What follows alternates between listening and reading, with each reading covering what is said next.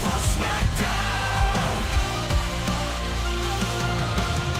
In a world where truth is bent, we've got science on our side. Flat Earth beats on, it's all pretend, but facts will be died. Debate for smackdown. Debate for smackdown. They'll lie while the earth spins around. Watch out for smackdown. They cling to ancient misconceptions. We've got truth in our possession. No room for doubt, no time to waste. It's time to put flat Earth in its place.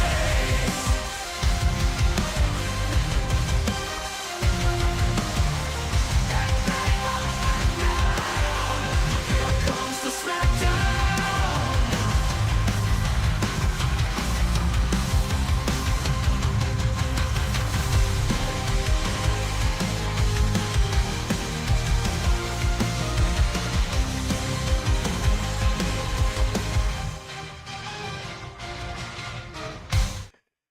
Welcome everybody to Tuesday night. It is a proper Tuesday night tonight, and we've got a debate. Now, if that song talked about putting flat Earth in his place, the debate tonight is about: is the Earth the center of the solar system, or is the sun the center of the solar system, or which one moves?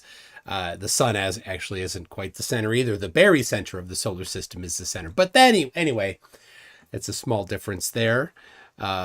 Anyway, so this will be on Modern Day Debate, and so that's why I'm starting at a little bit of an unusual time. And the person that I was originally going to debate is, oh geez, okay, where'd it go? I'm missing my mug. The person I was originally going to debate was going to be Toby. That's who James from Modern Day Debate said would be my interlocutor. But then this morning, James is like, "Oh, Toby's out." So whatever caused that, I asked the question on Twitter, on Twix. Why did Toby back out? Curious. Anyway, replaced with a guy that claims that he's a doctor. Rasha something. So anyway, that's who I shall be debating tonight. He apparently thinks, now he's not a flat earther. He is he's taken the position, apparently, that the Earth is stationary. So, I did not know that. He normally, LARPs as a, moon hoaxer. So anyway, he who divides by zero says that Uranus is the center of the solar system. Yeah. Did I pronounce it wrong? Were you hoping for a different pronunciation? Yeah, anyway, so thank you for that. He who divides by zero. All right, there it is. I got the Zoom link already. So already it's we're just 9 minutes out. So I'm joining right now into the Zoom call. So I like calling it by the other name sometimes. All right, there it's coming up. Let's get. Hold on, I'll get you on screen here in a second, Ryan. I can't see it just yet.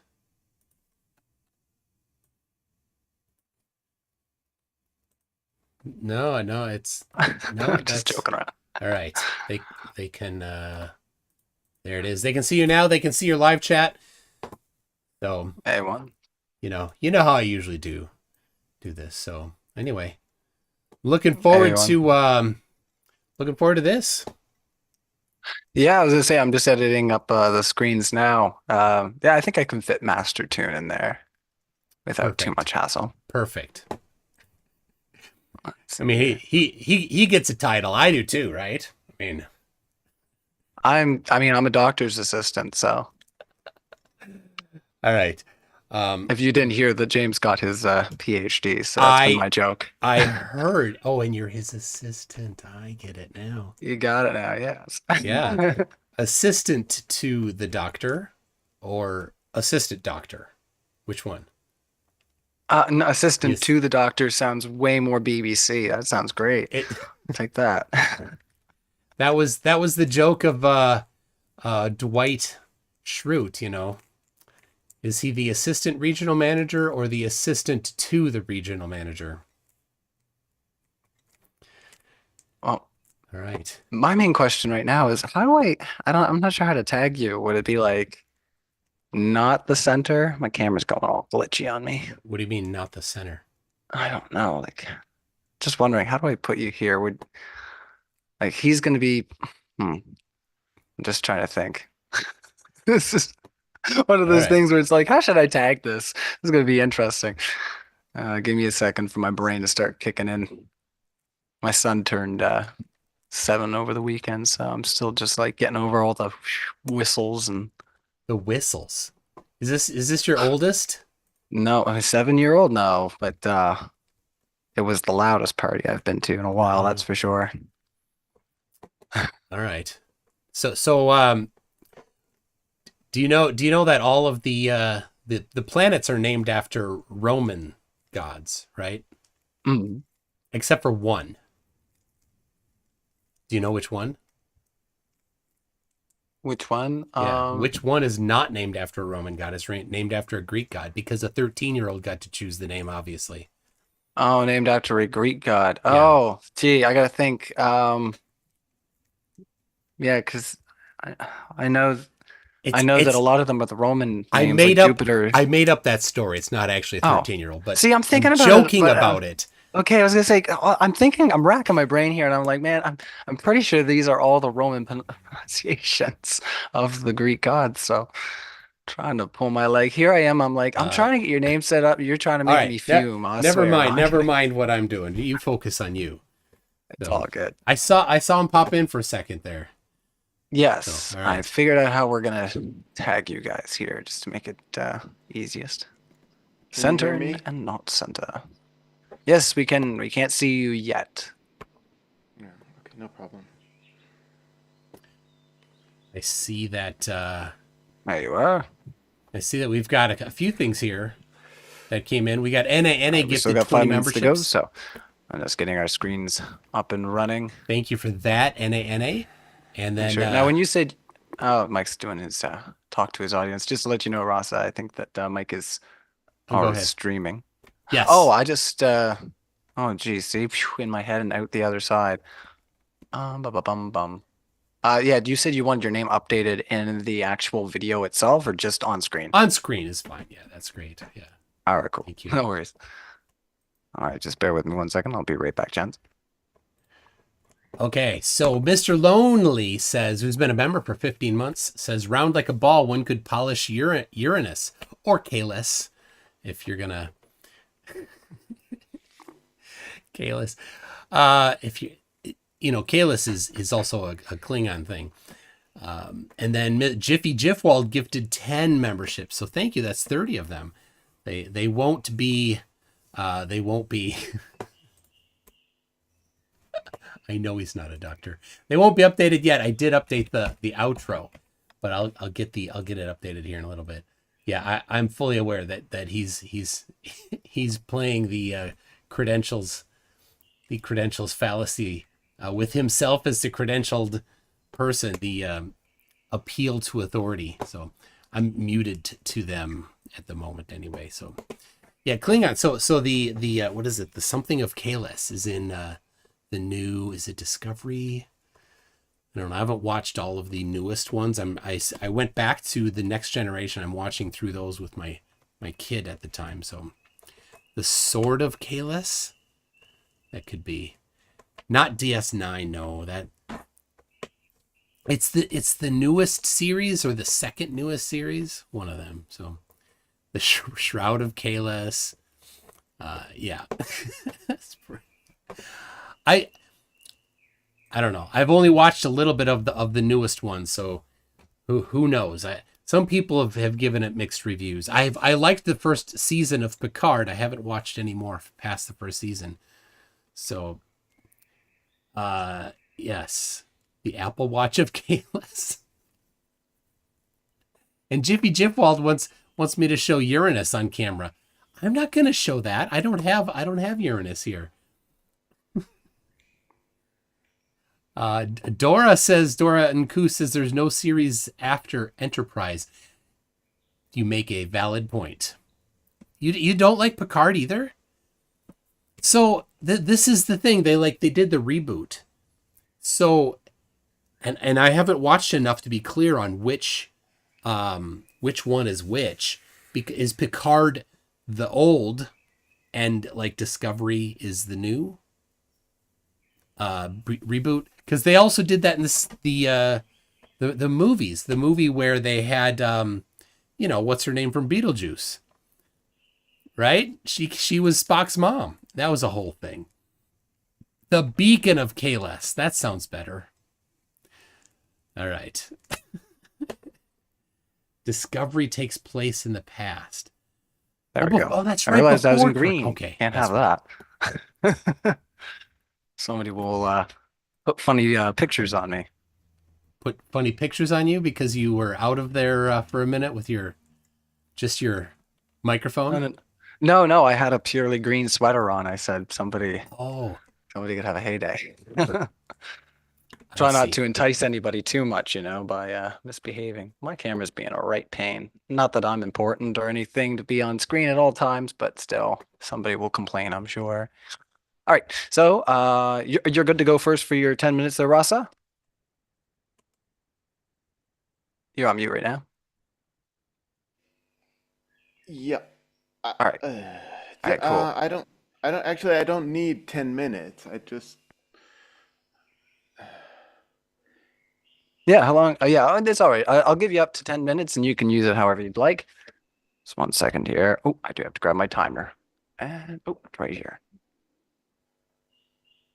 All right, so you each get up to 10 minutes.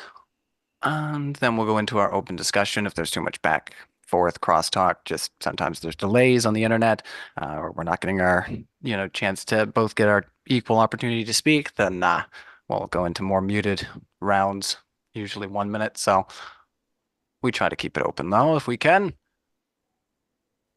All right, don't mind me. As I said, MC Tune, I'm just recovering from that children's birthday party. My goodness. If it takes you a couple days to recover from a 7-year-old birthday party, when they turn 21, it's going to be bad news.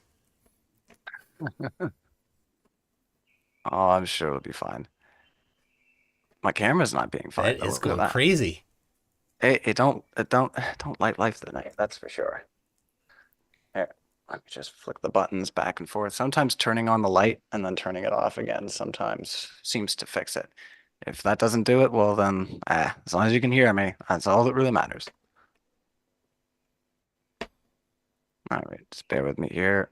Make sure our debate is streaming.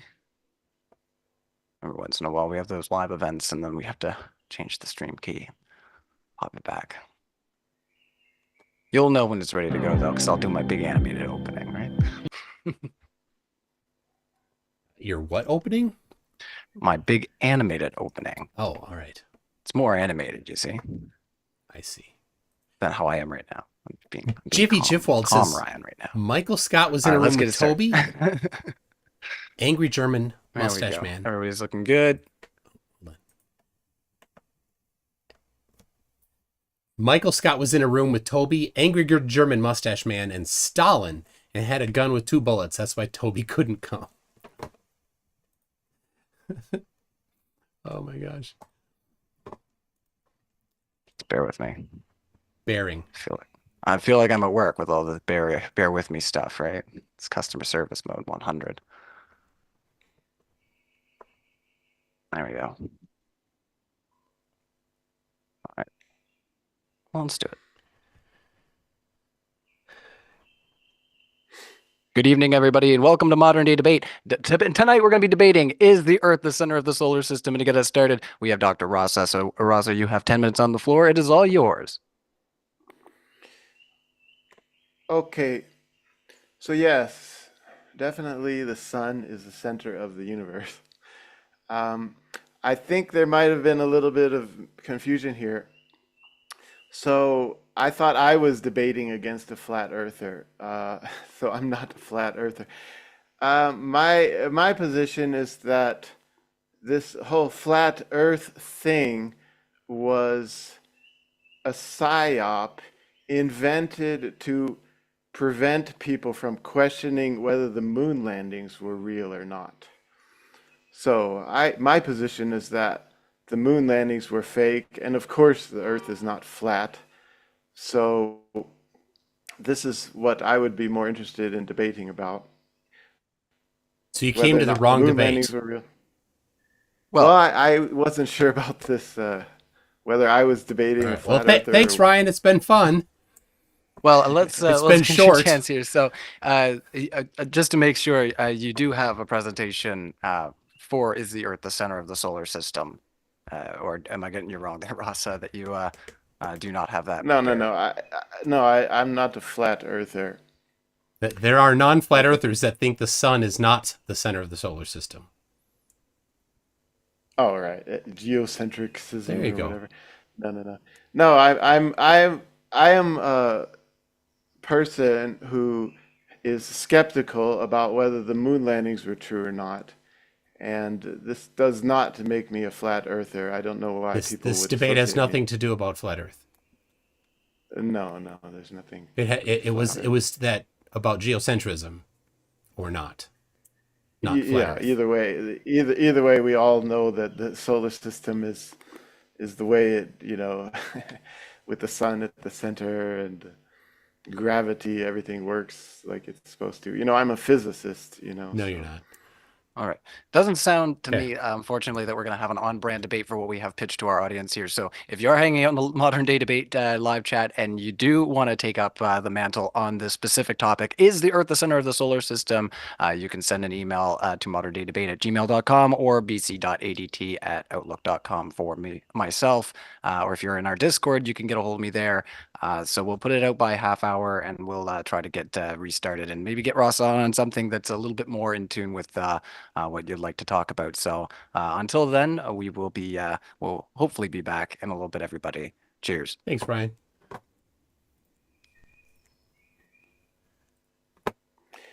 so you guys don't want to debate about whether the moon landings were real or not.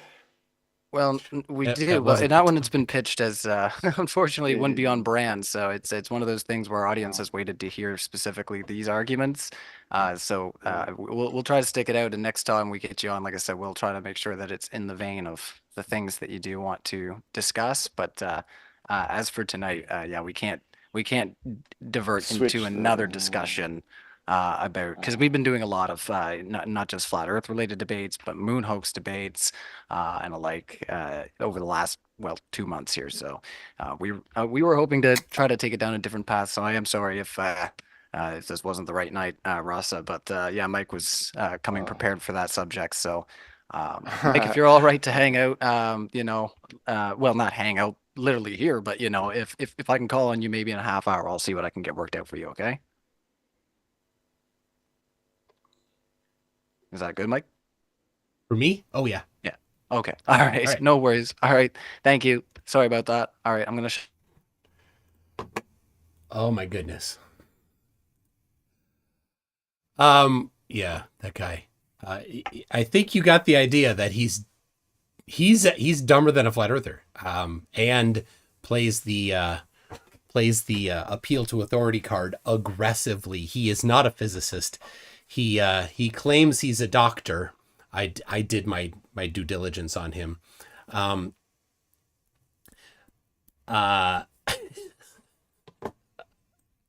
The degree he claims to have is from a university, an online university that went defunct in 2010, got sued for a couple mil for tuition that was paid. He claims to have a doctorate from that, a doctor of some sort, in some sort of holistic healing thing. He also claims that he graduated from Portland State University in 1999. He did not say he graduated with a degree in astrophysics, but he says that he studied astrophysics at Portland State University, but he did graduate in 1999. Don't know what his degree was other than the brochure I found that also doesn't say anything about astrophysics. So, man.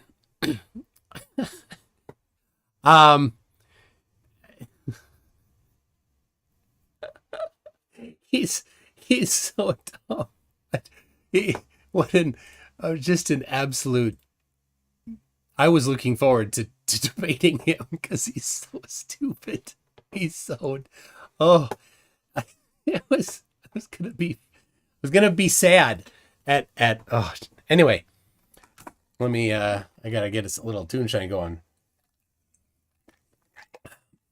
Anyway, so thank you. I'll do something here. This is on the fly. Gonna figure something out. So let's see. I'll read a couple things here now. So Toby, don't know what happened with him. He says he had other stuff going on. And it says Star Trek Discovery is the STD of Star Trek. Is that what I think it means? Icy Spin says Tyson with another KO in the first round, 21 seconds in. Well, not really. It was. I don't know who thought that. Who it was. So James emailed me earlier today, said Toby's out. Do you mind debating against this Rasa guy? I said, oh, okay. On what topic? And James said, same topic. I said, okay, I'm in. So I'm like, I have my presentation. It's the same as I was going to do for Toby if he had showed up.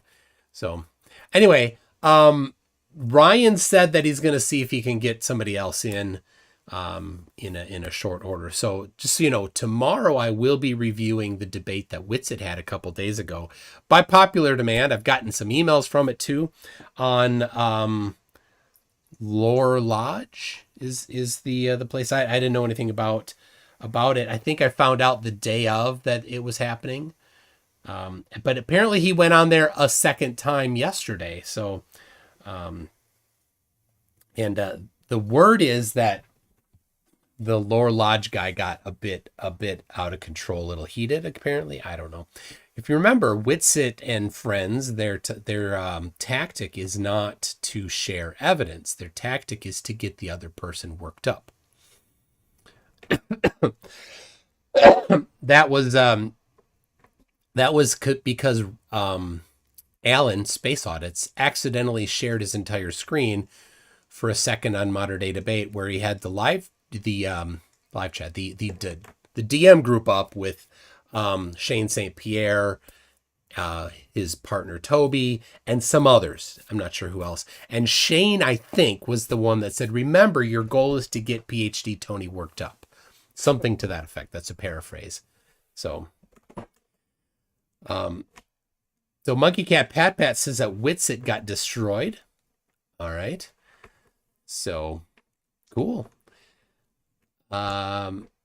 So Demonic Leprechaun says, I haven't watched the debate yet, but he isn't normally a debater from what I've seen. And that's telling. Whitsitt doesn't want to debate me. He doesn't want to debate other debaters. He's blocked Ozian. He has switched to focusing on soft targets.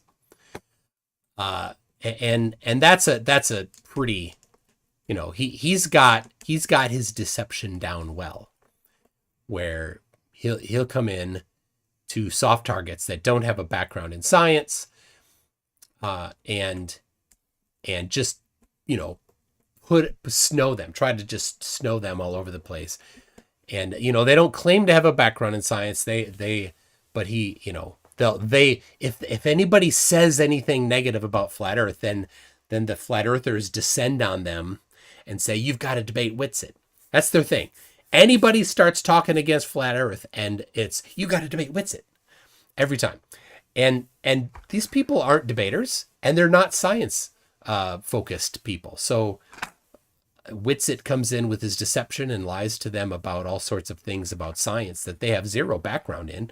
And what are you going to do? Of course, they have no idea what the topics are. And here's the scam. Flat earthers think that they won the debate. Then you don't win a debate because the other person didn't have the background, and it doesn't change the shape of the earth. And the other person getting angry, or the other person not knowing a topic, or the other person not having a background in something doesn't change the shape of the earth. None of that is evidence for the shape of the earth. But to the flat earthers, well, they won, they think. So, Lore Lodge did videos and flat earth on Tartaria and flat earth that they didn't like. And the main guy is a Mason. So that's... Yeah, I heard that he was a Mason. So that's fun. I don't know. So who the hell is that guy right now? Never heard of him. No, he's a nobody, but he is he's a moon hoaxer, and he was on Modern Day Debate. He just his shtick is to just make up crap. That's it. He absolutely 100% makes up crap. That's all he does.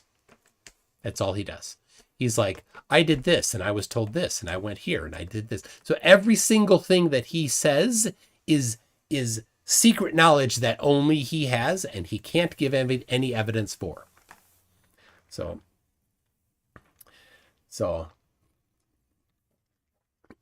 yeah, what flat earther knows the topic? But what to make a distinction, right? Absolutely. When a flat earther comes on to debate me, they don't know what they're talking about. So it's similar. The difference is these flat earthers are out there declaring themselves to know more than physicists and scientists and everybody.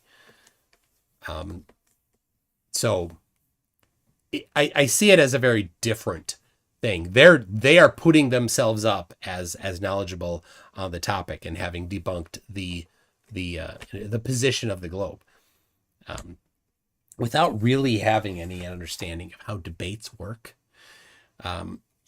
Right? You don't come to a debate with nuh-uh. Which is essentially what flat earthers have, right? I don't believe that. Therefore, flat is their kind of their template, and they get that from the beginning from Dubé.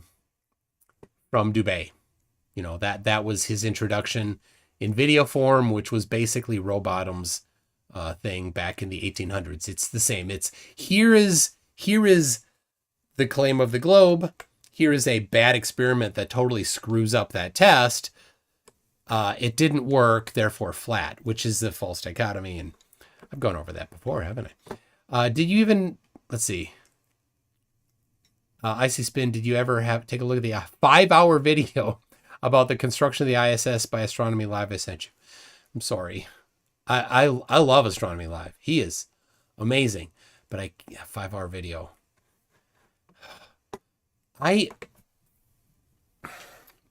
I spend most of my time watching two types of things: general science education stuff and lectures. I watch a lot of lectures. Since COVID, there's a lot of lectures online, so I watch a lot of them.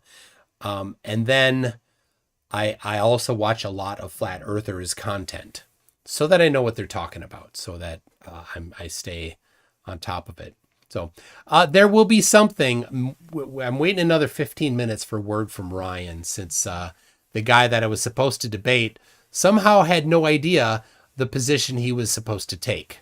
So Icy Spin says, it didn't mean the whole thing, but it's broken up and it's interesting. No doubt it's interesting, and definitely Icy Spin, post it here. Post it here in the chat.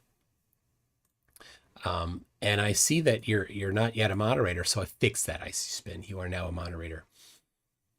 So we'll see, and then we'll figure out. We might do a call-in show if you're interested. We'll see Anyway, Brother Ernest. So you guys remember Brother Ernest? It's been a while. He's a concaver. He used to be a flat earther. Then that wasn't crazy enough. He went concave.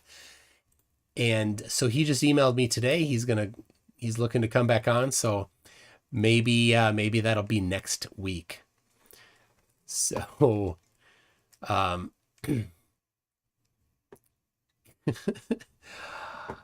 anyway, all right. So that's done. Let me close that out. If, let's see, PhD, let's see. Okay, hold on. Oh, there we go. Oh, this is on Aether Cosmology. Professor Parks, can you send a screenshot of that? That would be really good. So this is Professor Parks sent me a text from Toby. Text information from Toby that's apparently on Aether Cosmology. I don't know what is that, the Discord server?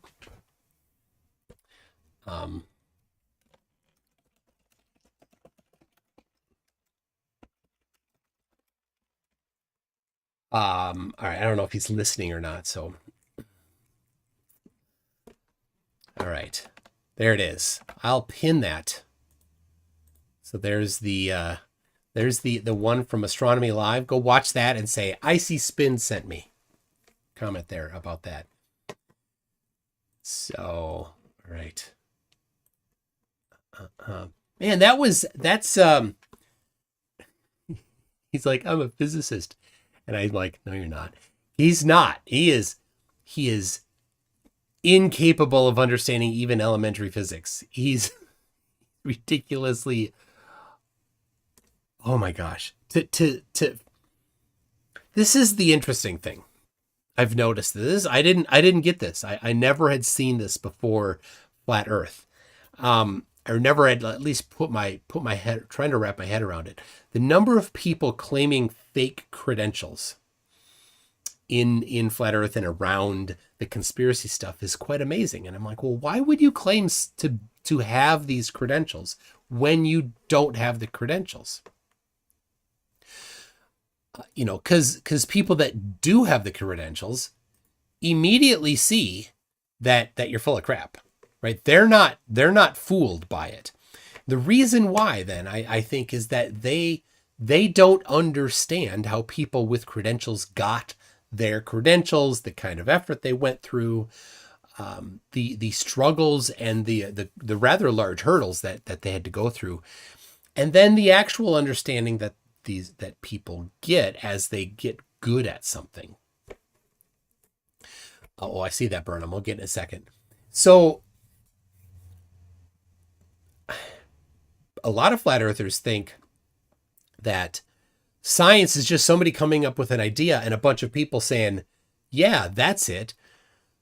Right? They think that peer review is their peers saying, whatever you said, I'm on. But that's exactly the opposite of peer review. Peer review is sucks pretty bad. So, all right, I got it, Professor Parks. Thank you. All right, I will put on this screenshot here. So this is telling. This is rather telling.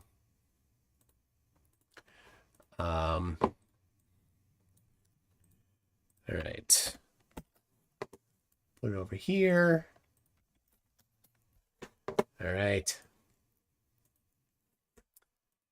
Right there. So Toby posted online on Aether Cosmology, wherever that is, says, someone asked me if I was debating MC Toon this afternoon, but I have decided to decline this debate. It's just not worth it to spend 2 hours debating with someone that will completely destroy you. I mean, let me go. That I perceive to be an intentional liar. And here's the thing. I keep asking people, point out the specific lie and give the supporting evidence for it. And you know what they never do? They never answer. And then another 2 hours listening to super chats insulting me while I make nothing. Well, you earned the insults, Toby. I need to continue pouring effort into my own content. Yes, super. Anyway, he says I had never agreed to it. So yeah, whatever. Okay. I don't know. I'm not privy to the conversation between him and James. But James asked me if I wanted to do it like a week ago and named Toby. So anyway, let me get I got some super chats to backed up on. So, and we got another 8 minutes before Ryan has we'll get back. We'll see if anybody shows up to talk about Earth at the Center or not. Dave Kircher says, NANA is a member at Newton and is that just a super chat that's a member super chat that's nothing? Thank you for that. Dave Kircher says, thank Titicaca, it's Tuesday, and thanks to Super Tune for keeping us attached to the spinning globe. The callback to Flatsoid. Jiffy Jiffwald says, I'm sad I have missed yesterday's clown show live. I got stuck in traffic. I waited for the stop sign to turn green. And that's tough. If you're colorblind, like I've been at that stop lights, they never turn green for me. They're either red or white. That's all I see. So the struggle's real. Mr. Mogi says, flawless debate performance, good sir. Thank you. And the Jordan said, no debate? Guess I'll just post Titicaca then. Thank you. Jiffy Jiffwald says, I know what you're thinking, and yes, I can fit both hands in and clap.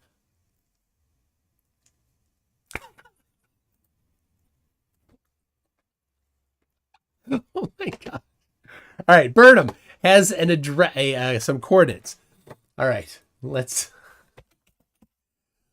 get that up here. So here's all right. So there's there's maps, and here's the coordinates.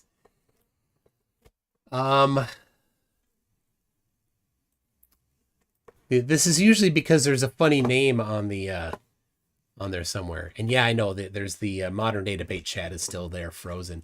This is the Mountain Meadow Christian Center near Robbie Creek Road. And the name of the road, the river there, Idaho Tipsy Trailers.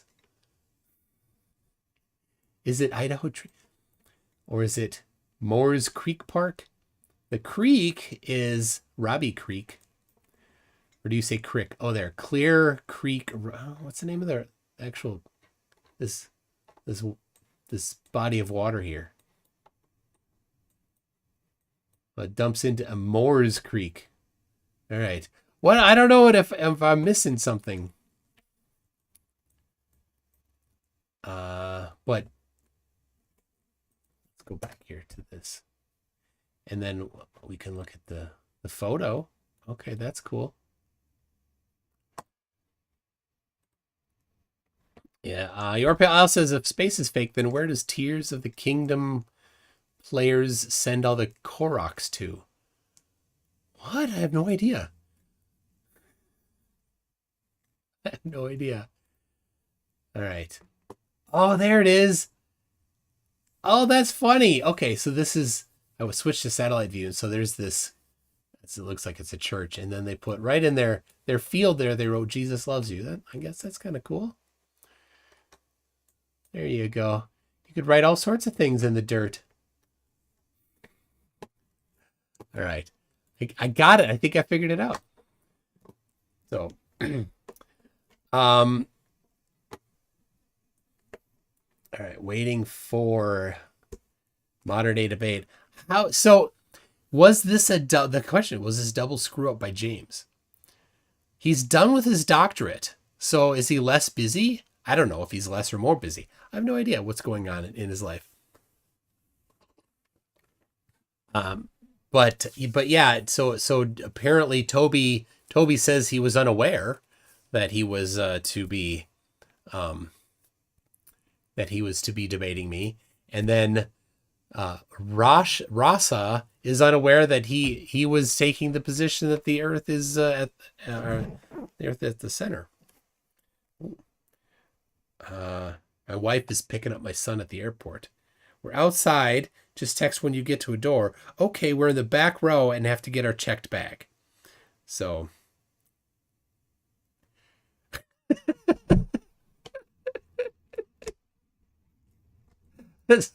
Okay.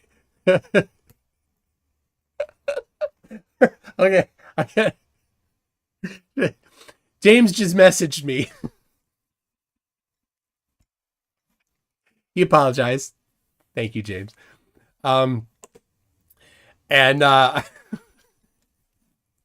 James said, I'm glad you said no, you're not, when he said he was a physicist.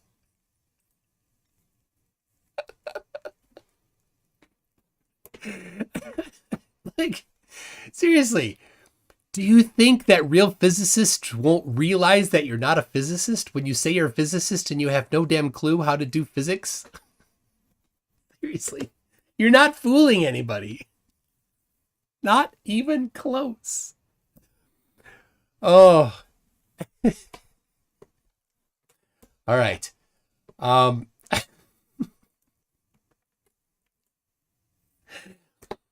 All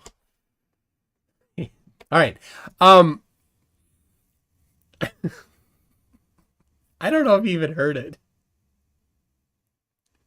I don't know if you even heard it when I said it.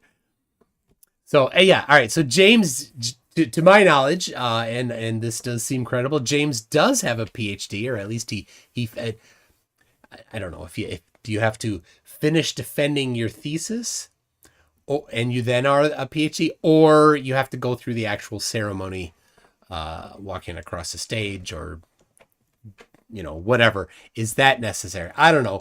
Somewhere in that vicinity is where he is at the moment.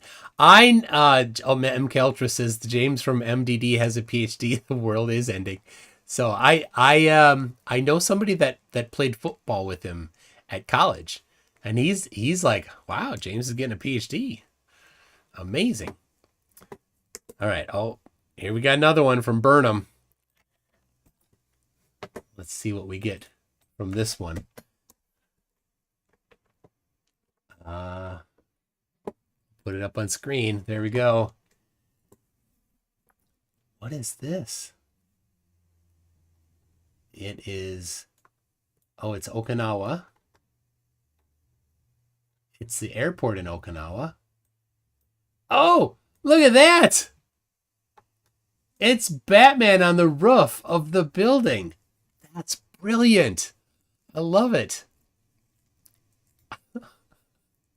That is so cool. It looks like you can see right here, like there's a dark and light line. So it had to do it in two passes. So it's a little bit offset from each other where they stitched it together. That's cool.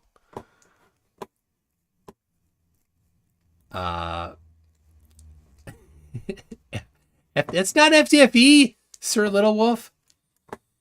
All right. Well, it's 7:30. Nothing from Ryan at Modern Day Debate. So you know what I'm going to do.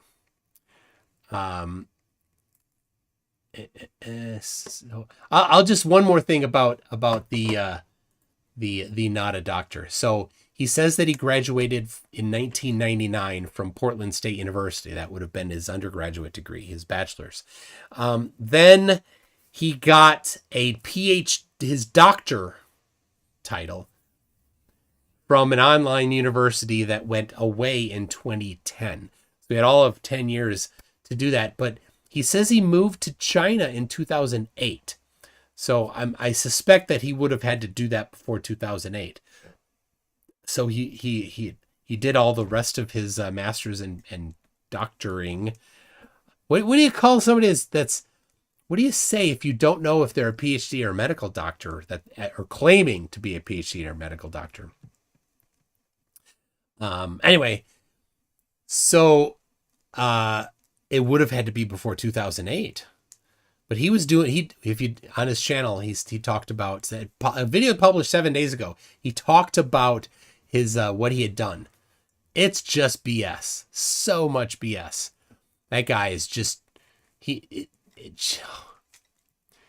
like, I'm working on free energy with China, and NASA has a free energy department, and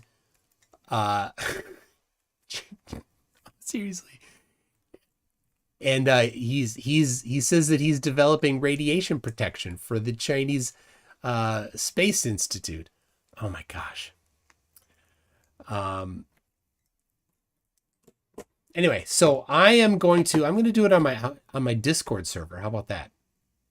If people want to, well, yeah. Oh, Zoomy's got some coordinates. All right, I'll pull up those. Yeah, so Demonic Leprechaun says, don't mute people unless they break my rules. And really, it's a high bar to break my rules. Right? Just don't say anything extremely horrible. So, what is this thing? This is from Zoomy here. What is this? Wow, there's a boat here, and it looks like it's on land. I don't know where it is yet. Is that the Salton Sea? Oh, it is. Yeah. And there's two copies of it. One here, one here. What in the world is that? That's crazy. But no pictures of it like up close. Who knows what that is? This boat is sitting there. This looks like another boat. Bulldozer, a truck of some sort. And they've got two different things pointing at each other. That's cool. Grim Theorist, what would your opening have been? Measurements of the movement of the Earth. So where is this? This is this. I think it's the Salton Sea. So the Salton Sea kind of dried up. Yeah. So here, Owens Lake. I mean, I'm not super familiar with the area here. So Owens Lake Delta birding area. So, yeah. Anyway. What is that, Zoomy? All right, okay, so it's a simulated sea environment at the China Lake Naval Air Weapons Facility. There you go. Thank you for that. Okay, that's not the Salton Sea. All right, but it is in California. So, near the Salton Sea. That counts. Here's the Salton Sea right here. Right? So, wow, what is that? It's a interesting. This is where it used to be. Now it's all. Oh, wow. It's all chopped up and made into golf courses and places to live. And that's kind of cool. Okay. All right. So the question is, I said Discord and then I questioned myself. If you want to do a call in, you want to do it on Discord or Zoom? I can do a Zoom link and then you can come on screen. Easier. So what do you think? The problem with Discord is it gets to be a lot of people yapping at the same time. So which gets to be a bit much. All right. Any thoughts on that?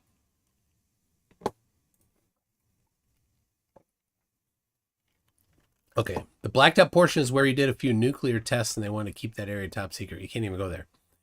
Really? Wow. That's interesting. Monkey Cat Pat Pat says, do it here. Well, of course it's going to be here on this channel, but do I send a Zoom link or do I do it? All right, I'll just do Zoom. So, all right, let me fire it up. fire up the Zoom link. And there. NA gifted 5 more memberships. That's so nice of you. Thank you. All right. This is, there it is. I got it started. Invite, copy, invite, link. All right. So there's the link. And make sure you have a name on there as you're coming in. And I'm not going to have a lot of people at the same time because it gets to be a bit much.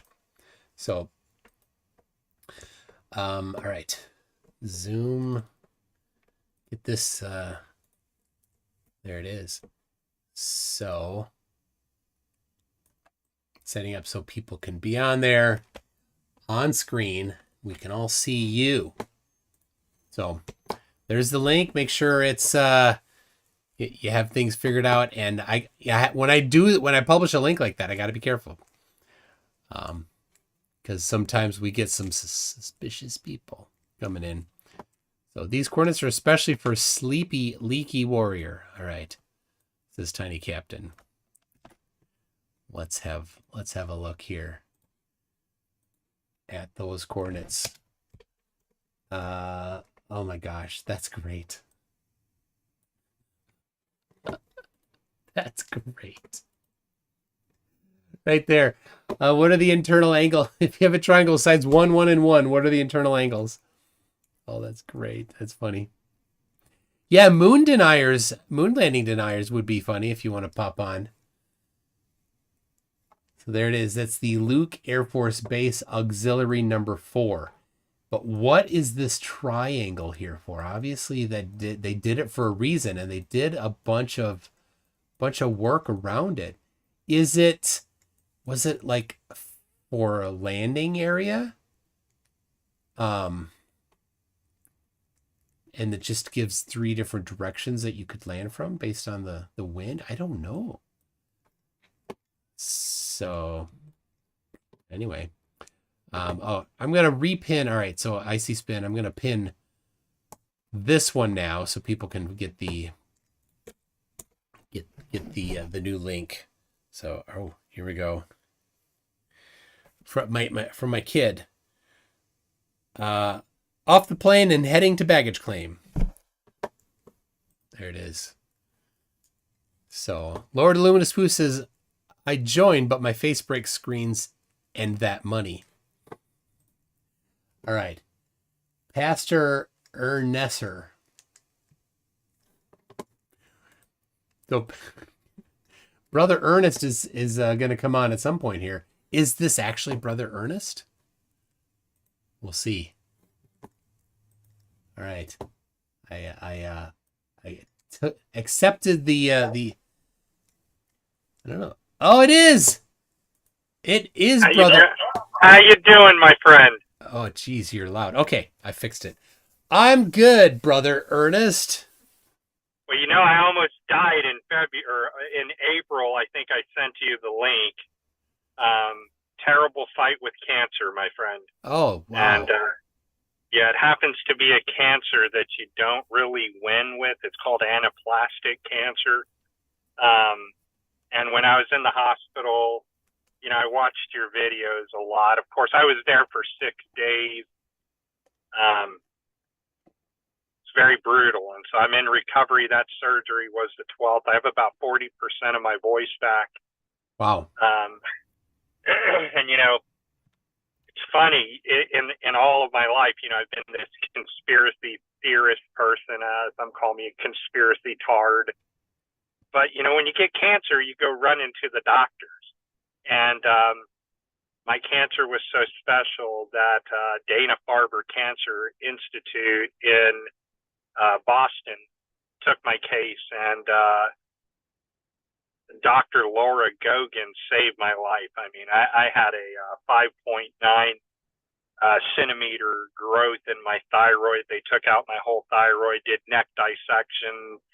I have to go through another surgery, and I've got some cancer in my lungs, and I'm on some medicine for that. And I just wanted to say, thank you to you and Craig and many others for fighting the good fight and pulling many people out of this flat Earth rat hole that they're in. And you know, before Eric Douche and yeah, before Mark Sargent in America, there was me. There was nobody else flat earthing in America, to my knowledge, before me in 2013, 2014, publicly. There was And- there was Stars Are Souls and Mark Braun. I know of them. Yeah, but they weren't going to universities like I was. Oh, They yeah, weren't, yeah. you know, there. So I kind of took a different approach, you know. And of course, now I've disproven the flat Earth to myself. That's most important. Got rid of my confirmation biases, and maybe I've ended up in another rabbit hole. You know, as a concaver, but you know, everything works just as it would on the exterior of the Earth. You know, and it's funny. I have a video that I put out in 2018 called "Confessions of a Former Flat Earther," and that's on my YouTube channel. And it's funny to see you, Craig, and many others, you know, having the same arguments that woke me up to the fact that the Earth isn't flat. For instance, the Antarctic midnight sun and the Arctic midnight sun. I have a friend that you should have on this show. His name is Craig Lyeth. He lives in Australia, and he goes to Antarctica about twice a year, and you know, he's just smashing flat earther. You know, how do you explain the sun going backwards, you know, compared to North America and or parts of Europe and the many of the flat earth stooges that just say, oh, you know, that's fake. How can it be fake? This is the problem I'm having, you know, Toon, is I can't believe that when a flat earther gets proven wrong, they deny the evidence. I mean, there's even flat earthers just a couple of days ago denying that Australia exists. And I'm sure you've heard. I always thought that was mostly tongue in cheek. No, I don't think so, because in Australia, you know, the sun, moon, and stars all rotate counter opposite of me in North America. You know, one time Craig and I got on a video and I could see the moon in North America during the daytime right here above Boston. And I'm on a live video with Craig and the moon's in Australia above him at nighttime. And that was the most confusing thing that I still can't, you know, rectify in my mind, other than birefringence or what we believe is, you know, the moon reflecting off the celestial sphere above us. There's so many anomalies that I think flat Earth can't deal with. But I personally, for me, am so glad that I made it out of that trap, because there are more problems of things that flat earthers just cannot answer and will never be able to answer until they admit that they're full of crap. And I get more attacks from flat earthers, more death threats from flat earthers than I do globe earthers. I don't, you know, it's something phenomenal. You know, Nathan Thompson has even, you know, given me death threats, physical assault threats. Of course, I'm not worried about that, but he used to work for me until I fired him. I think he used to work for a lot of people and then got fired. Yeah. You know, I am thankful. So last year I clocked in a little over 470,000 of family income from my printing business, which it's not a lot, you know, I mean, but I'm thankful to the one thing that, you know, me believing that NASA's lying, it taught me how to become a master printer. And, you know, I wrap cars for police departments now, ambulances, all sorts of things that, had I never gone down this conspiracy hole, because nobody would print my shirts. And so it just got me into a industry that I'm very proud of. Heck, I mean, as a preacher, I probably made more of an honest living than 99% of preachers in America. So- you know, from What do you mean by you're a preacher? Like, do you have a congregation? Oh yeah. So I have a congregation. You know, both of my wives and I, we pastor, and I have several children. My youngest now is 49 months old. He's 3 years on earth, 9 months in the womb. So but hold on. But your congregation, is it just your family, or is it like an actual like a? Oh no. There's about 30 families that are in where we are. I don't know how to talk about this without getting your channel banned, but I am more of a Orthodox believer,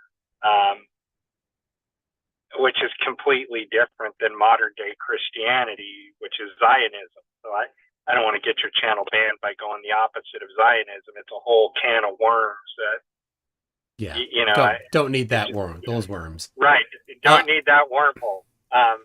But there's So verses. okay, There's okay, verses hold on. People are wondering, Mormon or LDS, and No, neither. Yeah. Neither. This is Orthodox, as in Eastern Orthodox.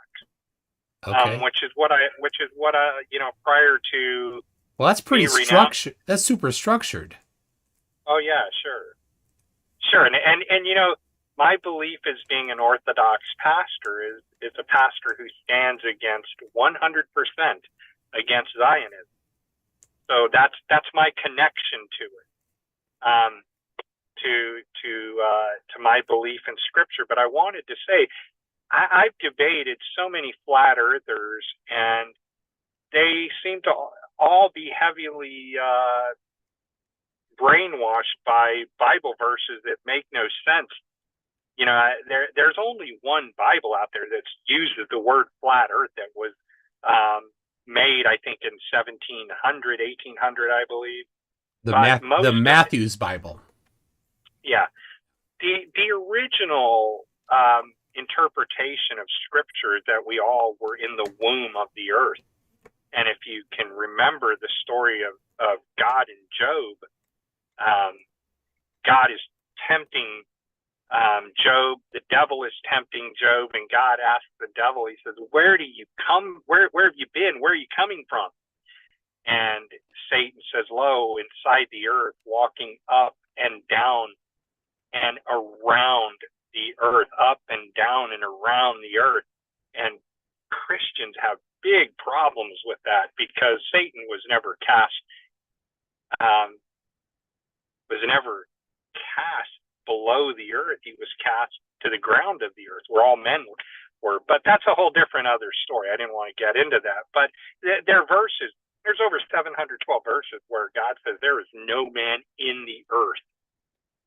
No man in the earth, not on top of the earth like the flat earth tards want to believe, but that there's no man in the earth who could cry out to me.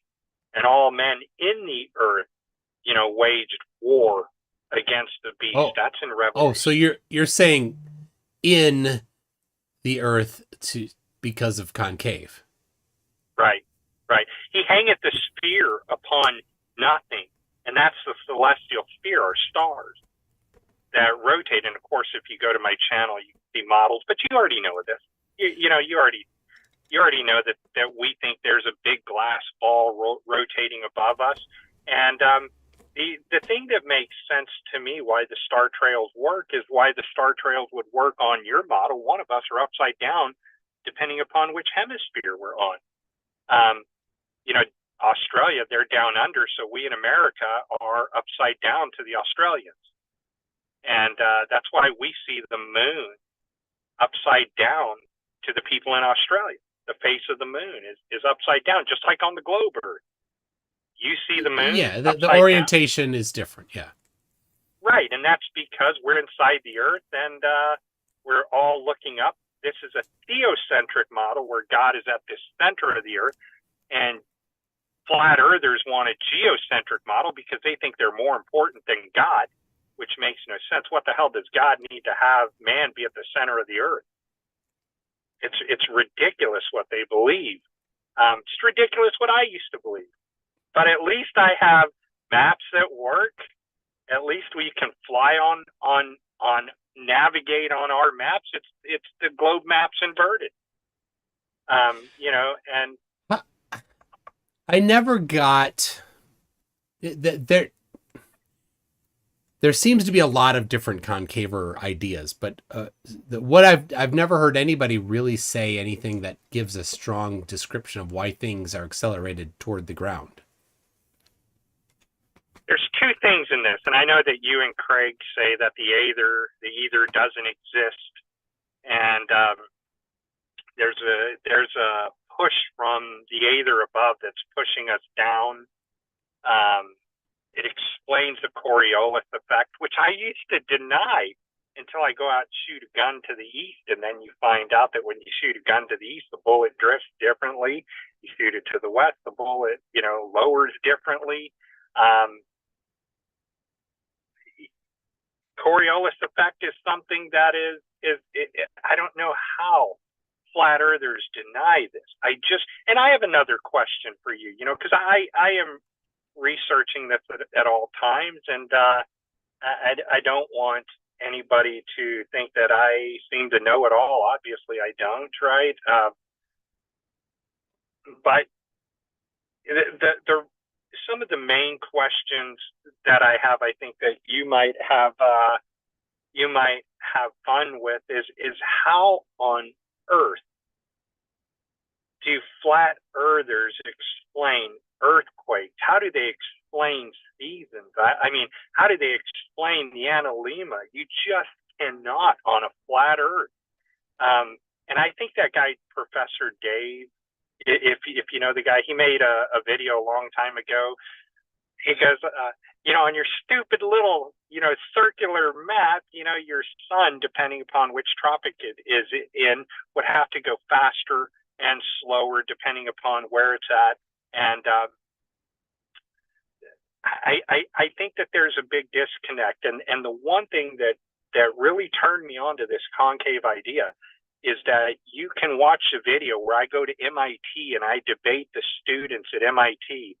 And the problem that I think flat earthers have is that they're putting together so much bullshit that it's just confusing to the person who's a globe earther trying to dissect all their information. But MIT has an organized concave group, a student group. Now, you know, I was just at MIT when I got out of the hospital. I wanted to go see the encampments, and you know, I got so pissed off at the encampments that they eventually kicked me out, and I started a war in the Palestine encampments there. It's epic. So I became too much for them, and they had me escorted off the property. It wouldn't be the first time. But for MIT to have a dedicated concave group is just something that you should look into as well. There's still students there that carry this group. So, do you think they're serious, or is it because there's been a history? Well, just let me say there's been a history of non-serious debate groups that are flat Earth debate groups. And the point of that is to sharpen their debate skills to actual debates. So I don't think so. And this is why they shredded Joshua Bolero, myself, and like three others who were, even Nathan Thompson got shredded by these, concavers. And I was just completely amazed. You can go watch it on my channel. Man, they're like, how do you explain the star trail? And, my answer was, well, it's because we're seeing the backside of the sun. And so that's why two of us are here and the sun's going this way, right? To you, it's going to your left. To me, it's going to my right. But the problem is nobody is ever beyond the sun, can't get beyond the sun. And so we went into like a 12-minute debate, and I had this Gleason map out. And they're like, show me where you can get behind the sun. How high is the sun? And a flat earther can't tell you how high the sun is. They don't even know what the sun is. There are some flat earthers that believe the sun is lower than the clouds. And And if it's lower than the clouds, how the heck do you get behind the sun? It's impossible. There's so many problems in the flat Earth dogma that you have to become brainwashed like I was. And only an honest person is going to make it out of that. They may go concave or they may go to globe Earth. But, you know, you hear all these people say, listen, I have a good friend of mine that's an engineer that went hardcore into flat Earth and bounced right out. What kind of engineer? Civil engineer. And he bounced right out of flat Earth when he proved himself wrong. I guess there are people... So a question then, because reciprocal zenith angles is something that civil engineers don't do much, but it kind of overlaps into surveying, which they can do at times. So reciprocal zenith angles are where for the audience, right? You measure an angle, zenith is straight up, you measure to another target somewhere, and then you do it from the other direction. And if the Earth is flat, then that sums, that's 90 and 90 on both sides. It sums to 180. And the same thing happens if you shift one higher. So elevation doesn't ruin it because it'll change this angle. It'll change this angle by the same amount. One gets bigger, one gets smaller. On the globe, they're tipped away from each other, so the angles will sum to more than 180. And on a concave Earth, they'll sum to less than 180. And when we do measure them, we get more than 180. So what is the answer to that?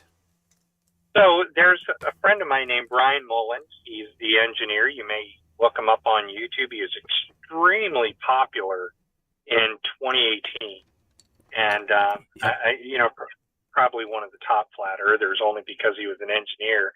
And he took a look at the rectilineator experiment, and maybe you've researched it, maybe you haven't. I have, and, but the audience might not know it if you want to explain it. Yeah, the audience may not know it, but somebody like me with a Nikon P1000 and a Nikon P900, we can put our camera 3 inches above water level. That's what I was going to ask you. I forgot about this. If you'd ever attempted this experiment, which nobody in the flat Earth has done, they won't do it because water has a concave meniscus when it is contained, and mercury has a convex meniscus.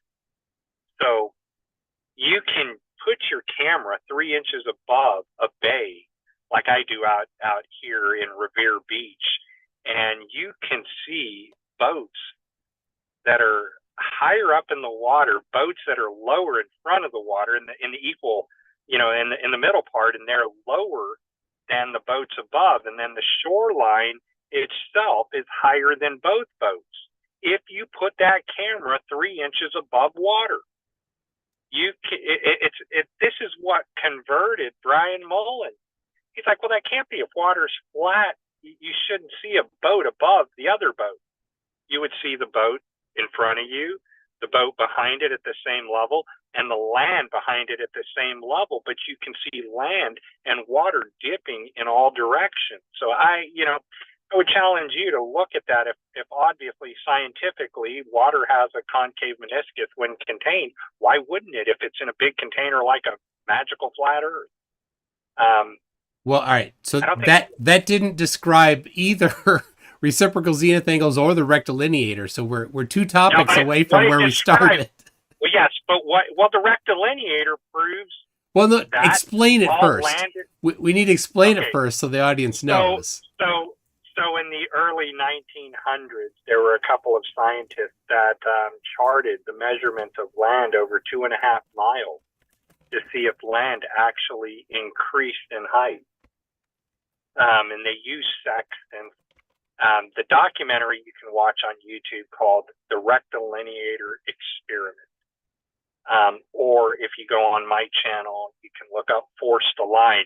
That's what this engineer came out with. He's like, we need to force the line, and we need to run this experiment, but it cost him $2 million. And I think maybe Brian lost his job over his flat Earth hardness.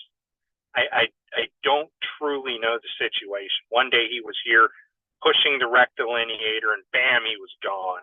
So All right. So the rectilineator is this idea that that you build a physical structure and you make it perfectly straight. And if Right. it's and at the same time where you start, it also has to be perfectly level. Of course, in meat space Shoreline. where we live in meat space, nothing is perfect. Everything has a margin of error. So you have to make sure that your margin of error is smaller than the measurement you're trying to do. So Right, and that's why these engineers use 2.5 miles to do this experiment. yeah, so Cyrus Teed is the guy's name. He was in Florida, down on the Gulf Coast in north of Sanibel, right? What was the name of the town? Right. Anyway, he was on the beach. They set it up. They used these 10-foot long, super heavy wooden beam based.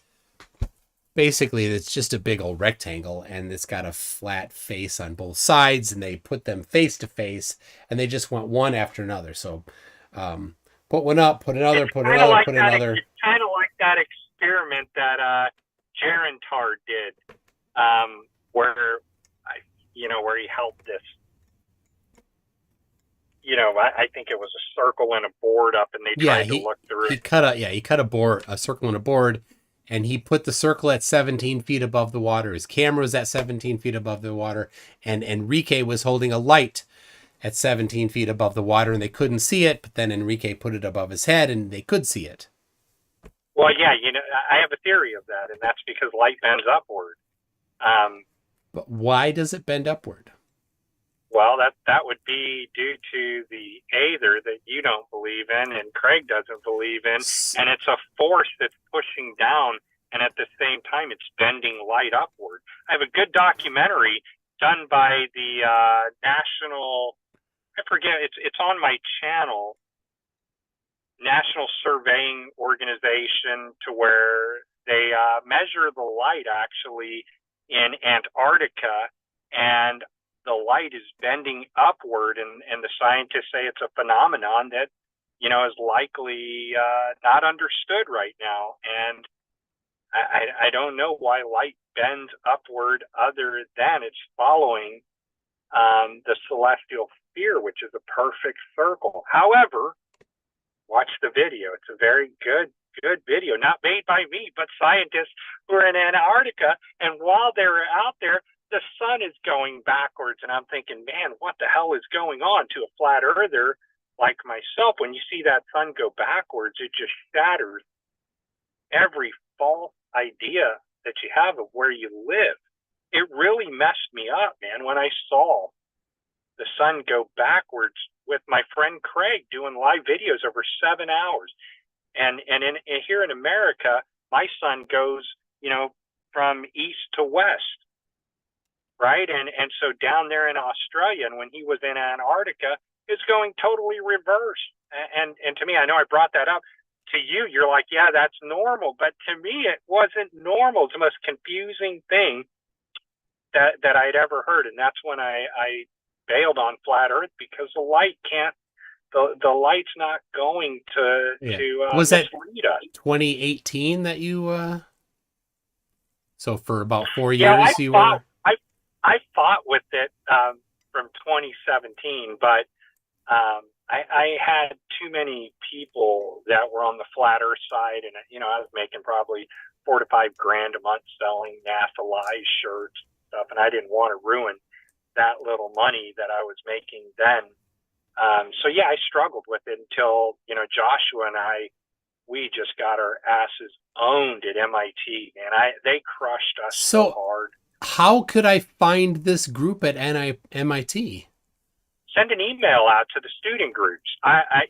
Okay. I'd asked just a couple of days ago, and I'm not trying to talk about Zionism and everything like that, but I was out at the MIT and Harvard encampments, filming videos, taking my signs out, and I had asked one of the student teachers there, because they came out and said, hey, your signs are just way too hard, to be out here at the encampment. And I'm like, golly, you guys have some of the most offensive signs I've ever seen in my lifetime. Why would my sign matter? and I'd asked if my friend Corey Decker was still there, and no, Corey So wait, graduated. you were there just a little bit ago? As soon as I got out of the hospital, like 3 days after I got out of the hospital, I wanted to go see the encampment, and then they kicked me out and escorted me off the property because I just had one sign that said Zionism is terrorism, and that was too hard for them. And so they kicked me off the property. What? But you were on the same side as the people. Yeah, right. I was on the same side, but I was quoting Bible verses like text. It can get your video immediately. Yeah, you don't want that. Down. No, right, I appreciate your channel. I'm looking. I'm looking for the concave group at MIT, and I'm not finding it. Yeah, so maybe under Hollow Earth group, concave group, which is basically the exact. Trust me, you can go on my video and watch these guys just clown us for 20 minutes straight. To where even Joshua Bolario was like, I don't know, I can't answer your questions. Which I happen to think he was probably, if not the smartest flat earther who's ever been in this movement. So for the audience, Joshua Bolero, like you, used to be a flat earther, moved on to concave earth, and then he was a concaver for a while. And Joshua and I liked him a lot. We chatted occasionally on he's on Facebook Messenger, and he was on my channel a couple times. Then I think you told me, or somebody told me he had me, he had ended his own life. So I was very sad about that. I think you came on when I had a chat. It was the last time we talked. That's the last time I came on. I missed the guy because of his honesty to admit that he was wrong. You know, and I think that's the difference between most flat earthers, is that they're going to look at somebody like you or one of the other shows and just consider you're wrong when they have no background in science. Hell, I have no background in science. You know, I do this for fun. It's because it's very interesting to me. But now that, you know, I'm beyond the rat hole of flat earth, I at least have a model. Heck, I carry it around everywhere I go, something called a MOVA constellation sphere. If you've never seen one, they're incredible. You know, the constellation spheres are powered by magnetism and light, and they'll circulate right in their own little encasing. So, you know, and you can take that sphere, and if you act like you're either on the top or the bottom of the earth looking up, you have to flip your body upside down, which you can do that with your phone. You can see a ball spin in the star trails inside of that constellation sphere made by MOVA. You can see the counter rotation of the stars in the constellation sphere. And I don't know why more globe earthers don't use those. They're actually a globe production company. MOVA? Yes. Yeah, I have one. Yeah, of course you do. Do you have the constellation? No, I just have the Earth. Yeah, so if you get the constellation, it's almost game over, because on that, another thing that blew my mind is my friend Craig said, "Hey, Ernest, there's the Southern Cross. It's right there. Look at it." You know, and he's in Australia. And I'm like, well, I thought the Southern Crux was a myth.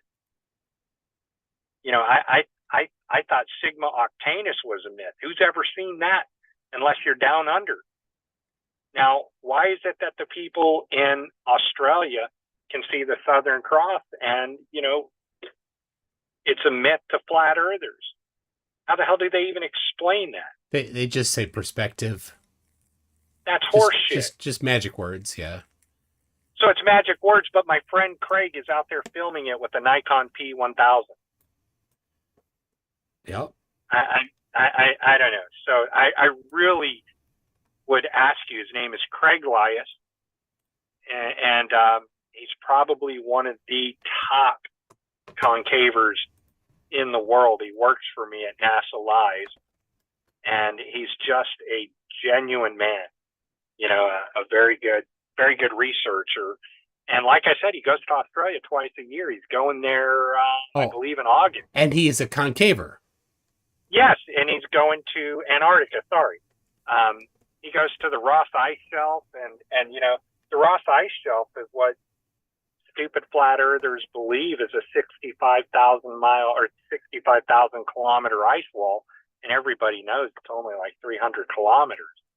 And yet they believe that that's the magical ice wall, and it's really just the Ross Ice Shelf. So he takes airline trips right over the Ross Ice Shelf. And I think that you and maybe somebody else is doing an Antarctica trip Yeah, or it's something a like guy that. named Yeah. Will Duffy, and he's paying for one flat earther and one normal to go. And so far, the normals have been excited about it, and the flat earthers have been pretty reluctant. Hey, here's a ticket to go to the place that you said you can't go, but you'd love to go. And Right. they're like, oh, I don't know. That sounds like a thing I definitely don't want to do. Doesn't make sense. Craig has been doing that for the last 3 or 4 years. So you know, he's got some of the best videos of the Star Trail, the Southern Cross, Sigma Octanus that you will come across on. He's like the most underrated TikToker and YouTuber out there. But you know, like flat earthers will launch a vicious assault against him as well. No globe earther to this date has ever threatened to kick my ass. But I've had hundreds of threats from these flat earthers. You know, I'm going to drive right over to your house, you know, and beat the ever living hell out of you. And I'm like, okay, I got a couple of guns, you know, I've got a nice dog. I don't know what to tell you guys, man. Why do you get vicious when you get proven wrong? I'm sure they've reached out to you very viciously as well. Oh, I have a whole page on my website. Yeah, I read a lot of it. So on their threats. You know, I my voice hurts a lot after this surgery. Which, you know, I tell you a story, man. It's great. So they rushed me into the hospital, and I sent you the link. My blood pressure when I was just going to get blood was 237 over 196. I was in some Holy bad cow. shape. I had this big old tumor under my neck, you know, growing here. And Did you know it was there? Oh, I could feel Like- it, sure, since okay. December. You could see it. Okay. The only reason you can't see it is because my beard, and I don't know Yeah. if you can see the scar that I have now, but is where I was getting with this story. So I go in, and my doctor is obviously Jewish. You know, I had a Korean doctor over. Why is he obviously? Well, because she's one of the best. I mean, she is Oh. literally one of the best surgeons for this in New England. And so I mean, I had. it's a weird compliment. Yeah, let me finish it. Let me finish. I'm going somewhere. Not going to get you banned or nothing. So I had this Korean doctor that was at my Medwest Hospital, you know, and so I called over to Dana Farber and I said, "Hey, I have a diagnosis with anaplastic cancer, and I really want to see if I can get into Dana Farber because it's one of the best cancer institutes in the country." And so they looked at my case and they're like, 2 days later, "Yeah, Ernest will take you." And so they moved me over. So the day I go in to get my blood work, you know, I put a kippah on my hat, on my head. And I go into my doctor and she's like, "I told you already, we're going to have to shave your beard. We're not arguing this." And I said, "But Torah says in Leviticus 19, you shall not shave your beard, for I am the Lord your God." And the next thing you know, the anesthesiologist, this is live on my Facebook, and she's like really upset at me. And the anesthesiologist puts a mask on me, and all I hear is, "Well, maybe." And I was out of it, right? And so I wake up and I'm throwing up into my beard, you know, from the anesthesia. And I thought I was having a vision, like my beard is, and then it came to me, my beard was here. And so I go to see my doctor again, and she's this incredible surgeon, you know, and she goes, "Well, yeah, I worked around it because of your faith." And I'm like, "Well, when in Rome, you know, I mean, it saved my beard, right? Because otherwise I'd never wear a kippah." So, You are off in the weeds here. Yeah. For So sure. anyway, that's why I got my beer today. But while I was in the hospital for those 6 days, I kind of laughed at your videos, laughed at some of the flat earthers getting, very upset. I saw this guy, I don't, Witsit or something like that's got to be the dumbest clown in the world. Can't be any more dumb than I was at one time. But yeah, they totally deny every logical aspect of reality that we live in. That I think is very important. Man, if you can measure water and it's got a concave meniscus, how the hell is the Earth flat? And so what do you think of that? I mean, does water to you have a concave meniscus, or is the No, U.S. government? no. No. I've tested it myself in Florida with the P1000 a few times, and because it's the only camera that's allowed to be used in this realm apparently. And then They discontinued it, and so I have a theory of why they may have discontinued it, and maybe it's wrong. Maybe it's. I was wondering if they have a P1100 coming out. I don't. What the hell would that do? Give you a further zoom? Yeah, it'd be more zoom or a better.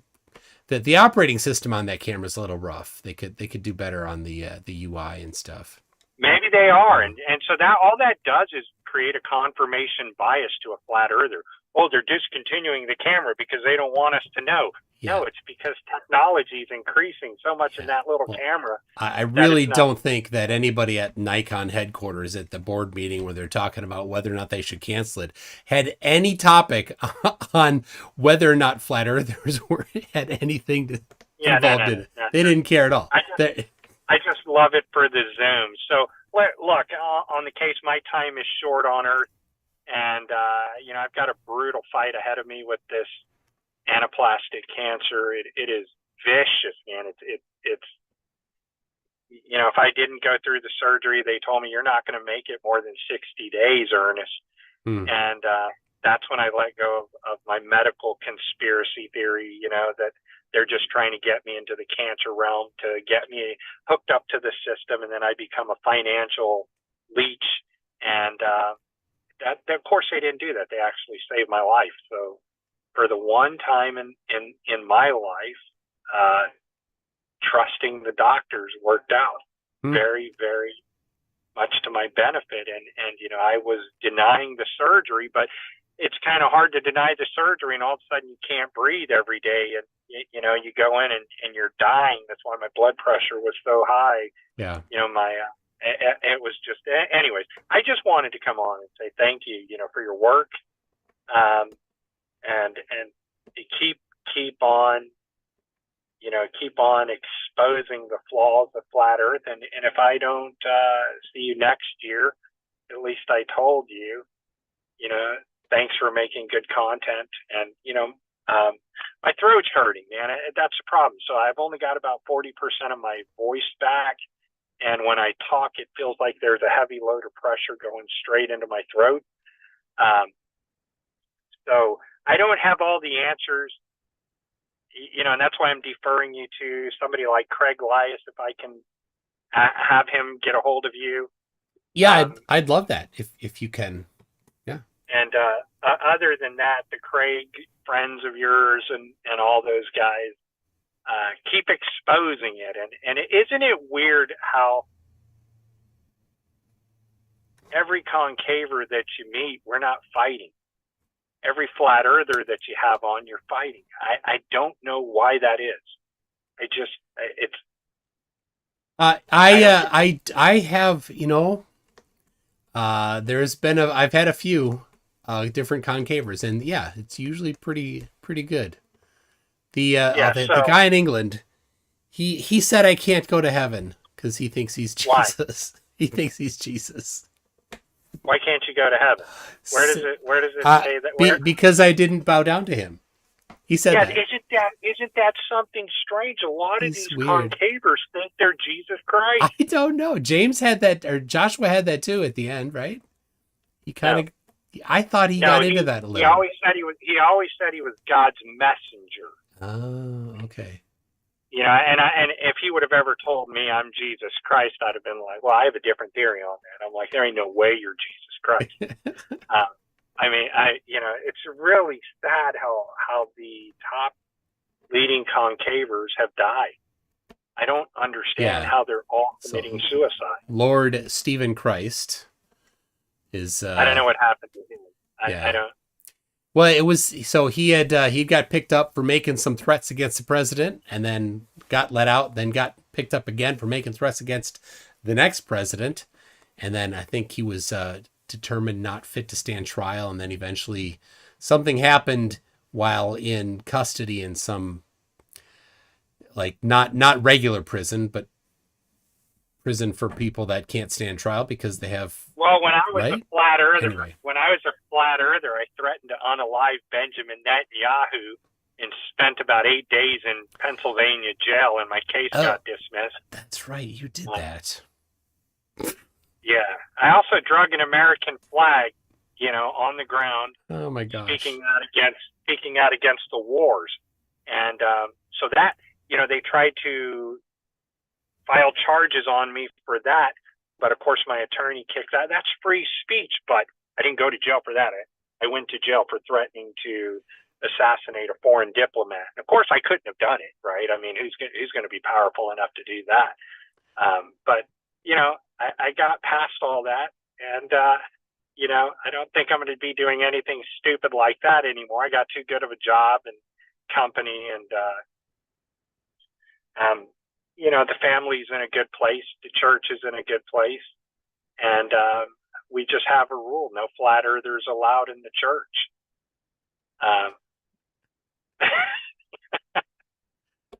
All right. Yeah. So, anyways, man, that's all I had to say. Thanks. Keep doing the good work to all the flat earthers out there. You're absolutely wrong. And show me a map, show me a model that works, please. Like you guys have been asking, I'm asking the same thing. Please go watch my video, Confessions of a Former Flat Earther. And it's right where you... What's the name of your channel? It's Brother Ernest. There you go. Okay. I lost my original channel, which takes me back to my 2013, 2012 Flat Earth nonsense. For speaking against Zionism, and I don't talk about that on my channel anymore because I don't want to lose it. So very careful about and coming on your. Flat earthers talk about, well, they're trying, they're deleting our channels. Like, if you only talked about flat Earth, you wouldn't get deleted. It's the other things that get mixed in, and right. And it's not like it's unknown what things you shouldn't be talking about to protect your channel. Well, the interesting thing is that in my past, even when I was the director of American Atheists and I was in that delusion, I was like the only. I didn't know that.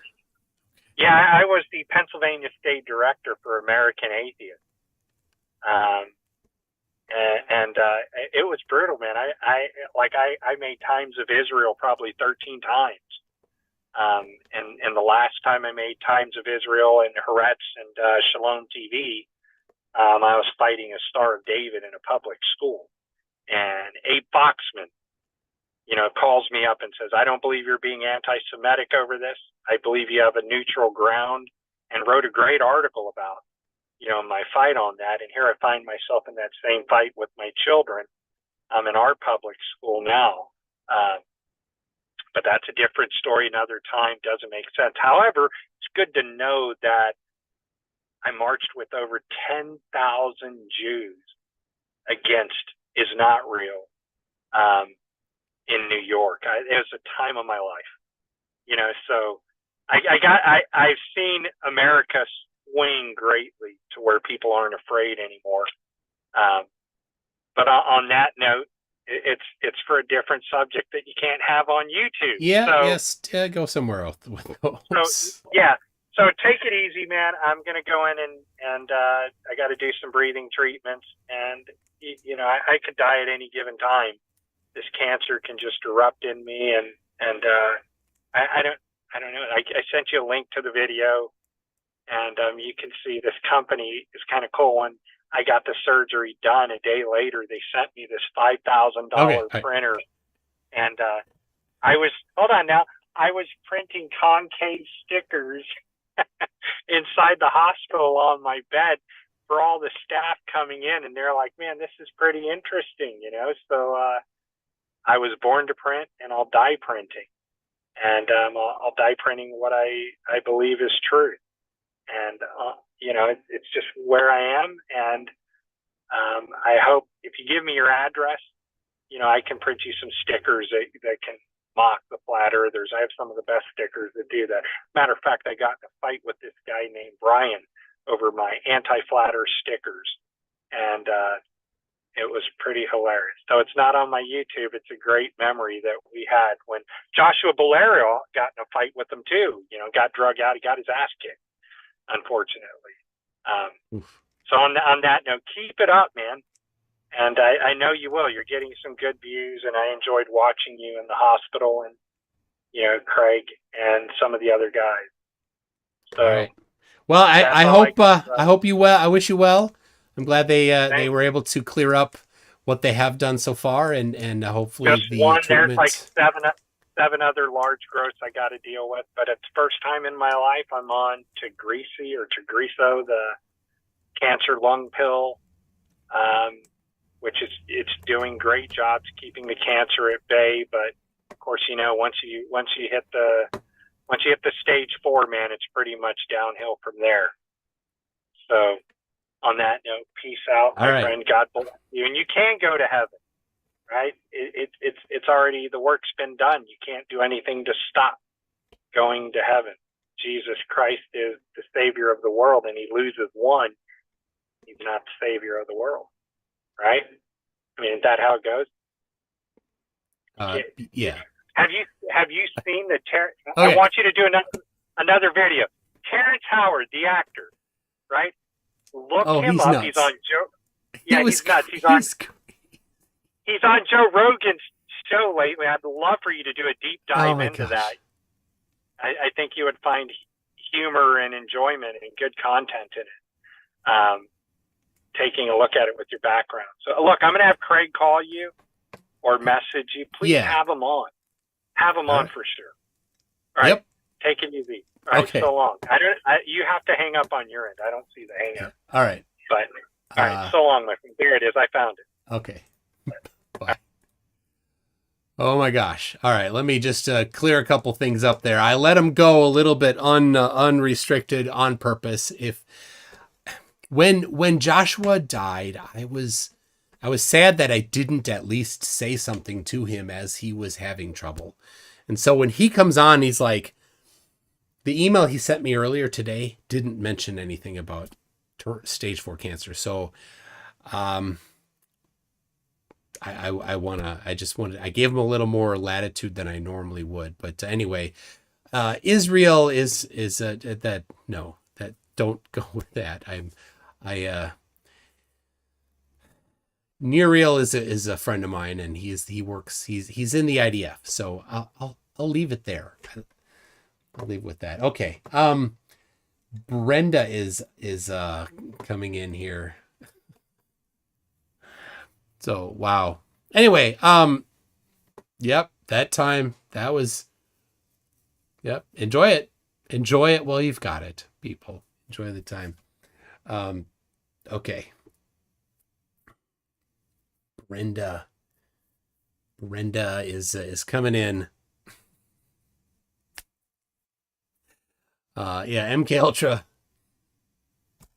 Yeah, I don't know why it's just this backlash is so aggressive on that topic. I don't like, you can disagree, but for some reason it gets weird. It gets way out there. So all right. I see 3 more. Brenda, I hear you. How's my microphone? Sounds good. Well, I joined because I saw the disaster and thought, I can help him out. But you had that guy on, you didn't need a lot of help. At first I thought Linux kernel dev, and then I thought Temple OS dev. There's a very small Venn diagram of the audience that will understand that what you just said there. Yeah. Well, what I was gonna propose the topics to discuss, because I've been having this idea lately that when, for instance, I've been feeling really, really sorry for Craig. He's going through a lot. And that, is there ways that I could help him? I could help him by providing some kind of content, right? I could do that or something. I don't actually know. I could do research for him, or you don't need help, but you know, one of the things that has come out recently is that apparently there exists globe Earth killer assassins who are waiting. I'm exaggerating. I'm making my own story. Oh, here. Killer assassins waiting for Dearth and Witsit and Jeranism to be in a tent in Antarctica, and then they're gonna have a heart attack. We're gonna kill them. The paranoia is insane. All right, so Stringer News 1 uses Arch Linux, just so you know. I have an extra box and I use Linux Mint on that because it's easy and it's really nice and dependable. And right now I'm on Windows 10, which I should. I don't do Windows, but I've got a Raspberry Pi. Ooh. This one has a screen. This is actually pretty old. There you go. Yeah. Little screen on it, and it's got 4 USB, Cat 5, and it's HDMI. And the cool thing is, where is it? There it is. They can function as just a browser terminal. Yeah. You boot off of this micro SD card. Yeah. There you go.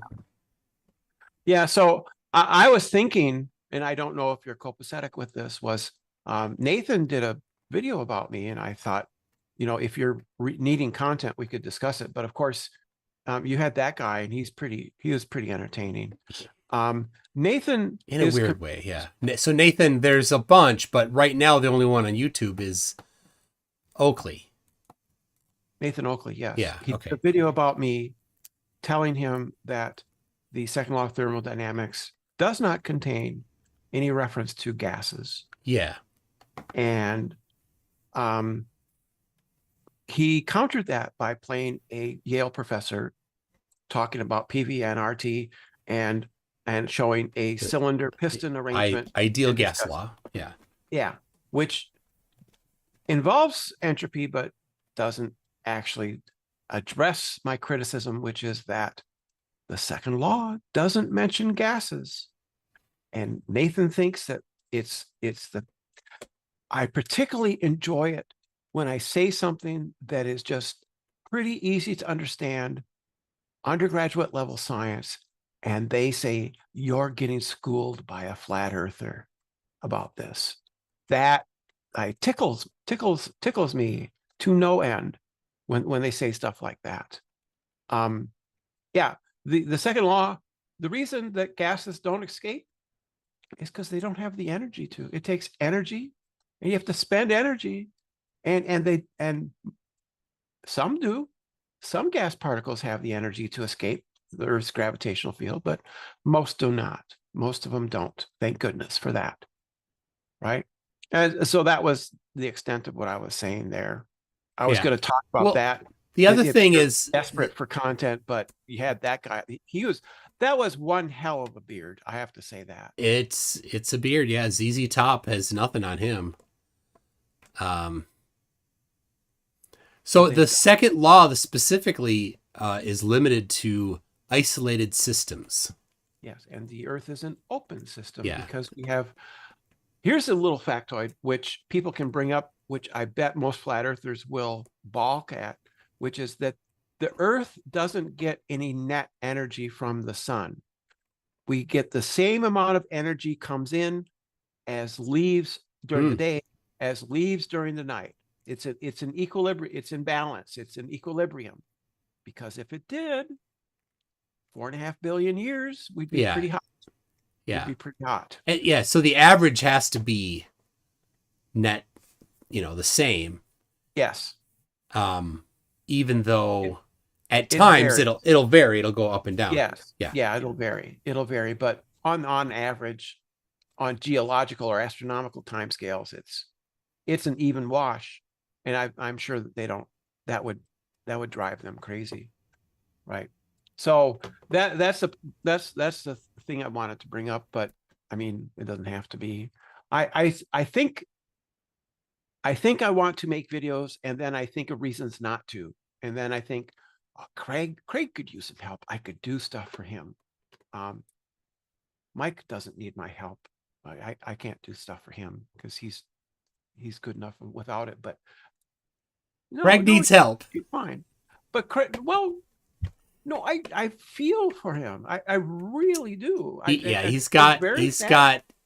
was working out. He was getting excited. He was pushing his limits, and then he tweaked his both elbows in his good knee. Yeah. I've seen it before. People get excited about working out. They're like, I'm going to set a new PR today.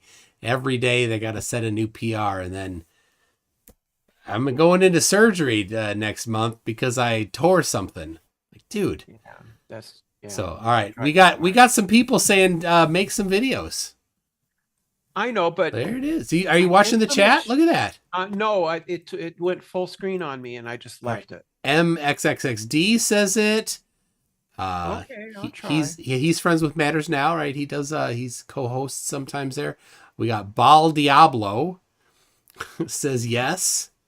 So there you go. Okay, I don't know. Astro Kate. It's hard sometimes, Mike. It's hard. I get a lot of shit from people. You do, and plenty of people. And I know you don't want to go on camera. You don't need to go on camera. Yeah. Do what works for you, and and don't worry about making your first video as awesome as you have it in your head. Make it totally awesome in my head. Make it suck, and then delete it the next day and remake it if you need, or leave it up for a while and then eventually take it down and redo your first video a year in. Because when you first start, you aren't going to have your scripting, you aren't going to have your timing, you aren't going to have your transitions, you won't know video editing well, you won't have the audio. I don't. Those things happen with time.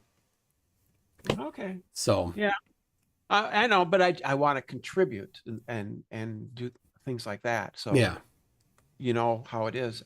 I feel like I'm enjoying things, but it's just things are actually really good over here at the apartment. I mean, we talked about that before, and you had some squatters in there. It was bad. It was bad, and it's 100 times better now. 100 times. That's good. Better. Awesome. So people know. I live not too far, right? I'm in a suburb, and you're down in Minneapolis. Right? I'm in the Whittier area, and it was bad because, as it turns out, when you don't have any security, things go bad because people do bad things, and it only takes one or two people to make your life miserable. And now we have security, so now it's a lot better. That's good. It just got normal problems now, which is the couple 2 floors above me bickering and fighting with each other all the time. Two floors up? Normal. Wait, 2 floors up and you hear them? Yeah. Oh my goodness. Well, I got windows open. That's a loud bicker. And those are normal problems. Well, yeah. You live in an apartment. Yeah. That's what happens. Yeah. So except for the concrete block that somebody threw through the front window just the other day. But other than that, I don't know. Nobody knows why. Well, was it a flat earther that found out?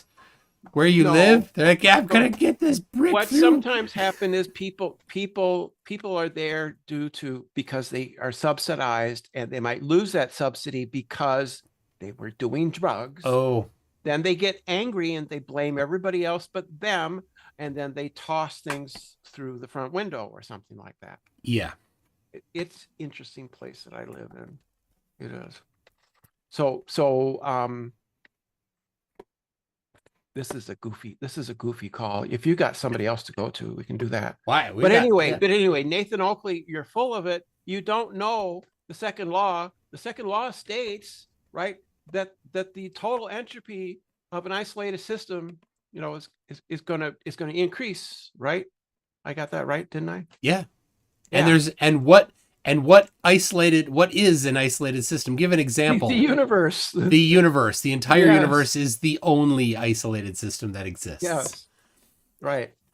And it takes energy. The big thing, don't argue with Nathan about containers and bullshit. Just tell him it takes energy. That little gas particle up in the upper atmosphere, it has kinetic energy. And if it doesn't have enough gas to go and get itself outside of the Earth's influence, then it is going to fall back. It will hit something long before it hits the Earth, but it's gonna fall. It's gonna lose its energy. And what do we call gas that loses energy? We call it liquid. Hydrogen loses enough energy, it's liquid, right? So yes, gas can lose energy and it become liquid. They also have a belief. They have a belief that gas has no mass. That's the insane one. I love it when they say that. I don't argue with them about that. I just want them to say it again on record. Right, right. Really? You're saying that in public? Yeah, Arwen has an argument for that. He is aware that if you take an empty scuba tank and weigh it and then fill it with gas, then it weighs something. And his argument is that it's compressed, and therefore that added mass. What, the air is compressed? Yeah, because you had to compress it into the tank. Yes, so there's more air in it. Oh my goodness! No, it's the compression that creates the mass. Arwen, as Charlie Welch says, Arwen.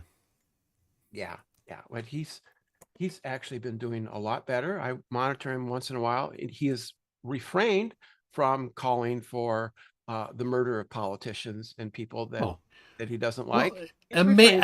That's amazing improvement. It's very sad, though, that's the kind of improvement that you're excited about in a person. Well, yeah, but he's still with the what does he say? Non-local holographic theory of the sun, which is that the sun is a non-local hologram, and he justifies that because no matter how you look at it, it never changes size. Therefore, it must be a hologram, right? Oh my gosh. That's his theory. It's his theory, and that is his. And it's his theory. Elk. Was it Ann Elk?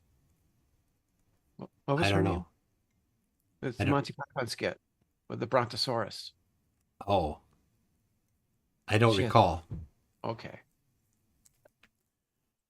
But, I mean, Monty Python TV show sketches I'm not as familiar with as, of course, The Holy Grail and secondarily Life of Brian.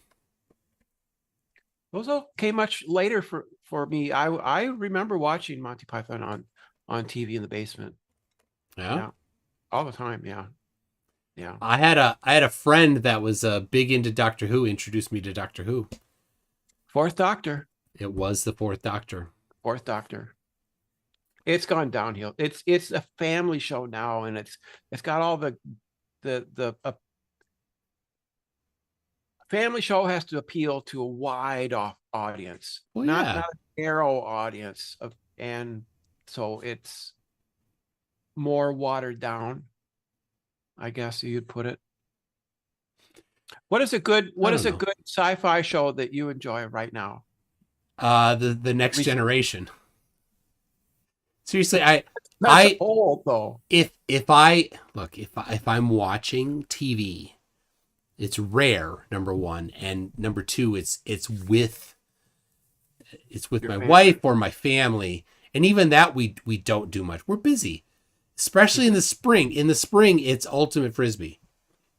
It's Okay. all the time. So the last weekend I was in Blaine at the National Sports Center. I'll be there again the week after Memorial. We were there the week before, 2 weeks ago. We were there for the Hopkins Hustle, which is the big tournament that pretty much all of the teams are on. And then after that, we run a summer program. We do pickup games every week. Then in the fall, it's a fall league. My kids do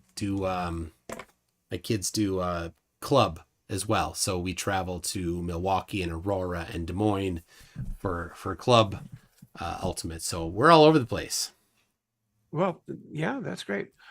What was your plan for Toby?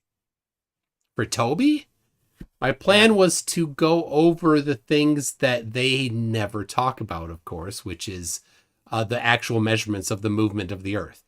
And so they're like, well, how come we could never get a velocity of the Earth? Well, you didn't look at them. That's why. They only focus on the couple things that they want to focus on. And then they they look at Michelson Morley. They're like, oh, well, they presume that ether exists not. And without evidence for it, and completely misunderstand what it was that they were trying to do by kind of messing with the title.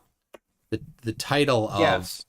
Always do that. Always misinterpret the title. Yeah, the title on the relative motion of the Earth and the ether. Yes. Something like that. I'm just off of memory. But then you read the first sentence. Yes. The first sentence. So this is your homework, people. I've brought it up before. If you've been around, you know. The first sentence of the paper talks about the measurement from 150 years prior.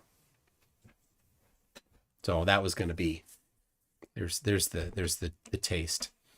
And another thing is they say that a fringe was detected, but I thought of an example, like say for instance, you think one of your kids has a fever. You don't know. You're going to take their temperature. Your thermometer only measures, let's say, half a degree. It measures a slight increase, but it's below half a degree. If you take your child... Hold on, my wife is here. She needs to give me knuckles. She does that all the time anyway. There you go. Do you want to say goodbye? Bye.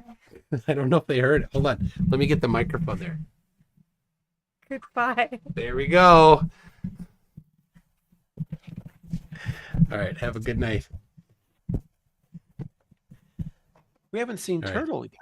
We haven't seen Turtle or the doggos or anything. No. The doggos. Okay. You want to? Well, if yeah. Well, I mean, go. Well, no, yeah. Go if you need to go. They're going somewhere, obviously. But yeah, maybe the large doggo. So, all right. Sorry to derail this where you were going, but we. All right. I was making a simple thing. If the results of the experiment are below your instrument's ability to the tolerances of your instrument. Yeah. And first thing I learned in science in 10th grade chemistry is error bars. Right? All right. Okay. There's a super cute dog. Oh my gosh. So if you guys saw back in April, he's so much bigger. He's so much bigger. Look at him. All right, there he is. That's Donkey. All right. All right, I'm gonna put him down. There you go, good boy. All right, and then we've got the parade of animals here. We've got Raccoon here. She is the calmest one. All right, there you go. No, look in the camera, because of course that works. Okay. No. Okay. Not gonna. It's All right, cat. another. Turtle Another sleeping. turtle sleeping. Okay, and we gave many Penguin a dogs? haircut. We have 2 dogs, 2 cats. Yep. No We have fish, some- no turtles. We have fish. gerbils. No. And the guinea pig. We had a guinea pig. I think A guinea pig. about a year ago. What? Is the next guinea pig. Okay, thank you. Good job. Good boy. All right. Yes, if you're under the that they don't get that. If you're under the measurement sensitivity of your instrument, then You can't say he's you can't fine say with you it. had a positive result. right? Yeah, you have it's 0 within the measurement range of the instrument. So, and that's it's a little bit difficult when your measurement comes out to 0. And so the newer versions of it, the newer tests of it are similar in they're like, well, we got nothing within, like it's in the title. They're like 10 to the negative 17 is our measurement. Oh, a negative number, huh? All right. Lord Illuminous Pooh wants to join too. Okay, we've got a few. I can leave. all Or I right. can shut up. All right. Well, Lord Illuminous Pooh, join. Go ahead. I've got Nothing But Media, Monkey Cat Pat Pat. I'm letting them 2 in. Brenda, stick around or drop out, whatever you want. The beacon, I'm not talking to a flat earther. I'm talking to Brenda. Brenda knows the earth is a globe, lives in Minneapolis. Yes. We have met in person. We have met in person. Okay. So, who is this? This is Nothing But Media. You're good being on screen? Yeah, absolutely fine. All right. Welcome. Thank you. Obviously, I was the one of the people who emailed you earlier today, but I'm sure your audience doesn't know who I am because I don't make it into the chat very often. Oh, hold on a second. We got a noisy cat. Just real Turtle quick. was woken up. This is Turtle. Meow. Yeah, the noisy one. Anything else? Anything else, Kitty? There we go. Good job, Kitty. Okay. Thank you. That's all 4. Oh. Donkey's like, cats on the ground. Bud. Oh, we've got a showdown. Okay. Oh. Help me. All right. Donkey. Will somebody come grab Donkey? All right. Go ahead. Go ahead. Nothing But Media. Well, I just wanted to say thank you for everything you're doing. Like I said, I don't get to be in the chat very often, but I'm staying up very late here for this. Yeah, I mean,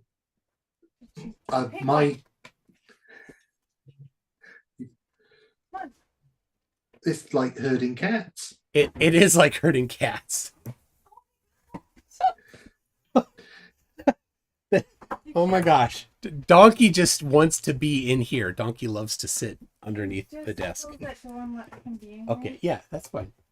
No, the garage. Oh, hold on. All right, go ahead and talk. Okay, I'll fill. Yeah, so my YouTube channel doesn't deal with science at all. I mainly review old movies and TV shows. Oh, So this what is genre? What genre do you like? at the moment I've been covering sort of detective shows. So I did every episode of Columbo, and I'm Oh. currently doing every episode of the Rockford Files. I love that. Those old shows? I'm afraid they are. Yes, Wow. old shows. Yeah, yeah. Found it. I'm a big fan of well, all media really, but Barney Miller. we never got that in the UK. So Oh, you should totally check it out. It's, so that's it's hilarious. that's one to add to the list because I've had a few people sort of mention things to me that because we didn't get some of your sort of classic shows. Like I don't think Gilligan's Island ever showed over here, so we only know it. Oh, are you from- serious? Oh, that We only cannot know it from the be. fact that No, it's no. referenced in thousands and thousands of films and TV and other TV shows. Yeah. That's I am so sorry. all right. So I continue. I'm going to start a poll, and it's important that Okay. everybody vote. Yeah. So one thing that my channel doesn't deal with, but that some of my other sort of YouTube friends does, is some of the sort of falsehoods around media. And I saw an overlap between that and some of the flat earth rhetoric. But obviously with the flat earth rhetoric, in some ways it's easier to fight because you have science on your side. Everything we know says that the earth is a globe, not flat. Whereas in terms of media and art, it's more opinion based. So it's a lot harder to fight against some of the misinformation out there. But so that's what sort of got me into this world. And I've been keeping up with you ever since, watching your various debates. And yeah, just really enjoying it.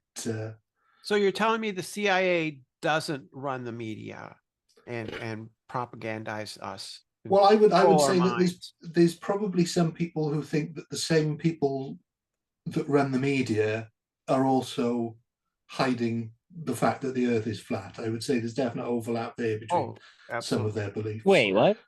Because I noticed, and this is something that I don't think you heard in when Whitsitt was debating that hate preacher, but at one Yeah, that point, almost under his breath, Whitsitt mentioned the JQ, and Yes. I thought, I did not know what that was. Somebody else pointed it out to me. right, yeah. Well, I that's found that something out later, and I was like, "What the hell?" and it feels like, based on that and his conversation with Infowars, that he is tailoring his argument to suit these different sort of new areas he's exploring. But it's like even people who don't have the science background are still able to sort of walk all over his arguments. Perhaps even more so in some cases because he hasn't learnt all of these new answers to these new questions. So he can't sort of go through his Rolodex. It's really Yeah, no, that's a fair indicative point. when a hate preacher makes when you are so bad you make a hate preacher look good. Yeah. That's what kept getting me in that, like, who do you cheer for? Like, none of them, but the Dude, I felt gross. He got so many agreeing with some of the stuff they were saying. Like, I felt gross, but at the same time, it's like you have to agree with them at some point. But at the same time, gross. Yeah.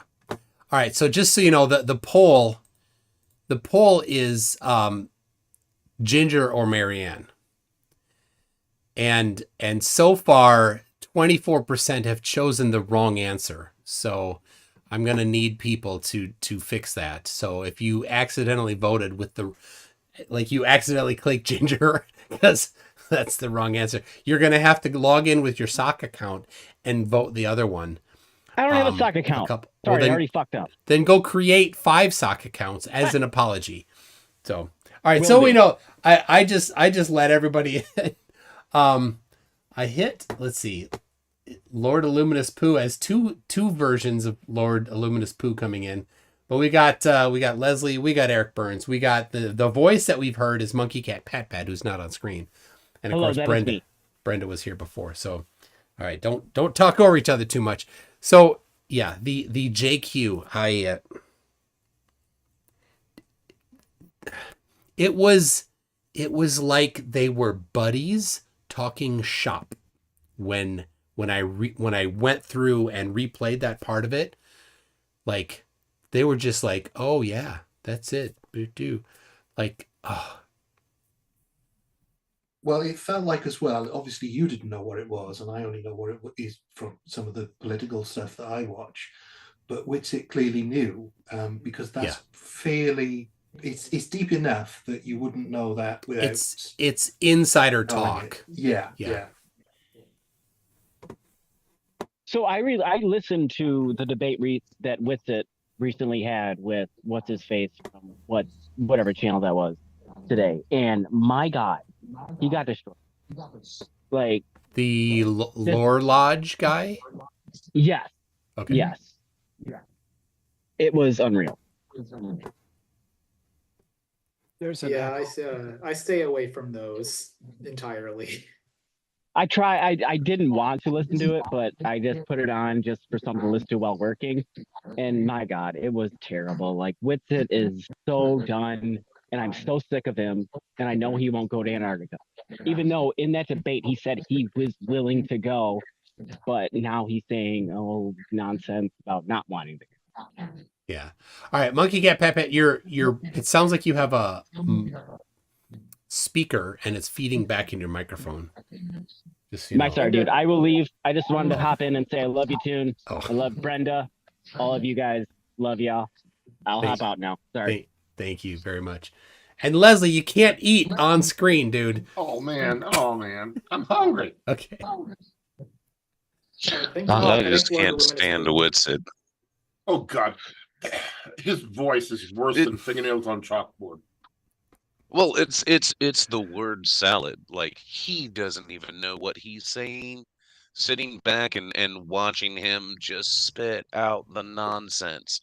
It frustrates me. The only person who frustrates me more than that shows up on the channels on a rig would be Flatzoid. Just because he's so arrogant about it. I mean, there's still, the Nathans are a whole nother monster. But with Flatzoid, it's the arrogance. With Witsit, it's the just sheer word salad. And again, he doesn't know what he's saying. For me, it's always that I'm like, I always want to hear them talk about space because I have nothing, and then I hear it, I'm like, oh my God, I hate this. Why did I say I want to hear them talk about space? They worship Witsit. Oh. He is their So he is the pinnacle. This is funny when Will Duffy was on Kingdom in Context. The like just a little bit after the eclipse, a couple days after the eclipse. And I watched just a short portion of it, and I sent him a couple messages, and he was telling the Sean, the guy at Kingdom in Context, who's a religiflurf, that he was talking to me, right? But so Will said something like, oh, but hadn't said my name yet, but said, yeah, my friend is talking to me, giving me some information, and everybody in the chat, including then the Kingdom Context guys, like, well, he should debate Witsit. Like, I already have. But that's it. It's anytime anybody says anything at all negative about Flat Earth, the response is always the same. Well, you need to debate Witsit every time. Now Doesn't that mean? Oh, I was gonna say, doesn't that put us on like the fourth or fifth wave of Flat Earth? Because I started watching you guys when Dubay was the lead, then it was the Nathans, then you had Egg, and then now we're whittled it down to witless, worthless. I'm not gonna finish that sentence, but again, that's what, the fourth or fifth wave of Flat Earth there. Well, Dubay never debated anybody. So, but yeah, you're right. I mean, there's been different phases. But for a while, I think for a while it was, well, if you're going to debate, you have to go talk to Oakley. But now Oakley's nobody. I mean, never was anything, but nobody goes on his show to debate because no debates are allowed. He gets 600 or 700 views. And what percentage are from not flat earthers? And Caleb tried. I can't count that low. Oh God, I'm drawing a blank. Who's the stringy-haired Oakley hanger-on?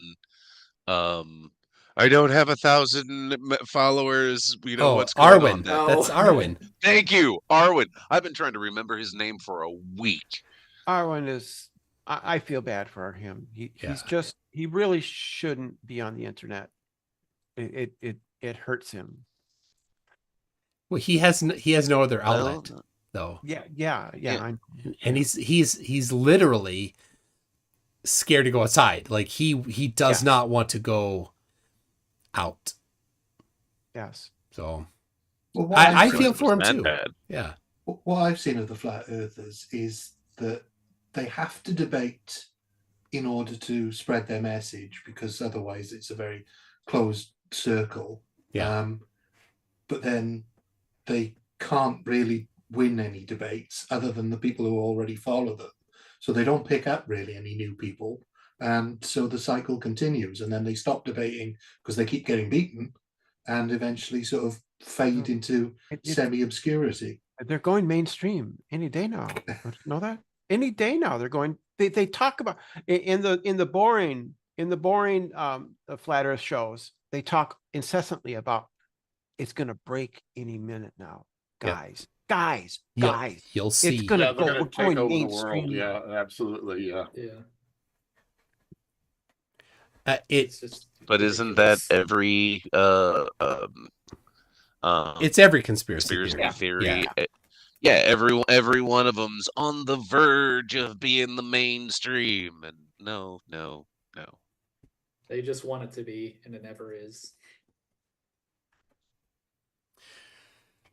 Well, when your entire livelihood, your entire profession is built around facilitating a falsehood, you can't look at the truth. The moment you accept it, you're unemployed.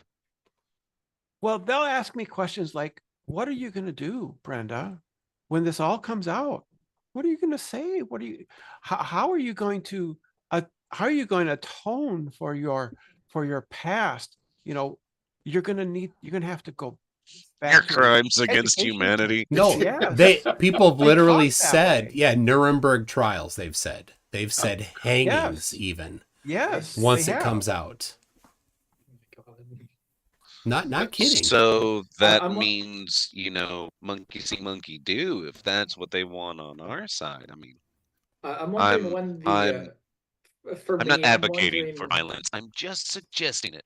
All right, I'm just go wondering ahead. when's the crossing point of me being lied to me lying to all of you guys since I'm getting an astronomy degree. When's that crossing point? Well, I told Mike that Oh, I would. One part of me would like to go to Antarctica, but the other part of me knows that if I flew with any of those morons, I would beat them senseless. Not that they're man. not already. Amen.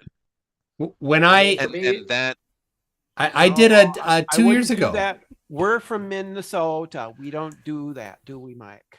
Uh, It's just, uh, it's we're from Minnesota. Minnesota. We don't- I'm from Texas, and we do that all the time. I'm a Texas import. They So- needed more awesome and pulled me in. when But I I gotta say, Mike, It being- you and Craig, you are saints. Like I'm gonna say it again. Witsit or Flatzoid have had me pricing plane tickets to South Africa to play the most dangerous game. I'm not a Why violent do that. person. They just make me take that angry. They take that stuff serious. It's They're weird, very yeah. paranoid people. They really That- are. Well, That's that's the the weird. biggest that- thing. My left palm is bruised from hitting it. Whatever. Guys. That's the weird thing Yeah. about Flatzoid, though, because he's in the southern hemisphere in South Africa. If he was having a conversation with a northern hemisphere flat earther, wouldn't they just baffle each other with what they see in the night sky? And Yeah, I don't understand how there's a single person from the southern Flatzoid hemisphere that is thinks that way. really, really dumb. Seriously. Yeah. He really is. They're baffle proof. I mean, come on, they're logic proof. You just that nothing goes in. Well, when I asked Flatzoid, he's talking about the pressure container thing that he claims is a necessity. Like, well, prove it. He shows a gas law. Like, that gas law specifically is limiting itself to only within a particular volume, and it does not work obviously in the atmosphere. They're like, well, it's the it's Dalton's partial pressure law that he likes. Yeah, he But mentions that. but it doesn't work that way in the atmosphere. So Dalton's partial pressure law is obviously not applicable to the environment that we're in right now. It doesn't actually happen that way. You know, On a one way to s- confuse, I'm sorry, Max, go ahead. On a stream with SSUM, Brenda was there and Nick Vogt, the physics professor, was there. We asked SSUM, like, where's the container between the bottom of Mount Everest and the top? And like he couldn't get it. Well, one way to That's confuse one. a flat earther about pressure and containers is ask them if there's pressure in the middle of a compressed air tank, like a propane tank or Oh yeah, not because it's not on the walls. that's because they think it has to press against the wall for it to be pressure. Very Because true. they don't understand anything. Oh, And that's so they think it yeah. has to press there. They- And there are they- some pressure tanks that have the sensor in the middle of the tank. That's where But the they think a sensor is a container. Well, the one bit of credit that Oh. I am willing to give flat earthers is as a person who has had to deal with cognitive dissonance, who's been pushed up to that wall of personal belief and past, it's a physical pain. There is an actual physical reaction to having that much of your worldview changed. So I can understand them fighting it as much as they do, but I can't agree with it.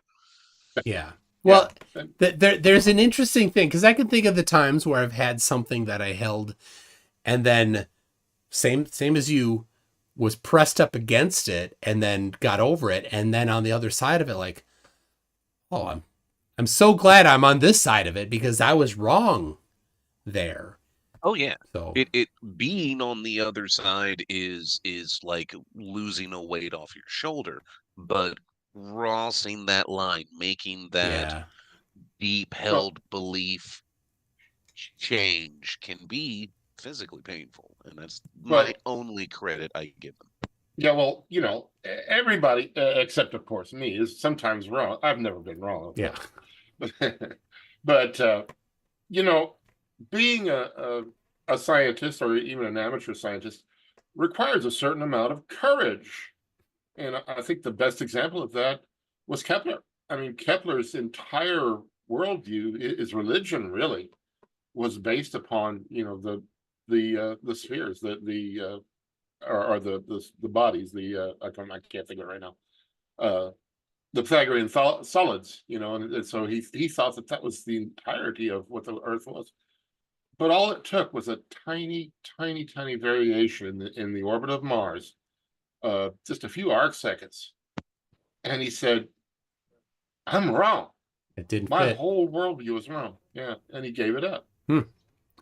So all right, Eric, this'll be, hopefully you're gonna have some wisdom on this. Yes. Because you're the closest to a PhD astrophysicist here. Putting me on the spot. Right? All right. So melodic lyrics says Witsit makes me angry because of his nonsense about relativity, and his claims about galaxies being redshifted shows we're in the center. There are multiple galaxies with a blue shift. Yeah, so I mean, technically it is that everything is moving further apart from each other, but that's the accelerating further apart from each other. Like the Andromeda galaxy is coming towards us, so technically it would be that it's blue shifted, but really it's still technically counted as being red shift. There's still technically being like a red shift since everything's accelerating away from us. So even though So Like it running is- backwards on a escalator. yeah, sort of. Yeah, hey, The because, I ground's mean- going that way, but it's coming towards us. So Yeah, exactly. It's not like Yeah. everything is going uniformly away from each other because there's stuff kind of going like this or whatever, and eventually right, so galaxies do collide. So, does it actually have a blue shift, or is it? I mean, yes, it does. yes, Okay. it does. I just haven't ever I mean, really done anything to be measuring with it. Okay. but- if it's coming towards us, it would be shifted from its natural hue, period. Even if it has a Yeah. red shifting due to the Well, space expansion, it would have a blue shifting from whatever it naturally presents because it is coming towards us. yeah, Wouldn't it? exactly. So I Spectroscopy requires a container. of course it Yes. Oh, I does. forgot that. Yes, Yes. yes. Of Forgive course me, it my does. my Yes. mutant power. I'm a trainer in the telecommunications industry, so my mutant power is to take these complicated things and break them down into, well, moron speak. So that's why I also get frustrated watching, like, Craig speak intelligently to the stupid, and I'm over here going, but mm. The operative word there, Pooh, is break. So I was in preparing for the debate that didn't happen. I was reading through the German. I don't speak German. I don't read German. There's only a handful of words I know, but I was reading through the German publication by Vogel and Schneier on the redshift blue shift of stars as we orbit the sun, and how they did the spectroscopy is super cool. They took this is in the 1800s, so they took photographs of the stars. They narrowed in on the stars, and they needed to compare them to the Fraunhofer lines from the spectrum from other things. So like, for example, one is hydrogen alpha, another was a line from iron. So there's some iron lines in stars, right? There's not a lot of iron in stars, but there's enough that they can get lines, and some stars had more than others. So they actually used they generated some light in their lab and put it onto the actual photographic plate next to the lines that they got from the stars. And so there's these lines right next to each other on the plates, and they line them up so that they can get the precise shift between them, right? So the star has a particular pattern, and the line from the iron has a particular pattern, and they compared them. They actually measured them with a microscope. Really cool. That is really cool. So if anybody is interested in helping translate a little bit of that, because it's a 300-page paper, there's only a few pages that matter, and I can get them translated online, but not 300 pages. It's too tedious. So if somebody reads German and wants to, I have on my Discord server already in the research channel, or just contact me one of the other ways and help me find the really relevant pages. So, if you can find it I used to be online on fluent in Chrome, German, but I'm sorry. Go ahead. Chrome has the button to translate what's on the screen. So if it's actually like letters and not like a picture it's a PDF. Yeah. So I was using my phone, using Google Translate on my phone to read it. It's a bit tedious, but I was able to get through a good chunk of it. Because I know that for Regrettably, the only German I know comes from Wolfenstein, so that's a bad day. Achtung. I used to be fluent in German, but man, it's been so many years, decades since I've spoken with anyone that I guess I could take a look, but I doubt that I'll be able to get through much. Correct me if I'm wrong, but wouldn't the higher content of iron in a star mean that it would be a newer star, as the older stars would be necessary to, create the element? I mean, It'd be an older star. Technically, yes and no. I mean, it like the newer the stars are, the more what's called metallicity. So anything that isn't hydrogen and helium, there will be. That's kind of one way to tell what like generation of stars there are. So that is one way Right, to I'm do it. picturing the accretion from dying star A forming into protostar B, thus the higher and denser elements, et cetera, et cetera. Yeah. But then again, I'm a layman and an idiot, so. Okay, Eric, where does gold come from? Because that's Gold been controversy lately. Gold actually comes from supernova because anything above iron on the periodic table came from a supernova. Since in nuclear fusion, pretty much the amount of energy you get from hydrogen going into helium is huge, but it drops off past that. And once you get to iron, it's essentially you get nothing. And that's when gravity collapses in, you get a supernova, and then that's how you get heavier elements. So all the gold that we have was once in forged in the heart of a supernova. Yep. All of the everything Okay. heavier than iron was forged into Yes, supernova. exactly. Just like my ex-wife's heart. What? I'm sorry. I'm Oh, you're demented, you know that, right? All right. well. I mean, Industrial my- nerd. All right. An only industrial nerd part has of that joke. So. some wisdom. Says Ethernet is named after the luminiferous ether from Michelson Morley. Not true at all, but thank you for It's that. funny. I think but, yeah. Martin H there has it correct. Gold comes from the jeweler's shop. Correct. Well, I can speak to this a little bit because I'm actually in Wales, so I can tell you there used to be gold in Wales until the Romans came in and stole it all. Wait, you I see can't real instrument. I see real instruments. You can't be from Wales. You don't have the non-accent that Creaky has. I can probably pinpoint roughly where he is exactly from because he's got a very distinct city accent. You're pulling a My Fair Lady on us, huh? Yeah. Are you actually from Wales or just I am. living? Yeah, Okay. I'm Welsh. I'm from the valleys, but so you can sing. So you can sing. Right?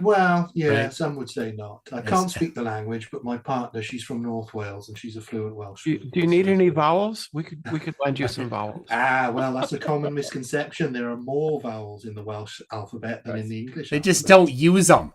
They're Yeah. just No, there we for do. show. We consider Y a proper vowel and not a temporary shifting vowel. Yeah. So. All right, we stole my cat. We've got Caitlin just joining us with the kitty. Yeah, so after Cat was like, "Oh, MC2's on." So anyway, everyone has to show their pets. So as you were on the background, and I think this might be of interest to you. So I was working on this. So this is a prototype CubeSat from Edge Flight. Nice. And it even has what's called a remove before flight pin. So whenever you put like spacecraft in a rocket, pretty much you have to have this pin because it has to remain off while it's going up, and then they pull it out when it's ready to be released for flight. So it even has that, and of course you can open it up. So so they connect that to something so when it's launched it automatically pulls it? Exactly. And in fact, a lot of designers, like if they have, for example, like radios or solar panels that will come out, you'll remove the pin, that'll set off a fuse, which will like burn a wire, and then it'll expand or, extend out without needing any sort of complicated, gears or anything like that. It'll just flop out. A science holy hand grenade. Yeah. Yes. So what is the purpose? Purpose of that CubeSat? What does it do? So interestingly enough, flat earthers will like this because this is made by Edge Flight, and they do high altitude balloons. So this one in particular has a little thing at the top to connect to a high altitude balloon, and then there's some extra spaces. So if you wanted to test out like a regular CubeSat like PCB without going all the way into space, you could like fit it up here. It connects to a bus, and I think this uses like UART as its main bus. Like it's very simple. It's using one of those like Raspberry Pi Pico microcontrollers. And yeah, you can see like on the bottom, we have, battery management connected to like solar panels. And then we have the main circuit board here. And then we have a whole bunch of sensors on the top, which is pretty standard for CubeSat designs. So I thought we scared you away, Mike. That's so awesome. That is so cool. It is. Yeah. And so, how long do they do they stay up before they tumble back down? That depends. This one cannot go up. And do you know why? Because it's made out of plastic. So whenever you put, and I should probably talk to the viewers. Sorry, I should explain. So I work in aerospace. Really? So that's why I do all this keep stuff. So when you send like an actual device to get put into space, they give you a list of materials that it can be made out of. And one of the verboten materials is plastic. And the reason why plastic cannot go into space is not because of the radiation or the fact that it'll get deformed, but it can have pockets of air inside that can, be very, poof, right when it gets into the vacuum. So this could not go into space. But if it did, I'd give it a week. None of the components are radiation hardened. This would ideally go on like a balloon to test things out. And then when you're ready for your final, you would want to, add Fab better it from cooling. something Yeah, else. exactly. So that would be specifically for a low altitude readings, as opposed to, as you said, exposure to the radiation outside. Right. So so the radiation is not why you can't have plastic. It's the vacuum. So Yeah, but you said the components weren't shielded, so. oh, right. So in the real world, not having shielded components aren't necessarily a deal breaker. But you have to accept that there will be bit shifts. Basically what happens is that when a component flies through a place like in low Earth orbit, like the South Atlantic anomaly, where the Earth's magnetosphere is very close to the upper atmosphere, you will have bit flips in memory and in ROM. And what you can do is you can say, well, let's calculate how often there will be bit flips and whether or not it's worth it to do the radiation hardening, which is very expensive. And sometimes it's like, we'll just deal with the bit flips and that's fine. But this has like no redundancy. If something goes wrong, it can just get stuck forever and then you're done. How high up on a balloon would that one be able to go before problems would occur, would you say? Oh, I would say on a balloon, it could go up as high as you want. Eventually, the radiation in space will get to it. The fact that there's no other satellites near it means the plastic releasing air bubbles and stuff isn't going to break anything. But after time, the other thing is that because the circuit boards are not designed to be like in zero gravity for that long, the solder will actually start forming spikes. And they can cause short circuits over long periods of time. Oh, they're because whiskers. It's tin. It's because it's tin. Yeah. Why? Exactly. Why does that matter? No, you're going. Okay. Traditionally, lead is the solder of choice, but lead is something you don't want in the environment a whole bunch. So they've moved away from that, and they use tin for a lot of solder. In Minnesota, outside, you cannot use tin because it gets too cold. And so when tin gets cold, it physically changes, and you get these cracks in the solder. You also get where when the electricity flows, it'll go through these arcs, and you said whiskers. It'll actually go in this little like whisker of little bits of tin, little crystals of tin in these arcs. So, and eventually it doesn't work. So if anything outside of Minnesota, 30 below, it starts to fail. Right. And one of the reasons lead solder is used, especially by beginners, is that it's so easy to work with by hand. Yeah.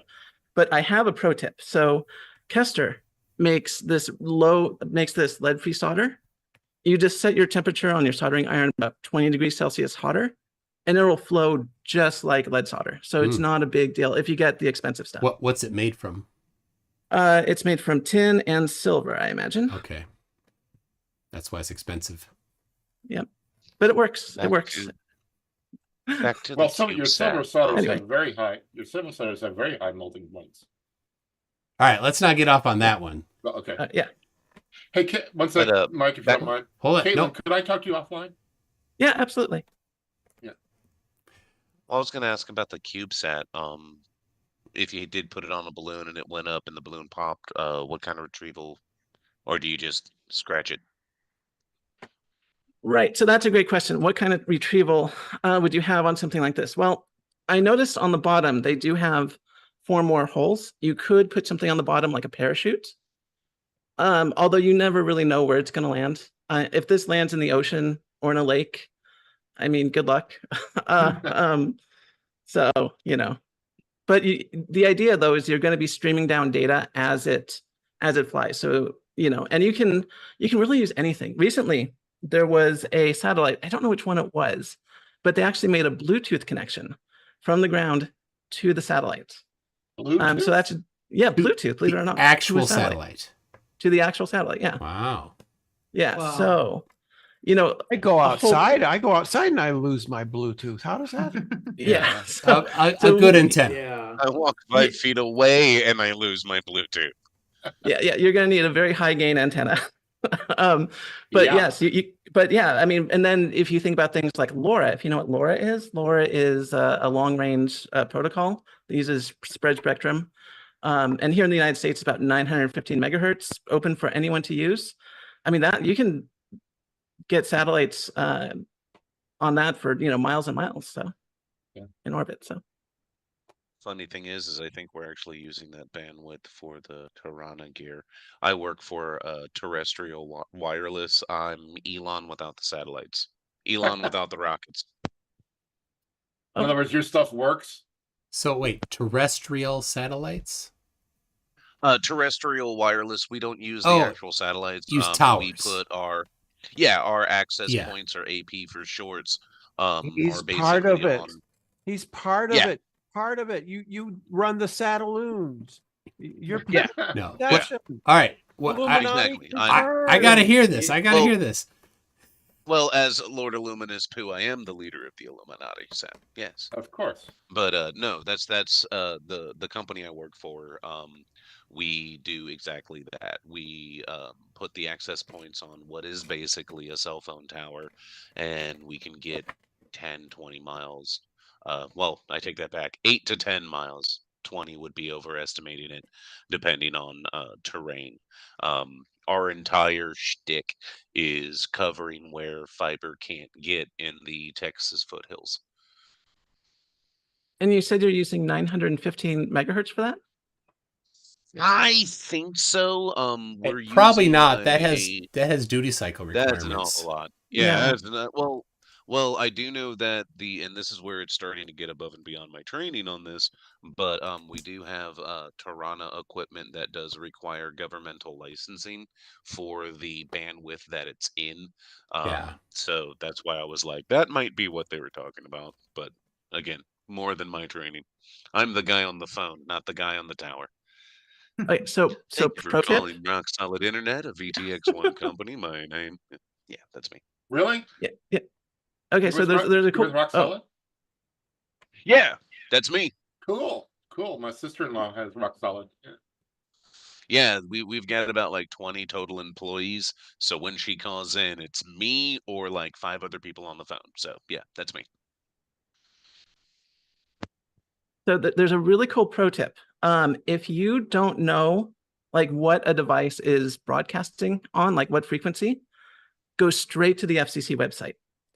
Everyone who has any sort of RF device will file papers with the FCC, and you can basically get the entire documentation on what it's supposed to be broadcasting at. Not only that, a lot of the manufacturers will put boards on that are in prototype, and you can see like, oh, well, there's a solder bridge here, and there's not one here. I wonder what happens if I, re-enable that solder bridge, and then suddenly you get like admin access on the board and stuff. So the FCC is like a super good resource if you ever want to find out anything about an electronic device. Black hats. Yes, black hats love you. Yeah. Oh, yes. All right. This one's for Max from MK Ultra says, is it James getting his PhD one of the signs from John, which would be Revelation, the book of Revelation? It means Armageddon, doesn't it, Max? Maybe. Now we have to call him Dr. James. Oh my gosh. Lord Illuminous Wait, does that Pooh. make him Dr. J? I don't know, but Who? Lord Illuminous I Pooh don't know that says, guy. hold on, he says, I graduated man cum loudly. Oh man, that's me. That's me. I don't want to hear about that. Not from me, any of you. Oh, None of you. okay. No. Okay. Let me get a couple of these caught up here. Nothing is interested. I was talking. Hold on. Sorry. NA gifted 5 memberships. Thank you for that. I'm way behind here. Lord Illuminous Pooh again says, Toon, do you remember when one of the Dells disappeared? God said, hey, I didn't put that there. Erase. One of the Wisconsin Dells. Dells is the Wisconsin Dells are a lake-like area, and oh god, this was possibly 10, 12 years Yeah, ago. the dam broke. Yeah, it was a man-made dam holding in a man-made lake, and the dam broke, and it was a tourist location, and the whole lake just washed back into the river. And I was working at a Love's gas station at the time, and I was watching the news and went, "Oh my God, God just erased a lake." He was like, "I didn't put that there." Squeaky, squeaky. That is so bad. Yeah, I remember watching some of the footage of houses just gone. Rolling down the beach. Yeah. All right. Well, I have a nasty habit of cigarettes and need to go smoke one. Oh, So well, I was about to read one more from you. Oh, I'll wait for the reaction. Said I joined, but my face breaks screens and that dollar sign. Yeah, I can't afford to replace all the screens. Oh, yeah. I've got the voice and the face for radio. And then the same guy again says, saying I need to take a Riley could mean both, because he's streamed on stream and he's a giant turd. There you go. That's the final one from you in this set. Saying I need to take a Riley doesn't really narrow it down. It lets us know Riley- what you're doing, but it doesn't narrow it down. Riley was just refilling his glass. Wait, no, I thought that was the oh god, what's his Dave? Is it Dave Murphy that drinks his own piss? Yeah, the one who tried to arrest the cops at the vaccine place. That was him, right? Yep. Oh my god. He got COVID, or maybe not, but something like COVID. And then they gave him a nebulizer, so he pissed in the nebulizer and used that. Oh my god. Yep. He inhaled his own piss. What? You're welcome, Ew. everybody. You are welcome for that. Yeah, Thank you and for you're that, complaining Evan. about And right. I thought my joke was bad. That's not a joke. He did it. It's what he really did. Ew. these people are demented. I mean, they are truly, really demented. Do you know when you go to Antarctica, you have to bring out the number ones and the number twos that you bring in. Really, right? And that would be ideal for him then. Yeah, so it'd be like it's like getting a takeaway. Free beverages. It's a piss-sicle actually because it's all frozen. Yeah. I'm surprised they make you bring out number one. I mean, the number two. Yeah, but I'm surprised they. Yeah, bring. Well, it's you're supposed to keep it how you found it. It's a frozen Thing dessert is, for him. True, I guess that's true. Yeah. It doesn't go anywhere because it's Antarctica, and therefore, several years of camping there, you're going to be camping on a yellow lake. Yeah. Well, they'll just be able to throw it over the ice wall, though, so it'll be fine. Yeah. That's right. Yes, of course. I've said it before. Whoever goes to the final experiment, don't eat the yellow snow. No. And that, good night. Well, that's true everywhere. I mean, or the green snow from the airplanes, But what about the abominable snowman from Monsters Inc. when he had it's lemon. It's lemon, he said. By the way, if any of you ever can come across a book called How to Shit in the Woods, it's a really, really good book and Oh really my gosh. funny. No, it's real. I mean, it's genuine. It actually does, tell you how to deal with your wastes in the wild. One rule. Remember this rule: leaves of 3, let it be. Let it be. That's right. I'll say this. So I used to work with little kids. I used to be a kindergarten teacher, and all the books they loved were all about poop and farting. Yeah. So there is great educational value in these books. You want to get a kid interested in reading. That's true. That's true. What other jokes are there? They're the best jokes. Okay, MK Ultra says, is his third wife a godless heathen? Why isn't she a pastor? That's about Brother Ernest, who he said 2 wives. Yeah. And a couple people in the comments talked about 3, but I think he only mentioned 2. I've only known that he's had 2. He can't not talk about it. That's the thing. Like, dude, you don't need to talk about it, but he brings it up every stinking time. So I don't know if there's a third. I don't think there's a third. I was actually quite surprised to hear that he actually has some sort of a congregation. I don't know. Anyway, then Ashton Richards said, this guy did a remarkably fast heel turn. Yeah, if it was in April, he's doing well. Yeah, when he came on, at first, like, as I had no idea who he was, and I was just kind of listening. And when he was saying, it's like, oh yeah, I'm no longer a flat earther, I'm like, oh, this is great. And then he's like, but I'm a concave earther. I'm like, oh no. Oh god. So he From jumped bad out to of worse. one rabbit hole and into the other one. That's right, yeah. So I really want to give you credit, because when he came on, it was obvious he was looking for like support and friendship more than a debate. And you gave that to him, and you gave him an ear, and I think that was really fantastic. So thank you for just being a stand-up human being. Well, thanks. Yeah, when Joshua killed himself, it got me. And Josh and him were good friends, so. Oh my. Yeah. Now, we don't want people to be hurt. Yeah. We just want them to come to their senses. That's all. I want people to get better. I want the people that are flat earthers who have significant issues to be better. I don't. Yeah. It's Ultimately, tough that's what we sometimes, want. and Brenda knows this as well as almost anybody. Do you want Nathan Oakley to not be a flat earther? Like, I want him to stay a flat earther. Yeah, he's right. Yeah, Yeah. he's driving. I Some don't. I better shut up. No, Go ahead, Brandon. No, please. No. Brenda's I mom ran out of said, things. I ran yeah, out of things. don't if you can't say anything nice. Nice. That's Right. Minnesota. I just am out of.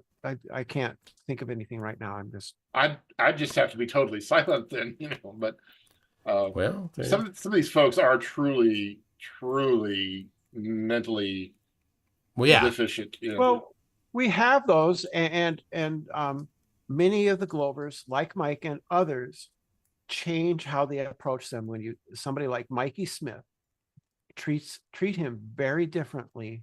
Yes. Mikey Smith is an innocent man in a way. He just doesn't realize a lot of things. And I thought that the song that was made of him, it was really a nice song. I really liked it. I tried not to insult. He mirrored it on his channel. I intended for him to do that. I hoped he did. But so there's Is he people doing that anything there are now? people in the flat earth that are kind of innocents, but there are people who are not, and those are the people I have my ire for, because I think that they are taking advantage of other people, and I don't think that's good. I was going to say the same thing. The ones who are financially benefiting from being a flat earther are taking advantage of those people who just are looking for an answer and have found it in the wrong place. Yes, It's and they're Darth. leading them down a path, and the path is give me more of your money, and that's all that matters, right? It's not about the truth. They're not true earthers. They're my pocketbook earthers. That's what they are. I just hate that Well- Flat Earth Dave has to be from my home state. Just why does he have to be from there? From Connecticut? Yes. I didn't know you were. But the other Dave, Professor Dave, is from there as well. So Oh, I That didn't. balances out a bit, yeah. I didn't know he was from there too. All right. Let me read another one from Lord of Luminous Pooh. Said, I can't find one woman to date, and he has 3. FFS, I must really be a troll, both physically and internetly. But again, I don't think he has 3, just 2. But two is, I don't know if you've read the Bible. Do you know what the punishment is for 2 wives? 2 mothers-in-law? No. 2 wives. So then Icy Spin says, how can the outside be inside? I'm too dumb for this. that's that joke is like one of my old professors used to say when it was Valentine's Day. Valentine's Day is the night to take your wives and your honeys out to dinner and hope that none of them ever meet. That's right. Yep. So Mike, I'm going to tell you what. Okay. I'm sorry. I'm going to read this from Astrokate. Is that you? Are you Astrokate? That is me. Yeah, Okay. that's- Astrokate says you can't go to the other side of the sun. Oh, hold on. I think it's MK Ultra is feeding back. All right. It's Lord of Luminous Pooh is feeding back. All right. All right. I'm gonna hold on. Muted. There we go. All right, muted. Sorry, Pooh. You're gonna have to unmute yourself when you come back. Then they can. Okay, so you can't go to the other side of the moon. The Parker Solar Probe of the sun. Sorry, the Parker Solar Probe says otherwise. Space is so cool. Yeah, it is. And to go that close to the sun is pretty cool. It is. It is totally super cool. And there's another probe coming up. And I was lucky enough to talk to some of the people working on it. They are finally sending a probe to Europa. Ooh. Yep, Europa Clipper. Yep. Weren't we warned not to go to Europa? That's right. The No, wouldn't like it. There's a movie that said that. Yes. No, we're all warned never to go to Uranus. Oh, that's a different story. That's a yes. I beg to differ. I do beg to differ. Don't want to hear about that. You started it. Not me. I mean, the 13-year-old just loves that play on words, but also I just like playing with talking to us, especially people like Eric, and saying and using the Roman word for it instead of the Greek. Oh, I will still laugh. I will still laugh at the jokes no matter what. Oh yeah. I've been told to stop, but I will never stop laughing. It never gets old. It never gets old. I want to apologize for that. I thought I was out of the chat and I pulled my headset out of the microphone and all of a sudden the feedback started coming through. Yeah. So it's all good. You know, I flirted the technology on that. That's on me. I just had a flirt technology moment because for some reason one of the wires for my sound bar is messing up and was just buzzing for a while, and I thought it was one of you guys until I went like this and heard it in my room. Wait a second, that sounds me. We all do that sort of thing. Come on, let's be fair. Well, I'm going to try and actually leave the chat now, but at least you know the voice to read my jokes in. Good night, all. Hey, Lord, Hey, Lord. Oop, he left. He's out. I So see. so you know, so here I put a link in. So if you want, there's the link to Sean Hawkins reviewing the debate that he had tonight. Oh, this Yeah. looks like that's the end. That's the live debate, or that was the debate that went live, I think. Yeah, This he is was on live on the link. Jeranism. Yeah, He was yeah. on Jeranism debating. Yeah, so anyway, Sean's going to review that particular debate again. So that's his channel. You can go there, and Sean's been around a long time, at least 5.5 years. And he gets a lot of crap from flat earthers too. Yeah. And in fact, he doesn't deserve that at all. He's a sharp guy. Does a lot of projects, doesn't he? He does, yeah. I like his angle to the North Celestial Pole demonstration. It's pretty Yeah, cool. he did one. a physical model of the Polaris observation. Yeah, that's really good. So, all right, let's see here. So, By the way, Brenda, I know you from like Speed of Gravity's channel, and I watched your videos that you had on your YouTube channel talking with Oakley, and they were pretty good. They were enjoyable. So. Oh yeah, thank you. Yeah, Speed. Yeah. I sort of gave up on that because, well, I didn't have that many viewers, and it wasn't and it was a lot of work, so I went on to other I hear things. you. But yeah, but what was Speed of Sound, or what was his name? Speed of Yeah. Gravity? Speed of Gravity, Speed of Sound of Gravity. Yeah, he mostly debates creationists, and Yep, still does. He still does. Still does. I used to be a guest there, but haven't been there in ages. So I know you from there, and I enjoyed those few videos. So yeah, make more. Okay, thank you. Mm-hmm.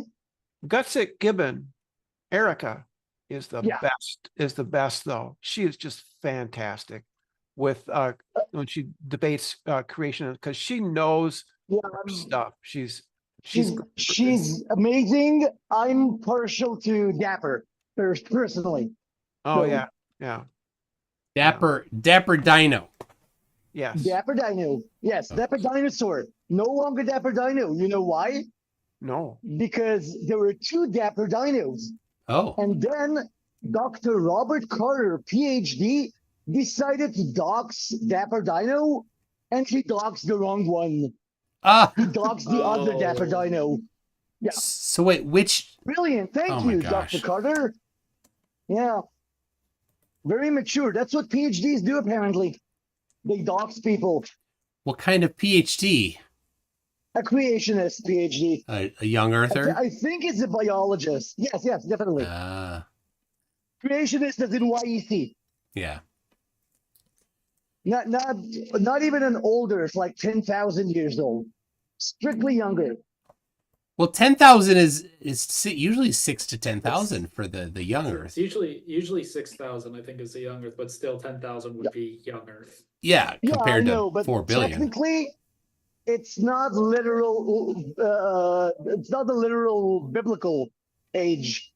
So we don't consider them YECs. We consider them old Earthers. Amazingly enough. All right. Lord Illuminous Pooh again sent a super chat a while ago that said the sun went the opposite way. That's an apocalypse. Yeah, I didn't understand that part, because I live in the south and the sun doesn't really go the other way. No. Yeah, I don't know exactly what he meant by that. Yeah, he said the sun rotates the other way. Yeah, no, it doesn't. Where? It's the stars, and so maybe he was just meaning that because he does get that this is Lord, not Lord, so Brother Ernest again, that he does get that the stars rotate the opposite direction around the south celestial pole. The thing that's weird is there is no mechanism for it on concave Earth for why all these things happen. It's just light does this just because. Yeah, for me, it's just also every time there's just the concave Earth thing, it's always just like, go play Halo 3, get to the level where you're on the arc. That's what a concave Earth would look like. Yeah. I loved it that it began with like, thank you, you saved me. I gave up my bias. I'm a concaver now. Wait a minute, what? Yeah, Well, that's what I was saying. flatties think that they don't have a bias either. Yeah, And- but it's like, could you replay that? I know. I missed something. That's why I was like, oh yeah, he's out of the rabbit hole. Oh, he's in the other one. Wow. Andrew Irwin says Neil Tyson says that sundials work different in the South. Now, often flat earthers will say Neil Tyson instead of Neil deGrasse Tyson. So I don't know what that says about Andrew, but the sun moves the other direction. The shadows do, not the right, not the sun. The shadows do. But wait, there's no such thing as a south-facing shadow. I know. Marissa was who says that there's no such thing as a south-facing shadow was on my Twitter today, trying to take credit for an insult that flat earthers used against me for longer than she's been around. She's like, it's starting to catch on, the insult that I invented for you. I'm like, that's adorable. It's been around longer than you. Can you repeat What it? would it, Magoon? I think Which one? McTool, I think, is the one she. Yeah, there's What's your favorite? What's your favorite of the my ones that they favorite, my two favorite. I have two favorites: McSwoon and McFlurry. McSwoon is good. Yeah, Now I want a McFlurry. McFlurry. I do too. How insecure does somebody have to be in order to be making fun of somebody's name? Well, favorite one- hold on. Just wait. How many people here in the chat too?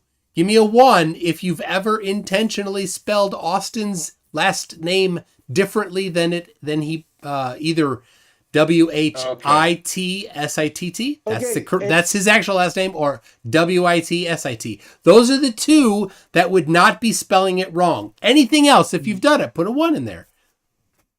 Okay. Always spell it. I've just done Witsit. Witless. I always spell it Witless from the channel. Witless never gets it.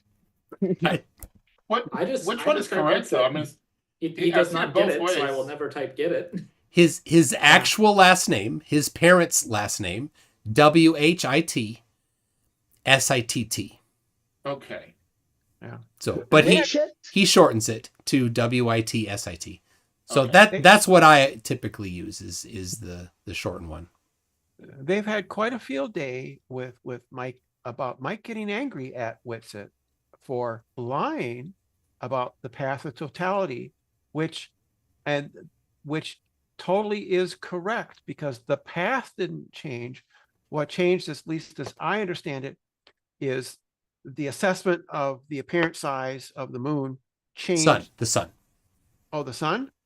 Yes. Okay. Changes the width, the extent of totality. Yeah. But So not path. his actual words were, quote, "They changed the path or the locations of the path of the eclipse like 3 or 4 times in the weeks leading up to the eclipse." And so there's two things, path and number of times. And the path did not change, only the width, and it only changed once. And here is the deception. The deception is that he was responding to the other guy, the hate preacher, saying the predictions were very accurate. And rather than say, yep, they were accurate, which is undeniable, they were exceptionally accurate. They were accurate for me to within 1 second. He instead said, and this is the deception, that they changed it, he claimed, the path, whether it was the path or the width doesn't actually matter. The deception is what matters, because he was being deceptive about the accuracy. He was shifting the focus away from the globe heliocentric model accurately predicts the eclipses to, oh, well, they changed it. That doesn't modify that it is accurate. And it certainly doesn't modify that there is no prediction based on flat Earth. He did claim there's a prediction based on flat Earth, but it's actually based on the globe. And that also is so Shane St. Pierre went and literally stole the source code from Walter Bislin's website, mapping the globe, the GP and the positions of the different, the sun and the moon on the globe, did a projection onto flat Earth, right? And he stole that, claimed that it's the model of flat Earth, and it claimed that it accurately predicts eclipses. It's not a prediction of eclipses. It's a mapping of the prediction of eclipses onto flat Earth. So the one thing that I still just can't get over is the big giveaway when Austin started defaming the ADL. Like, I don't know what it is with some of these people. Like, there just seems to be this positive correlation between, like, the more you believe in, like, flat Earth, the more likely you are to have these, like, super bigoted, like, beliefs. And it was just really just jarring to see that come out of, like, anyone. Yeah, he said. Do you want to know the really sad thing? I'm an Israeli. I have Israeli flirfs telling me they have the protocols of the elders of Zion on their Telegram, and they suspect that they might be true. They actually believe in anti-Semitic conspiracies, and they're freaking Jewish Israelis. Yeah, that's so stupid. Well, that it's just beyond. tells you it's paranoia. Oh. And it is very prominent in flat earthers.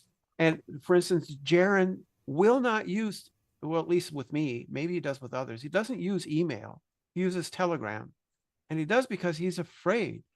And I think that, this is all fear-based. It's all the emotion. In my opinion, I'm this is uninformed opinion of a random idiot on the internet. It's all fear-based. They're extremely frightened, small people.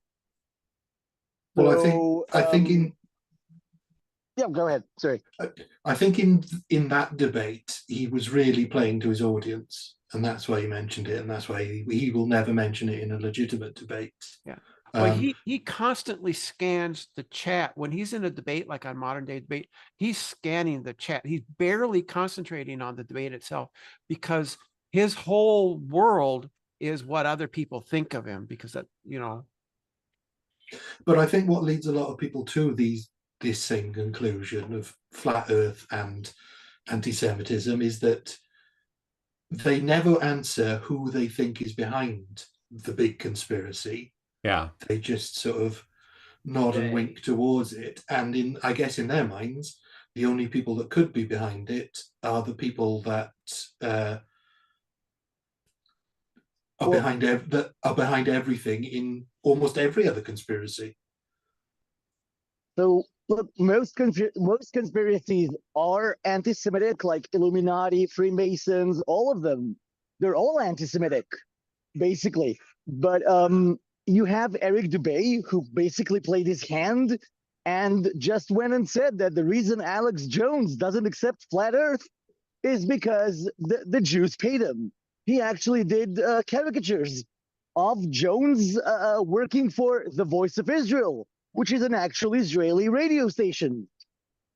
So, yeah, Dubay doesn't give it a secret. All right, let me read. I'll read the quote. I'll read the quote that Whitsitt said. Said, you can actually go to adl.place. That's the Anti-Disinformation League, so it's the good ADL. Yeah. Oh, that's what Whitsitt said. Yeah. Yeah, well, with it. It's not a rational belief system. It's No. irrational. And in many cases, it's clinical, I think, in many cases. I mean, So, just Brenda, many of them are obviously narcissistic, obviously, like Witsit Yep. and quite a few of them. Like if you go and watch Behind the Curve, there's that moment where Mark Sargent and Patricia are talking about his dream of a huge whale with the tiny fish that cleans the whale, and then she says, "Oh, I'm the whale and you're the fish," and he goes, "No, the other way around." Great, Huh. two narcissists. Have Oh, fun wow. together. yeah, that doesn't Brenda- work. Two narcissists doesn't work. No. You mentioned it earlier today that one of the reasons they're giving for not being on board with the final experiment is that they're afraid that someone might murder them over at Yes.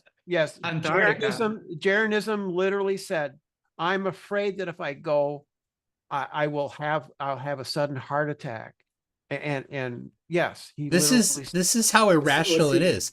If there was an all-powerful organization that wanted to silence them, it would have happened in 2014 when Dubé put out his first video, and then that channel wouldn't have existed after they silenced him. Right?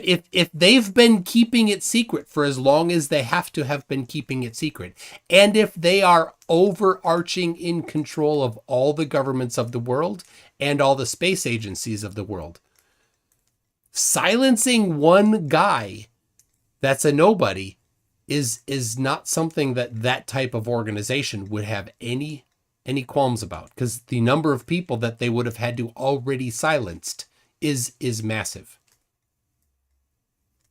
Toon, shifting the goalpost, I spoke to like Israel's biggest TikTok flurf, and the first time we spoke, he told me that anyone who would reveal the flat Earth secret would be assassinated. And I asked him, anyone, and he says yes. But he does So it. when have you been But yeah, assassinated? And he immediately says, "Oh no, I don't count. I'm small fry." Is that Esh News? So no, Esh is on Facebook. TikTok is ruled by a guy called, I can't believe it. He's called the Usul. Okay. As in, Usul? yeah, he doesn't Muad'Dib? even know what June is. Yeah, the first Muad'Dib? time I met him, Muad'Dib, the first time I met him, I thought he was a June fan. He doesn't even know what June is.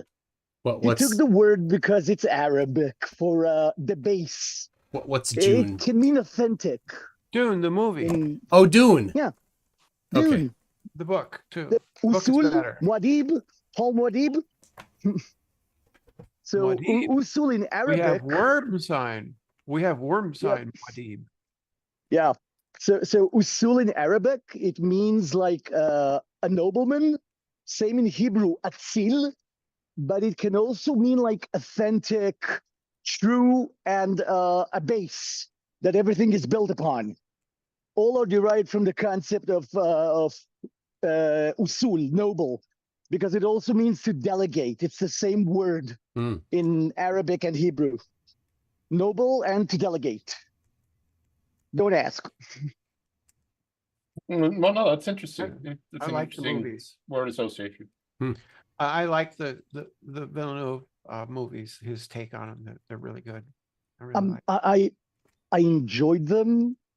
Still, the book wins. I liked the later books got a little tedious, I thought. Yeah. I never went for the miniseries. I never went for the miniseries and that stuff. Yeah, the miniseries wasn't good. About the series at all. So didn't the read the books, didn't watch the movies. The miniseries was lackluster mostly. One of my best friends in high school and college, we went to the same high school, same college, was a big Dune fan. That was before the movies, a big Dune fan. And so he gave me the books to read, and I just wasn't that impressed. All right, let me read a couple things here. CJ Lamoureux says, is there even such a thing as a smart flat earther to the panel? Be as conciliatory as possible. Is there Well, such there's a thing? Dimmock. Oh, God, Dimmock not is he's brilliant. Come on, he's a genius. Right. There, You know what? There's What's it? there's a sense in which he says that it is exactly right. DMOC is the uber flat earther. Well, you know, I had a conversation, I guess, with Whitson, and once he gets off of his big trigger points, he's not really stupid. So you know, I mean, we talked about things like low temperature work and you know, liquid helium, and he was reasonable enough if you got him off onto that. He gets a little bit more of the basic physics stuff that so many flat earthers don't understand. Like, Sure. Well, he actually doesn't get conservation of momentum still. Yes. He doesn't get that. It's funny you should mention that because I happened to see a video came up on one of my social media things, and it was a car pulling a trampoline with somebody jumping up and down on the trampoline. And oh my God, that's forever ago. Yeah. Oh, yeah, Theo it's- says that one. it literally just came up today though, so it's Yeah. For me, and I just thought, how many more times and how many different ways can this be demonstrated, and they still don't accept it? Yeah. Yeah. It's for me. It's they would absolutely fail my astronomy lab class, and I'm a very easy grader, and it's hard for you to fail my class, but people still do. So I'm going to be a bit of a contrarian and say that there's a difference between being stupid and being ignorant. And flat earthers are No. definitely on the latter. They're also Oh, they're both. Yeah. also have psychological motives, like Brenda said, with paranoia, mistrust of any kind of perceived authority that's automatically wrong because they're afraid of authority. There's also the I know better than everyone else coming from their narcissistic side. So they have like psychological aims there, which have nothing to do with intelligence or knowledge. But let me say this. The entry point that you have to get past, once they're on the other side, it's all whatever. But the entry point, you have to get past the sun setting. Because there's no way that a sun at a large distance over a flat surface can set. That the flat surface can't get between you and the sun. And that's not complicated. That's very basic geometry. So that's not about ignorance. That's about not having some sort of a geometry. I don't know. It's some sort of, whatever you call it, a disability or an incapable of grasping basic geometry. I don't know what it is, but I wouldn't put that into the bucket. I wouldn't put that in the bucket of ignorance. I'd put that in the bucket of stupidity. So we know they have the hold on, Kate. Three-dimensional thing that they don't quite grasp sometimes. Like Riley's saying, there's an eclipse every month and it's over the ocean because it doesn't get 3D. Yeah. Right. So dyscalculia is a real thing. Yeah. And I wouldn't call anyone who has dyscalculia like stupid. But if someone shows you the math and says this is the correct math, and then you choose to ignore it anyway, now you're just once again in ignorant territory. You're choosing that ignorance. They're motivated reasoners. They're motivated. They have a prior belief. Usually, they're very narrow view of Christianity, and it's Christianity too. I don't know if there's too many flat Earth. There are probably flat Earth Muslims, but I don't think they'd be accepted amongst. There are. There was one on this channel, right? You debated one too, didn't you? Yeah. I think it was you. He was no longer a Muslim, if I remember right. He was super nice. I debated him when I was in Florida. A motivated reasoner is you pick your conclusion and then you find a way to reason towards it, and that's one of the big flags, and it's not just flat earthers, other people do it too. Yeah. And we're all susceptible to it. Yes. Don't absolutely. think that we're innocent of this. We need to be on guard ourselves. That's one of the big lessons I've gotten from flat earth has taught me a lot. One of them is that I can make mistakes. I can be motivated to conclude my reasoning. All of us can. Yeah.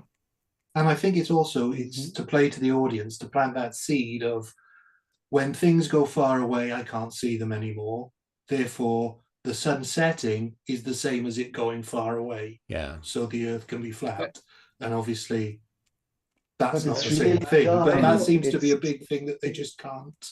The thing that I What? say for that is like if you're on the coastline again with like a boat going over the horizon and not being able to see it, but if it's at night, you can still see the stars that were behind it just a second ago, and they're still there. So how are they still visible? Yeah. Well, they see contradictions as threats. I can tell a personal story, which is I remember it was a few years ago when these Italian researchers said, we've detected faster than light neutrinos. And I was overjoyed. I was like, holy crap, this is Big news. completely new. This is new physics, completely new physics. And it turned out to be a loose cable. But it's the difference in whether or not you accept something like that as a threat to your belief system, or whether it's wonderful because it's something new and something like that. The way they published it was very responsible too, I thought. They said this is our findings. We don't know why it was like this. We didn't expect it. There's a whole bunch of caveats in it, basically saying, look, please show us where we made the error, because we think it's an error. Yeah. Well, and they still published. That kind of helped it with me think, hopefully, we're going to get new physics now. We're going to have faster than light communication. I mean, that's what it implied, right? So I thought, that's a great thing. But flat earthers don't think it's a very narrow, restricted view. It's a very religious dogmatism, rather than science is. Isaac Asimov said that the best thing you can hear in a lab is, that's funny. So what we're describing is critical thinking. Like really, this is what critical thinking means. It's you're examining your own thought processes to get where you need to go, and it's not easy to get. It takes a lot of practice and a lot of introspection, and unfortunately, a lot of people don't understand that, especially if they are on the flat Earth side, where they think critical thinking just means you're critical, and that's not what it means. It's so hard to learn, and you can always catch yourself making mistakes. They also picked up on the what's known as the soft or weak atheist position, where we say like, we're not making a claim, so we don't have a burden of proof. Yeah. And they tried to copy that, and they just do it like really, really badly, because you are making a claim. And we can see your sea lining, honey. Yeah. That's not, no one's buying it. Well, if they actually had an argument, that would be fair. If you have an argument or evidence, yeah, could show that some major thing they're just admitting they don't have evidence when they play that card. I kind of feel sorry for them too, because a lot of them talk to me about, the science education is just reading from a textbook, and I don't know, but I suspect that they just had a poor education. My education was middle-class Minnesota 30, 40 years ago, and we did hands-on stuff. Some of it was crazy. Like I can remember my 7th grade science teacher, all of us in class played with live steam in order to some it was the curricula. No, we had these flasks, and we had a rubber hose tube, and you could see that the steam was invisible right off the nozzle and then only later condenses. And that's 500 degrees. That stuff is dangerous. Yeah. We were Ooh, seventh It- grade. I've and we heard playing with that shit. it contains dihydrogen monoxide, so It you got to be does. careful with that. It Where does. where Oh my where God, did you really? I'm on your Facebook group. the dihydrogen monoxide truth group? Oh yeah. Uh-huh. Yeah. Where was HMO. if you're don't say it if you don't want to. Where was this more particular? If Brenda, do you not say? What do you mean? Rochester, Minnesota. Okay. In there. And also I remember that same teacher handing around different elements. One of them being asbestos, and another one being another one being a hunk of lead. Oh, Just for the kids to handle. well, lead. If anybody ever went fishing, we're in Minnesota. Yes. It's almost required. Lead sinkers. How did you open up those lead sinkers? With your teeth. With your teeth. Yes. So wait a minute though, Brenda. I hold on. I find this unbelievable. In Minnesota, you were actually able to make steam. It's too cold in Minnesota to make steam. We have summers. Oh, It gets Don't hot. don't tell We them don't that. any- They'll come For here. like what, one week? We like 2 it weeks? with them, all of them, not here. Unfortunately, I Mike, miss winter. with global warming, the winters just don't have it in them anymore. Ugh. I mean, when I was growing up, Mother Nature was hell bent on killing you. I know. I did not use my wow. snowblower one time. Not I mean- one time Yeah. this year. I mean, there would be times when Neither you have I. wouldn't find somebody until the snow melted from the ditches because their car went into the ditch. Oh, yeah. and disappeared. And they It- find it- it in the spring. It has happened. Hey, down here, it's winter whenever it goes below 100 Fahrenheit at night. Yeah. Uh-huh. All right. Let me read a few more. I'm still behind on this. Lord Illuminous Pooh. I like bonding with Mike about being a Yeah. Minnesotan. I kind Yeah. of do. Yeah. Lord Illuminous Pooh says concaver 40 plus years. Where is Voyager? Uh-huh. Mhm. Horace. I love this name. Horace Spugflutty. Horace's 5th super chat, but no message. So thank you, Mr. Spugflutty. That's awesome. That sounds like it's a made up name. But if it's not, all the better. That It's a sounds like real something name, from that's a Chitty great Chitty name. Bang Bang. Yeah, all right. Jiffy Jiffwald. Oh my gosh. All right, are you ready for this one, MK Ultra? Oh God. Jiffy Jiffwald says Jewish doctors are great. They just take the tip. That's a good one. That's bad. Oh man. But it's not the doctors. It's doing the bris. It's the priest. Hey, Okay. Well, it's a moil. before It's a in moil, chat- yes, yeah, Moil. yeah. Okay. before in chat, I was asking if anyone knows Flatzoid's Jewish cousin, Circumzoid. Oh, my that is gosh. good. That is good. That's bad. Oh man, Circumzoid. That's got to be his new nickname. Oh my gosh. So That's too bad. All right. All right. Icy Spin says, when mom keeps telling you how fun the trip was. What was that? That was when Ernest was on. I don't know also what have that an is. earnest one which you haven't reached yet. Oh, all right. Well, let me get through the earnest ones here. Delco says the bell has been broken for 8 months. What bell? I didn't get it when he commented about it. Delco is wacky. I like Delco, but he's out there, man. Lord Illuminous Pooh says, I'm an agnostic, apathetic atheist. I don't know. I don't care. But I don't believe there's a God who wants to hear my radio voice. That's good. The Beacon says, and this was when I was talking with Brenda. Or no, was it Brenda? Yeah, I think Brenda was on. The Beacon said, ask the flat earther if he is a socialist / commie, which might have been referring to questioning Ernest, because that was right at the transition.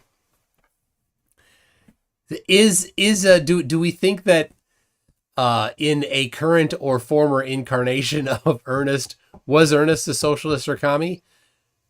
He's been everything, so probably.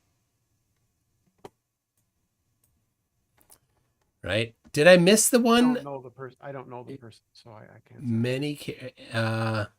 MK Ultra. It was. Why is his third wife a godless heathen? Why isn't she a pastor? Yeah. You must have not been on when I read that, but yeah. But he said, I thought he only said 2 wives. Yes, he did. Okay. He only said 2. All right. You invented the third for comedic value. Yes. We did. Yes. All right. Burnham says none of them are brave enough. This is the spinal experiment. Is that the one that goes up to 11? Spineless. Turn it up to 11. I think it's Spinal Tap.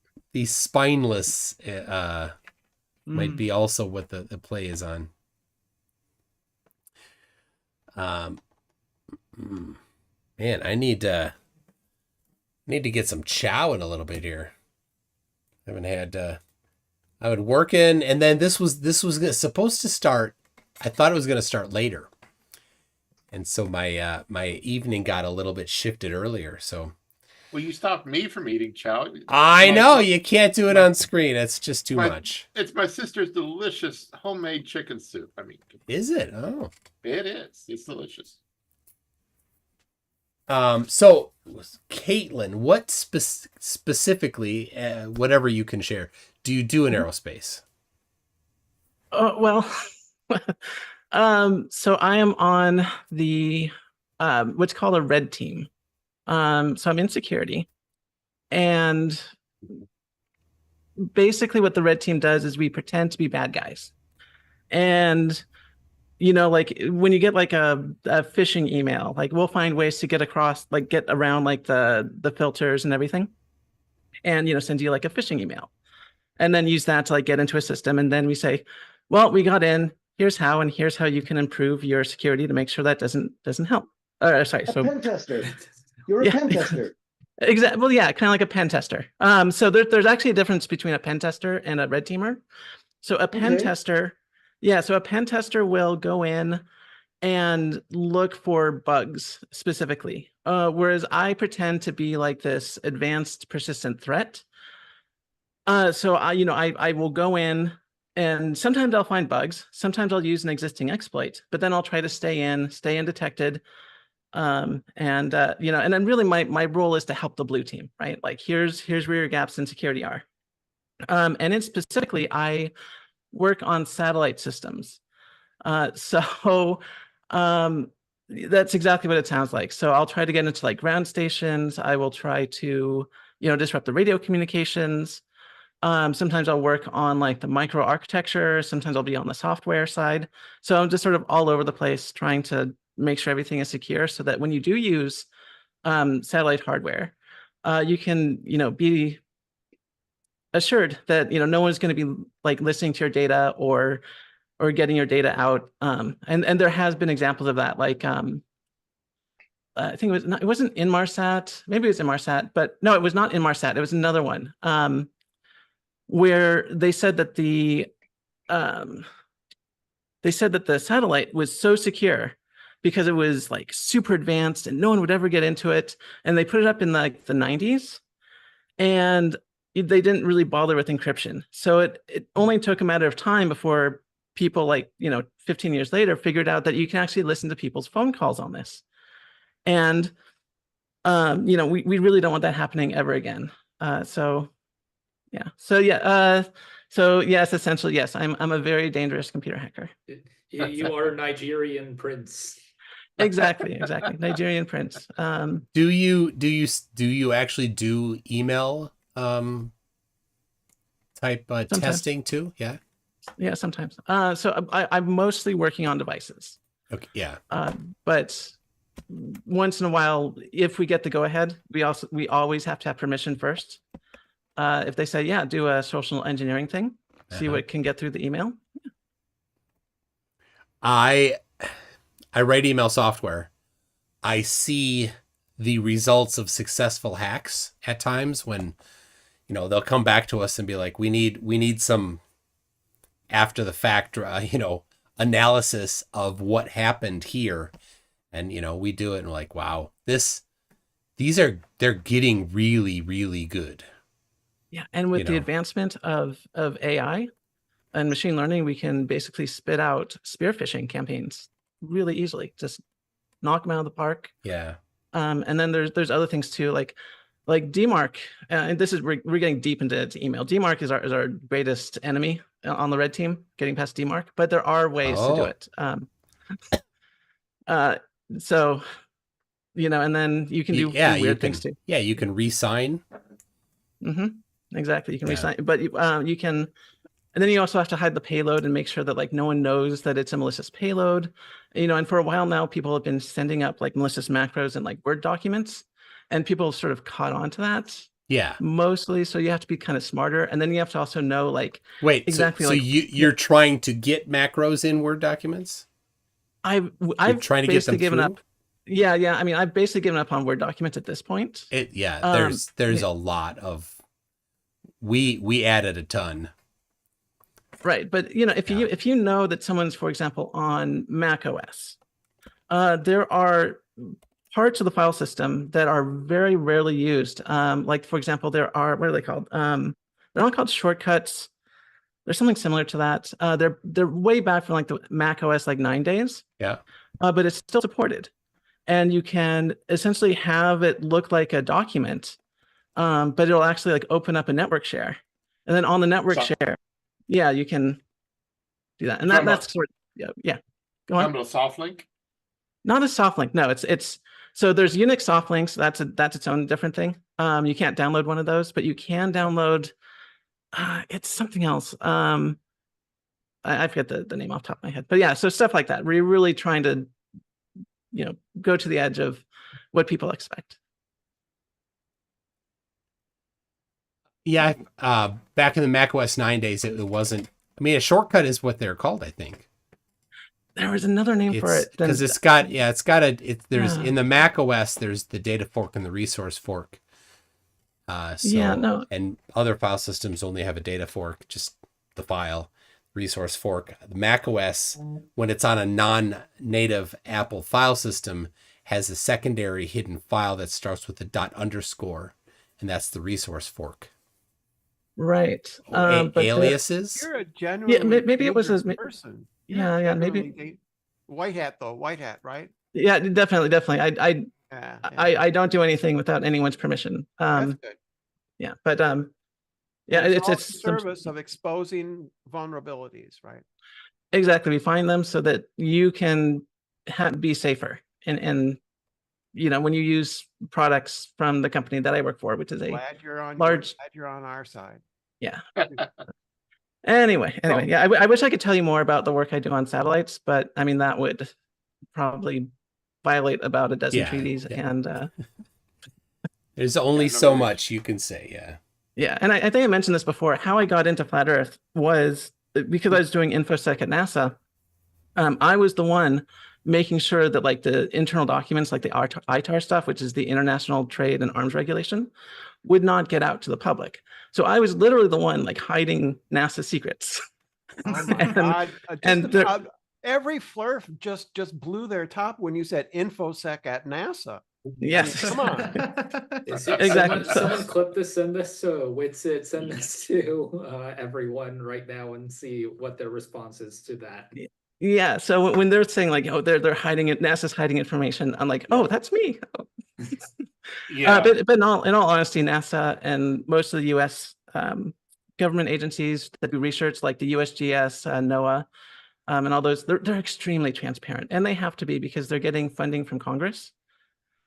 So there are things that can't go out because if you can make a rocket, you can make a rocket, like a weapon rocket. Mm-hmm. So obviously we can't have that going out to the public. But as far as like research and stuff, like totally open.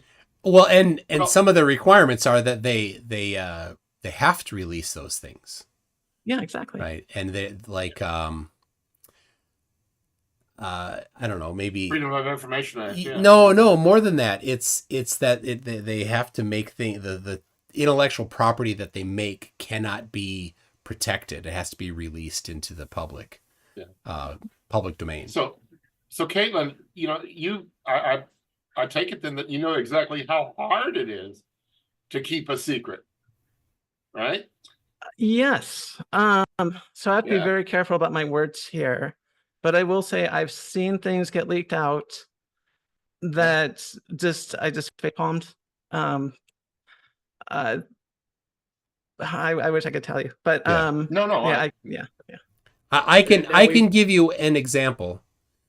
There was an agency that was doing tracking of mental states of some of the people, and the spreadsheet that had all of the people that were being tracked and their current status accidentally emailed to all at their company instead of a short list of people. In an email, you can't unsend an email after it's out. You know, this is not helping, because do you know how many times I've been told that I work for CIA?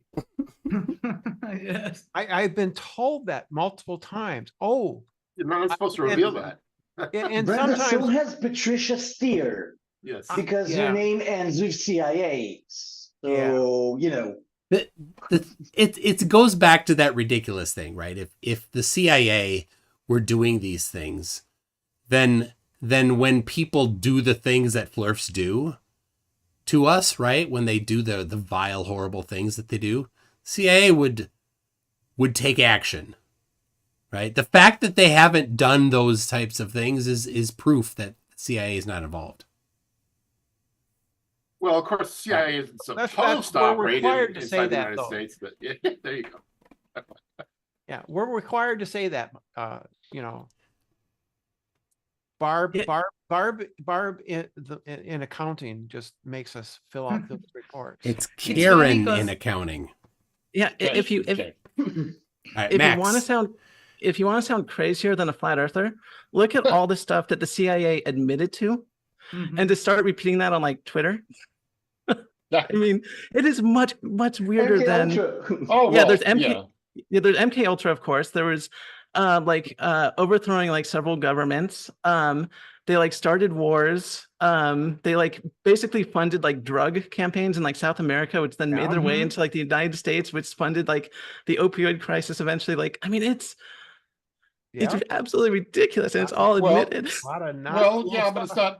it's not illegal in the United States to spy on another state, So it's perfectly legal for the CIA to do those things elsewhere. It's My exactly what understanding- they're supposed to do. Yeah, right, well, exactly. Yeah. Unfortunately, the world isn't a nice place, and it is required for states to have secret information gathering agencies. What's funny Well, is that from time to time I get called a fail, or I get called as like I have a stake in NASA somehow, and I'm not even American. and they will say, "Oh, you're a fail." It's like, dude, I'm not even American. I'm from a small place in the Oh, I South. like it. I like it when flat earthers who don't live in the United States complain about how much tax money goes to NASA. Yeah. That is funny. Yeah. What do you care? Yeah, what do you really. care? They So also if get you're in- nothing. Yeah, if you're in NASA and you're working with secrets, you have to get secret clearance. And one of the things, like if you want a job and you have like, you don't do drugs, you have good like money history, go apply to NASA, because there's so many qualified people that just get knocked out of the running because, they just can't pass that secret clearance. And I don't do drugs. yeah, exactly. Drugs, and I Yeah, use so my money well. exactly. So, and then if you're like a foreigner, I mean, no way, you're not getting in. Period. It's not even like, oh well, we might let you in. No, you're just you would not pass the. Yeah, when you I know, was you wouldn't get uh, clearance. Oh, with exceptions, of course, yes. yeah, I when don't recall ever doing drugs, but my short-term memory isn't too good, so who knows? I've applied for like some government jobs before, and I noticed on all of the NASA ones that like different security clearance things that are required for the jobs and everything. You It's know, just like Well, doing what I do right here would probably flag that I couldn't do the job. Yeah, probably. No, I don't no. think it would. Oh, you No. don't? So, All right. so what So- they're really looking for Caitlin is is a recruiter. yeah, Recruiting come you. work for NASA. Come on, everyone. Yeah. No, so Right. what they do. So you don't need security clearance before coming in. Once you get hired, then you go through the security clearance process. And what they're really looking for is one, you don't lie. If you lie, they'll like kick you out right there. Yeah. And if you have money problems, those are the two biggest things that they're looking for because Extortion. historically that's what is linked to people like spying for other countries if they have money problems or if they're a liar. They have no qualms lying. But like if you like committed a crime or something a while ago, I mean they don't care. Like Well, there's also, I mean, there are a Depends on number the crime. of criteria, and for example, if you travel a lot elsewhere, they're going to look at you. I mean, I can't say what or why exactly, but we had to have security clearance because of our. So you're saying telling me they would ignore my backyard. Yeah, they would ignore your backyard As long as they don't dig that deep. It's Yeah, interesting, that at least in Israel, it used to be that if you were gay, you couldn't get a security clearance because you might get extorted. Yeah, Somebody that's right. might find That's out right. you're gay, and right. then so it used to be that you couldn't get a clearance I can't like be extorted. 20 I years can't be- ago. Yeah, Yeah. I I think can't that's be the same in extorted most about countries. that at all. I think that is, or certainly was the case for the UK. Obviously, it was illegal pre-67 here. So if you were, you could become the victim of extortion or blackmail, and it probably did happen. But think Yeah, about that. One of the criteria for having a secret clearance, for getting access to all of NASA's secrets, is to be honest. And then we get to see the alien footage, right? There's Right. there's no alien footage. You would say That I can disclose. Not the drugs Caitlin, you're looking for. but you are they. You're the one doing the secrets. You are they. Yeah, but I'm honest. You see. Of course Well, you not are. not Or from are you? NASA. Yeah, there's none from You NASA. don't lie. You have a security clearance. Actually, so the second I left NASA, I lost. My security clearance went. Poof. That's just how it works. But if I went back to NASA, I just go through the process again. So by the way, another Caitlin, yeah. Sorry, sure, go ahead. Sorry.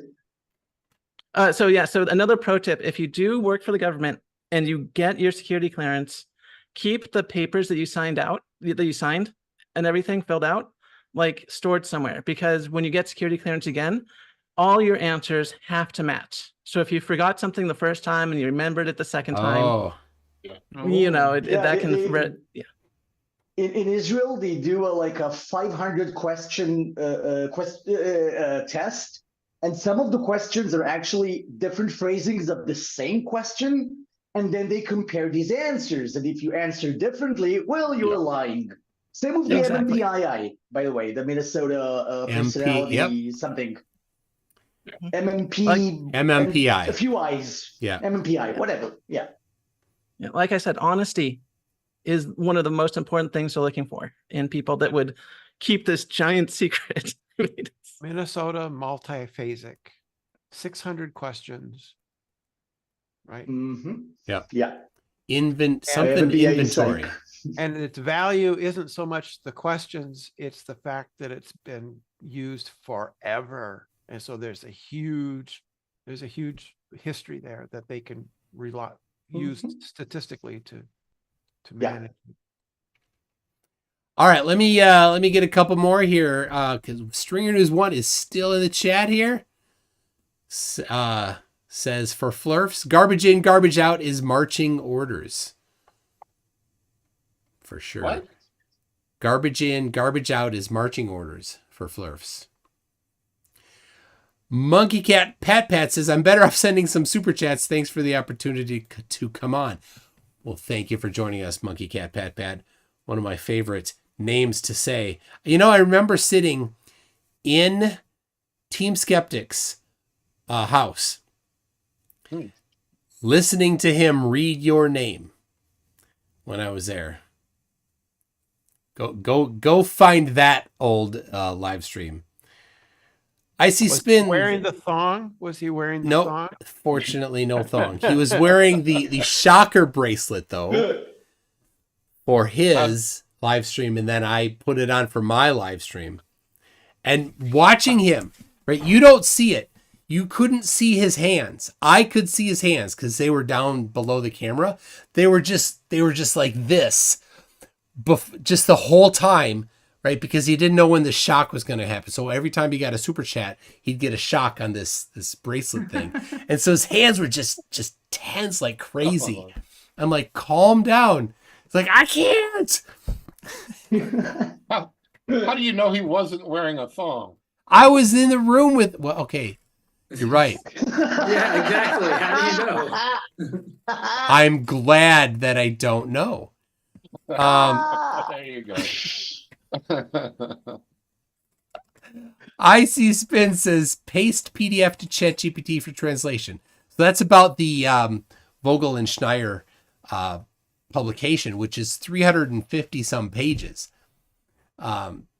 What I need to find is the relevant pages out of the 350 that really matter, and I'll translate those. It's a multi-step process though, because to get a good translation where the PDF looks the same, I have to export the one page to a PNG file, bring it, have it run through OCR, and then have it run through a translation, and then it looks good. But I have to do it one image at a time, so it can't even be a PDF to do that. So it's tedious. I'll do it, but I just don't know which pages. I just looked up a thing. I just looked up PDF translator, and there's some stuff No, there that they're looks like you crap. can just, Garbage. no? Garbage. Garbage. I've tried them. Yeah, googling. Yeah, they have either a 5 meg or 10 meg limit. If they typically have to be rerun through OCR, which means you have to go chop them up elsewhere and have them go through OCR, then bring it over to the translator. Then if you do these translations, it overlays the translation on top of the previous translation. So you get this garble of text on top of another text. That's no good. So to get it where it actually looks like the original document because the text is on there, you can, but it's I've only found it where you can do it one image at a time, not a PDF, an image. So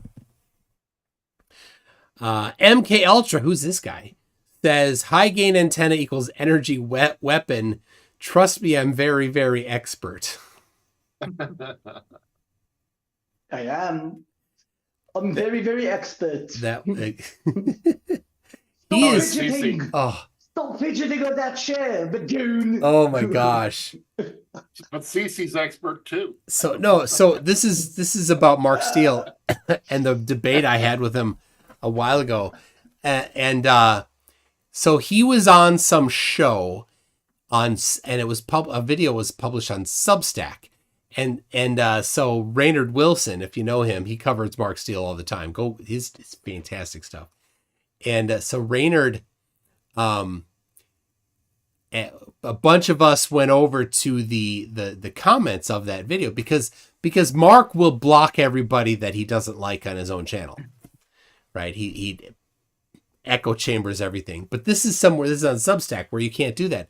So so the whole point of it was Mark pressed his credentials. He claims that he's a weapons expert. He claims that he knows all these things in 1993, he was sent to prison for shooting a girl in the head, and he was a fitter and a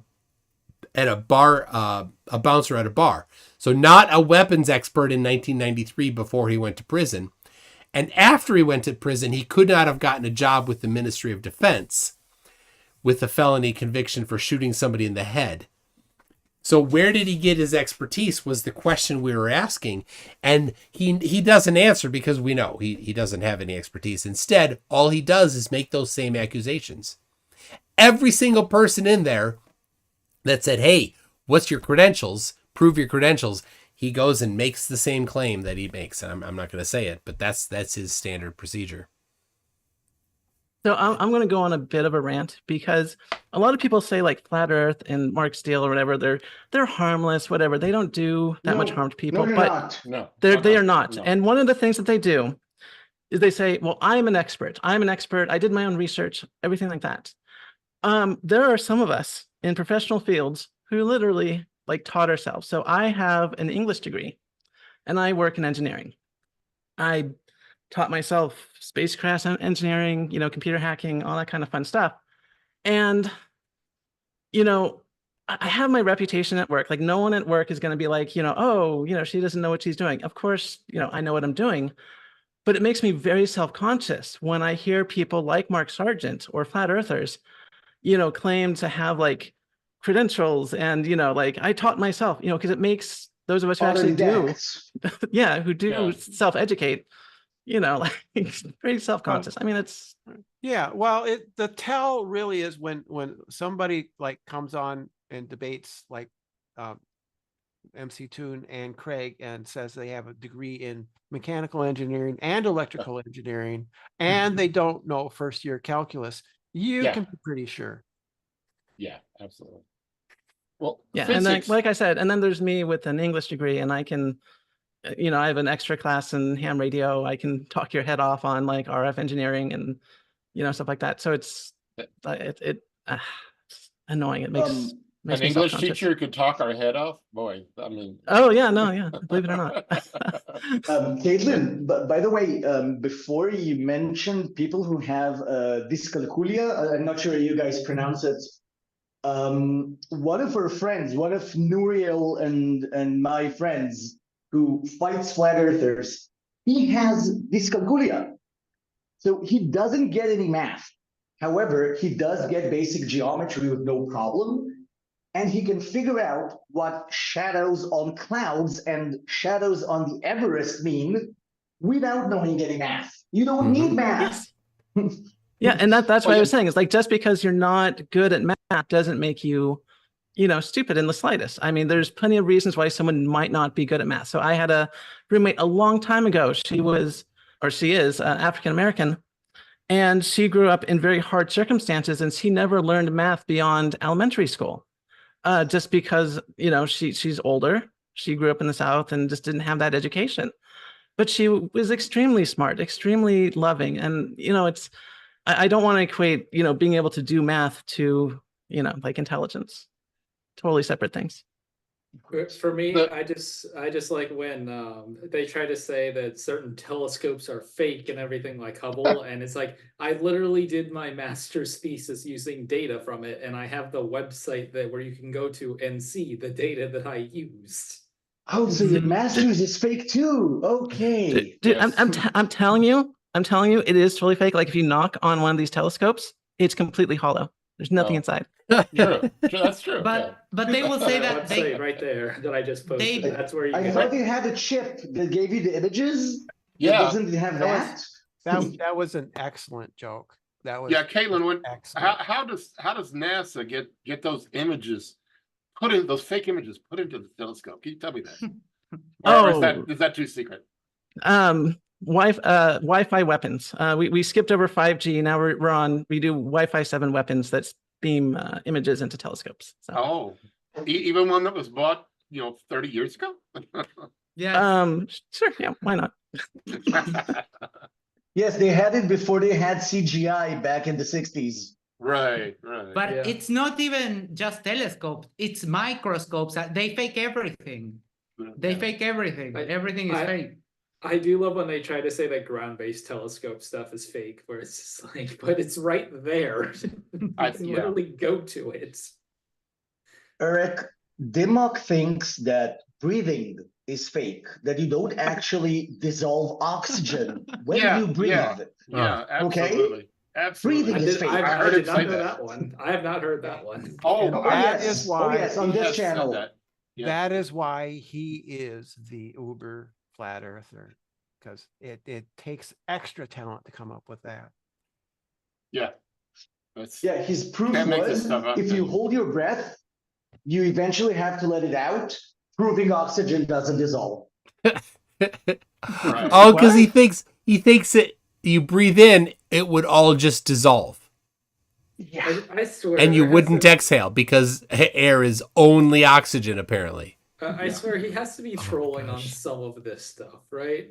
Some of it. I go I mean, around and obvious- around on that. No, yeah, I don't know, but I don't know. Guys like Demok and what's his name, you know? Brian Leakey. Yeah, well, no, not Leaky. But Brian anyway, they constantly just blast over everybody else. They won't let anybody say anything. You know, God forbid you try and interrupt them. It's just, you know, at top speed, machine gun fire words that they blast out, you know, and it's just, it's so rude. I do like seeing anytime you guys like go into the discords and Demok's always on server mute no matter where he is. Oh yeah, he's Yeah. always. Release Yeah, the Brian demo. Mavitt was what I was trying to say. Yeah. Mavitt is definitely one of them. But Yeah. he's a Poe though. Didn't it come out that he's not really a flat Some earther? people think he is. Some I don't know. I go around. They're like, listen to this one where he broke. Like, okay, I don't but know. also no. Yeah. I don't know about Mavitt. I'm not sure. Oh, Mavitt. But my Oh, favorite, jeez. my favorite is Jin though. Oh God. It tastes like pine needles to me. Yeah, well, no, Jin, or however you say his name, was getting feedback from he had a window open and he was getting his own voice and he started arguing with Arguing with himself. himself. Yes, you did. Wait, is there a video of this? I want to see this. He claimed he was in some particular part of the military in England, and people that had been in it were questioning him on it, and he was way off. And they're like, he's just lying. Yeah. Just like that guy last night was just lying about stuff, right? He said he made a radio based on Tesla's patent. Oh, by yeah. adding crystals. Like, oh, how did you do it? I added crystals. Yeah, but specifically, how did you do it? Oh, it's in the patent. Yeah, but what did you do? I added crystals. They were quartz. Can you be specific? No. Quartz. So Look up the that's one thing patent. Yeah. So one of the things I was wondering about is did they have quartz timers back in Tesla's time that No. could do radio frequencies? I don't think they did. No, they did not. No, Yeah. they used LC circuits. Yeah, it would have had to be an LC circuit only. And Yeah. Yeah, that was weird. Yeah, and could Tesla time? Could they do 700 megahertz? That seems a little. Yeah, I mean, yes. Is that Yeah. high? Well- At low power, yeah. So it's radio's all messed up because back when they invented radio, they're like, oh, look at this. It's a megahertz. That's 1,000,000 times per second. That's high frequency. And then they're like, oh, wait, we can do 100 megahertz. That's very high frequency. Oh, wait, now we can do 400 megahertz. Ultra high frequency. And so what we think, and nowadays, when we think of like high frequency, it's actually like what we consider low frequency. Yes. Yeah, that's true. It's like how a gigabyte is nothing today, but back when computer stuff was first getting started, that was like unthinkable. Oh yeah, What's a mini computer? Yeah. Well, Go check what a mini computer gonna is. need more. No one's ever going to need more than 64K. Come on. or Bill 640. Yeah, 640K. That was 640. Bill Gates. Yeah, that was Bill Gates. 1,024 bytes. Come on. So- You're not gonna go. So one of the things that I do, and I'm just not in the flat earth realm that much, but in the realms that I am active in is teaching young students how to hack into computers. And so I give them computers to hack or defend.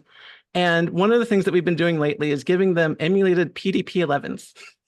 Oh, cool. And, oh, that's cool. To break I love into? You're right. It's running like old, like the original, like BSD Unix. Yeah. and they have to defend it against like red teamers. So they have to like, Yeah. it's like and that thing is running ridiculously small amounts of memory and storage, just a few kilobytes at best. Well, my first computer didn't belong to me, of course, was an IBM 360. IBM 360. That's a mainframe. Yeah. Wow, I heard those are still in existence. Somewhere running in some they've been banks. 370s now. I've replaced them about 30 years ago, but yeah. So the other thing too, like if you want like a career, like where you'll always have job security, I highly recommend people learn COBOL, because those old no, I'm telling you, no, those old IBM mainframes are still in use, and there's like only a few people in the world that like still program them and use them and stuff, and for good reasons. Yeah. Well, but I mean, I always used APL on the 360. But... Okay. I'm lucky I'm where sorry, I've only had to no use... humans used APL. Come on, I've seen it. I don't know how to program it, but I did see it at one time. No one has ever accused me of being a human. That is not a human interface language. I loved it. I loved APL. I really did. I've only had to use C++ and Python, and then I know a tad bit of Fortran, and that's it. Nothing else. So some people are bad mouthing COBOL, but I'll have you know that the Terminator runs on COBOL. The Terminator?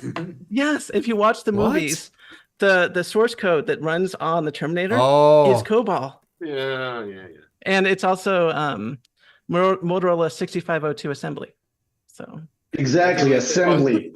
Wait, hold on. Motorola 6502 assembly? Yep. All right. I know that just like the Apple IIs. Stranger Things uses basic. That one of the early Martian probes was lost because they were writing. NASA was doing everything in COBOL, and someone missed a semicolon, and it crashed the satellite. Toon is looking for. Toon is. He's looking for 6502 I remember assembly. seeing a story that was about specs. There was a famous case with the rocket where they used like a float instead of a double or something like that. Yeah. And then the angle went wrong, and they had to blow it up. Otherwise, it would. There you go. Fall into some Mike's city. got it. Yeah. Mike's got it. So, Mike, what do you have? Top-down assembly language programming for the 6502 personal computer. Yeah. You're evil.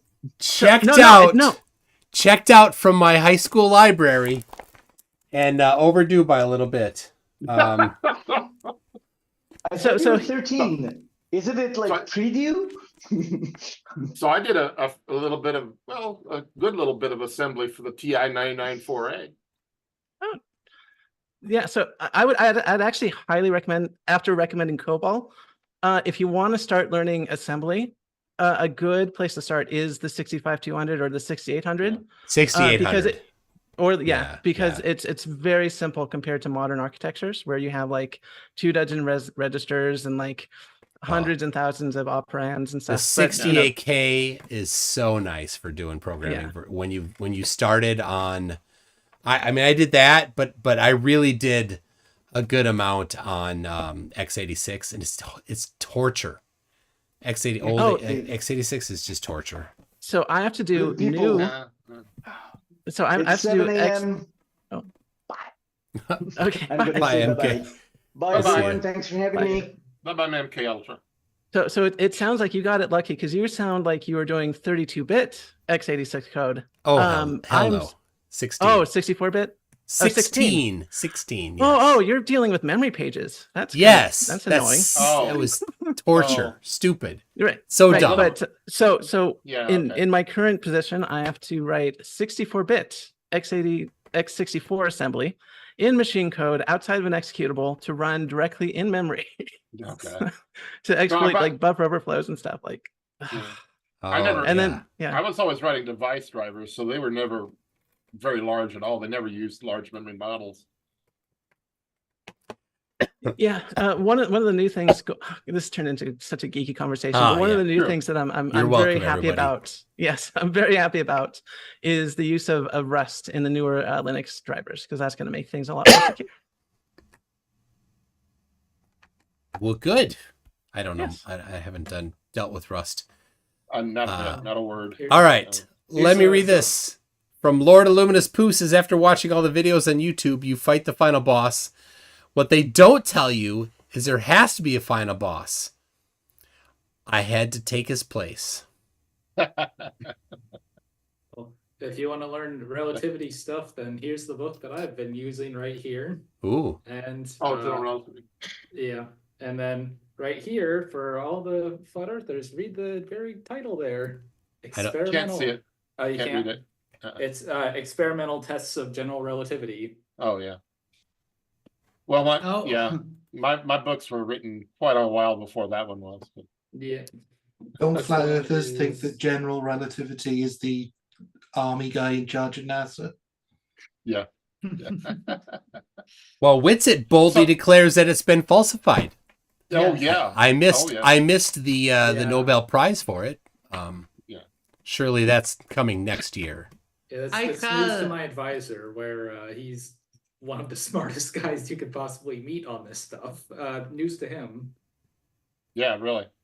I had a debate on MDD last week on Friday, I think, and the guy was going on and on about how radiometric dating, and he actually had the nerve of claiming a Nobel Prize during the debate. He said, "Well, this will give me my Nobel Prize," and then said some nonsense about how radiometric dating doesn't work. Wow. Yeah, it was insane. Sounds like something Tucker Carlson would say. Like he like that one interview he had last week, was it? Where he was on forget where he was on. It was Professor Dave did a video on it. Gutsick Gibbon did a video on it. This is pretty much how stupid Tucker Carlson is. Oh. It sounds like something that he would say. So physics essentially at its heart is geometry. It's all geometry, really. Certainly calculus is geometry, yeah. But the thing is that flat earthers have no conception of geometry, certainly not of 3D. No. And forget about 4D, geometries. I mean, it's almost impossible for us to visualize 4D, I'm amazed how many of them don't understand measuring things with triangles. Oh no. So you won't be able to read this, but Austin would like this because this is the part of the spacecraft engineering textbook that I use that goes over Earth-centered, Earth-fixed coordinate systems. Oh. And orbital mechanics. Does it cover the dynamic equivalence? or the kinematic equivalence? What? So his technique is to talk about geocentrism. He says, and when he's talking about geocentrism, he says there's a kinematic equivalence and a dynamic equivalence between the heliocentric model and geocentric model. That's not true. Why? Of course we only. Yeah, of course we know that only that's not applies true. to linear motion, but it can't be true because there's retrograde motion in planets, and so there'd have to be something accelerating them backwards. Which that's what he doesn't get. He says that there's a kinematic equivalence, well, kinematic. Okay, it's just moving. Okay, you're just describing the movement. It doesn't have any forces. The dynamic does have forces, though. So what's the dynamic equivalence for retrograde motion? Not provided. You know what he said? He said Lorentz magnetic field. Yes. Right? Which he likes to fancy it up. He says it's the Lorentzian magnetic field. Magnetic field, yeah. I'm like, how are those? Well, yeah, Lorentzian field. You don't usually say He just wants to magnetic. sound fancy. Yeah. So for the audience, a Lorentz field is both an electric and magnetic field together at the same time. So it causes things to move quite differently because affecting a charged particle, and those charged particle changes the charged field that it's moving in, so it modifies its own field while it's doing it. So it's complicated to calculate that. But he said, and I think the reason why I said that is because when you do see a charged particle move in a Lorentz field like that, it does a spiral in a curve, right? So, but it's like 3D, right? It's a 3D helical. spiral in a curve, yeah. But what he does, he just takes that and flattens it in his head. He's like, oh, that just looks like a looping retrograde orbit. That's it. He's Right. looking at the spirograph pictures, right? Yes. Yes. And the funny thing is like, everyone says like light is, both a particle and a wave, which is technically true, but when it's traveling and not interacting with anything, it's a wave. Like you wouldn't have like nice patterns like that, Well, he's not talking about light. He's talking about the planets. Planets, yes.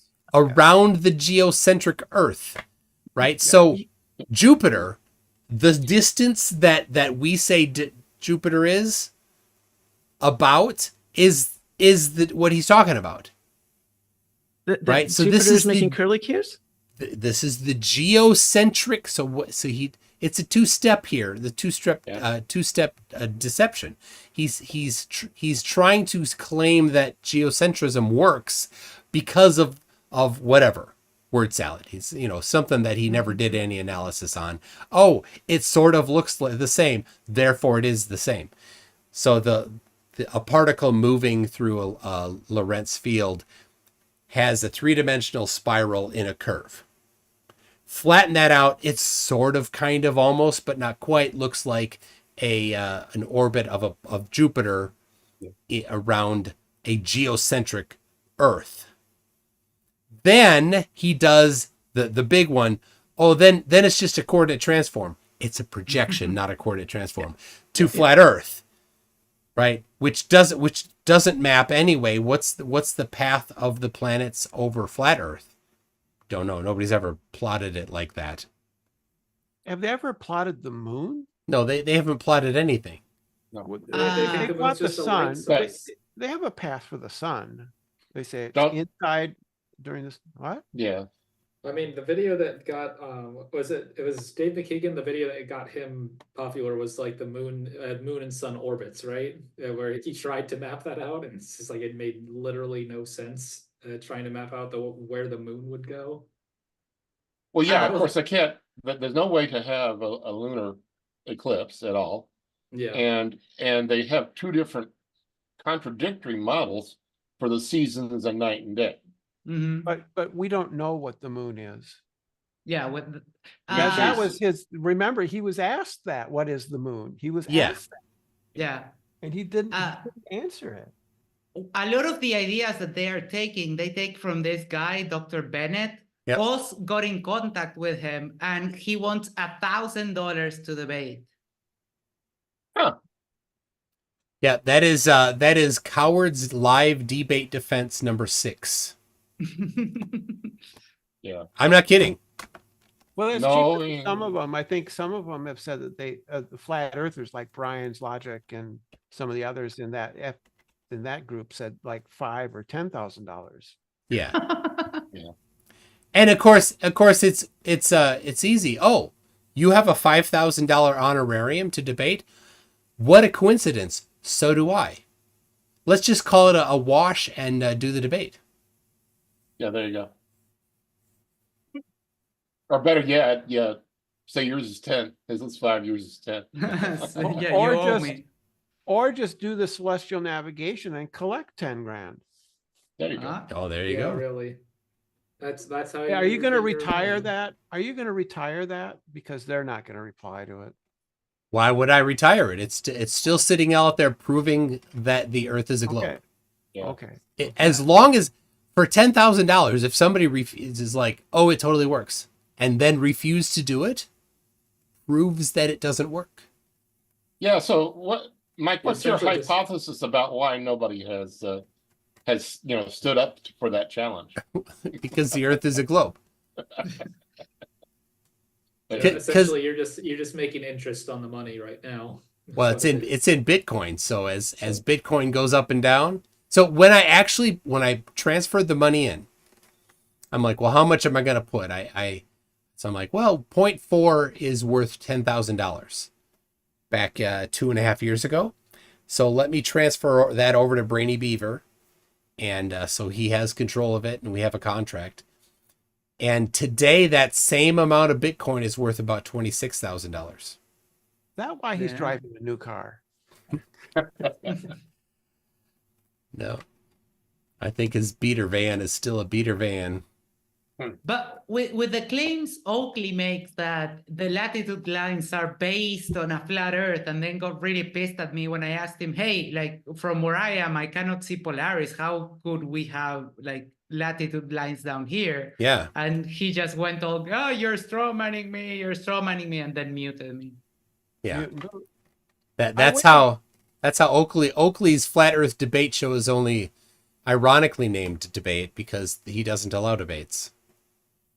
Yeah, when I challenged Witsit to solve two simple equations with two variables, 8th grade stuff, he blew his top. He got What, you so gave him angry. two equations with two variables? Yep. Two equations. Oh my gosh. Two Is this simple down equations. somewhere? I'd love to hear it. You didn't record it?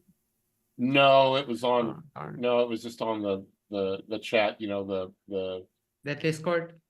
Yeah, the Discord, and it's the one that got shut down. Tango 44 always asks them questions like that, and they don't want to go anywhere near those. But he asked them like basic like projectile questions.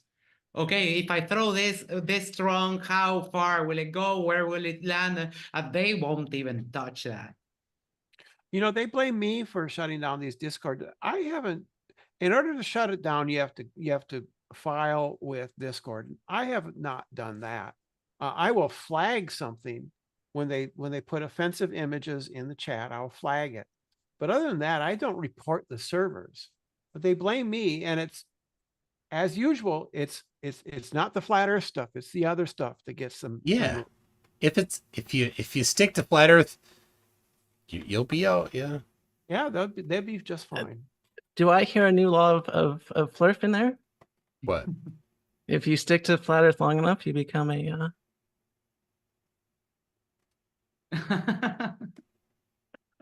A what? a not a nice person. Oh.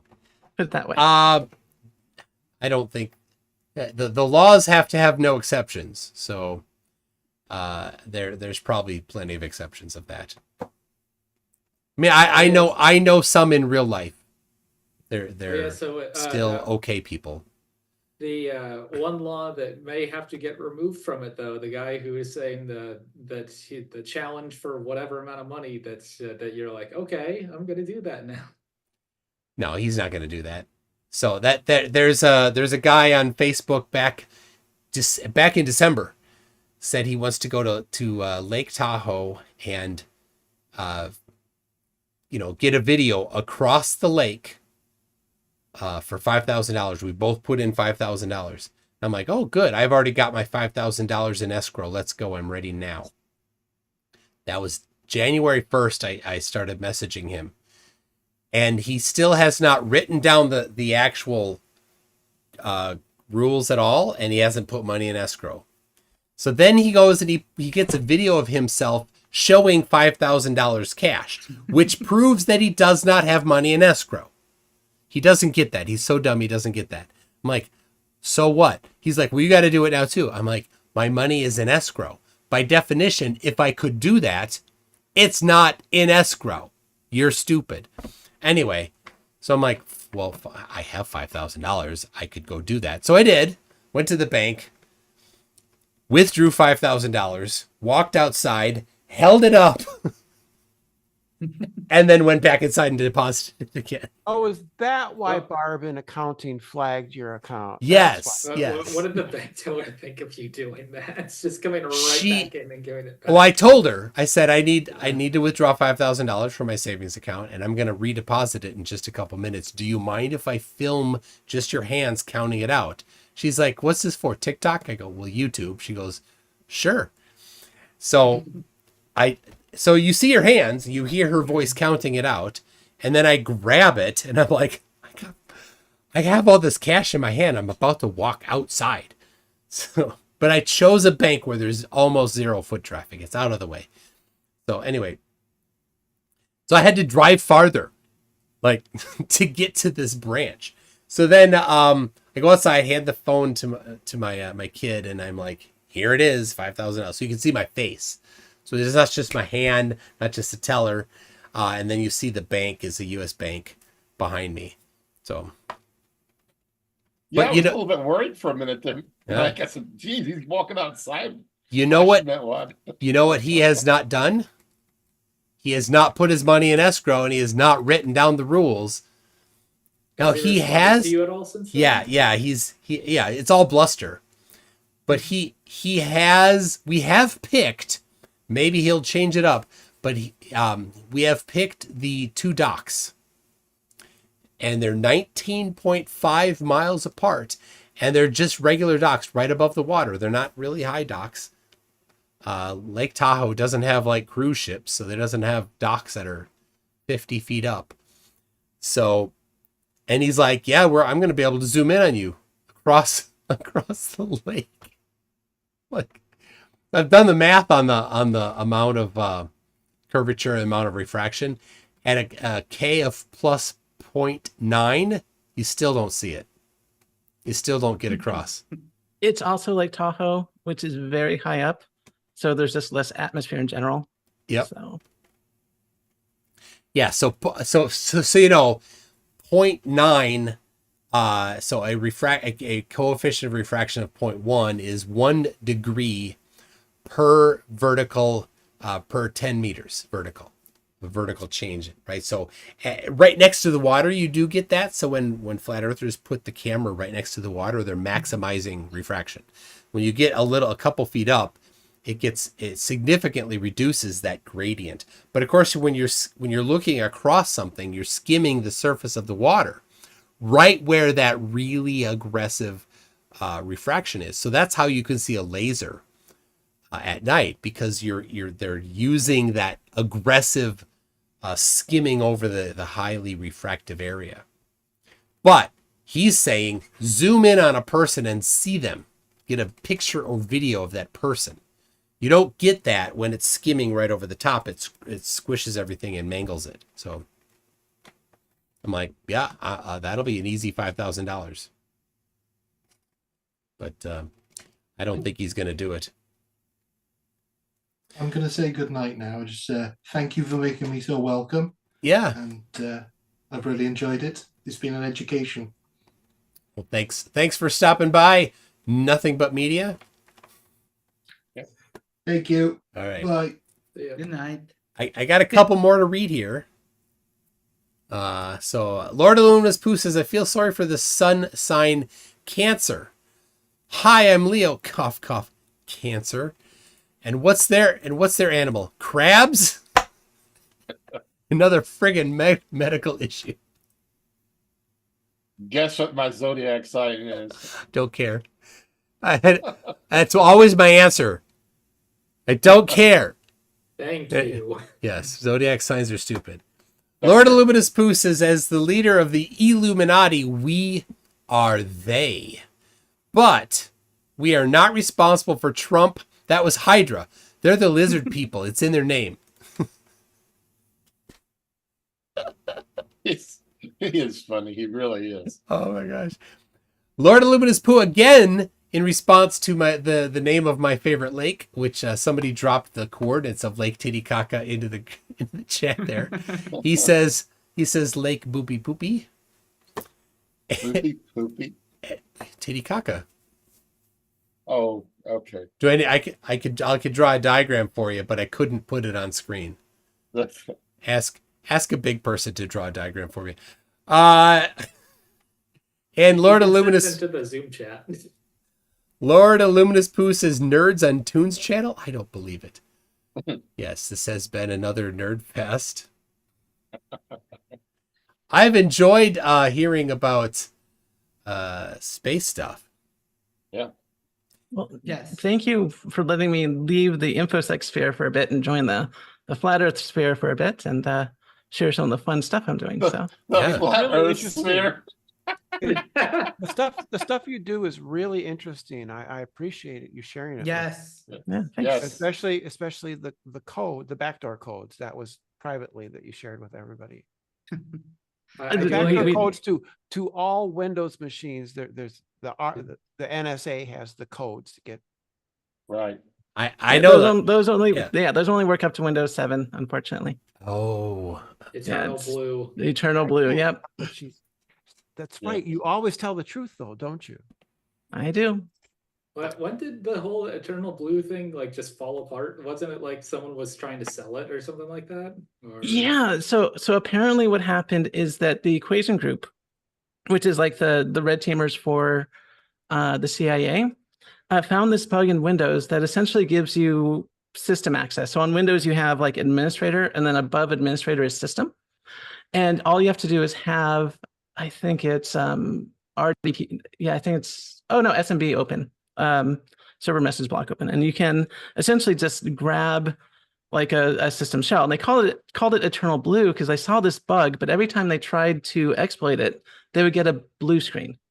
And eventually they got it working, and it was all over it at that point. Every Windows version prior to like a few updates of Windows 7, you can just get in. Pretty sure it was like that was partially helped with finding Bin Laden. I think that was one thing with it. Oh no, so I think it was involved, if I remember correctly, it was involved with Stuxnet. So I was gonna say Stuxnet, Stuxnet, yeah. Oh. Yeah. So for people in the audience that don't know what Stuxnet is, that was a CIA operation. Brilliant. Where they left a bunch of rubber ducky like USB sticks in a parking lot, and this parking lot was in front of a nuclear refinement facility in Iran. They would put the USB devices in their computers, and what Eternal Blue would do is go on to all the computers on the network, infect it with code, and that code was designed specifically to make the centrifuges like not work correctly. Yep.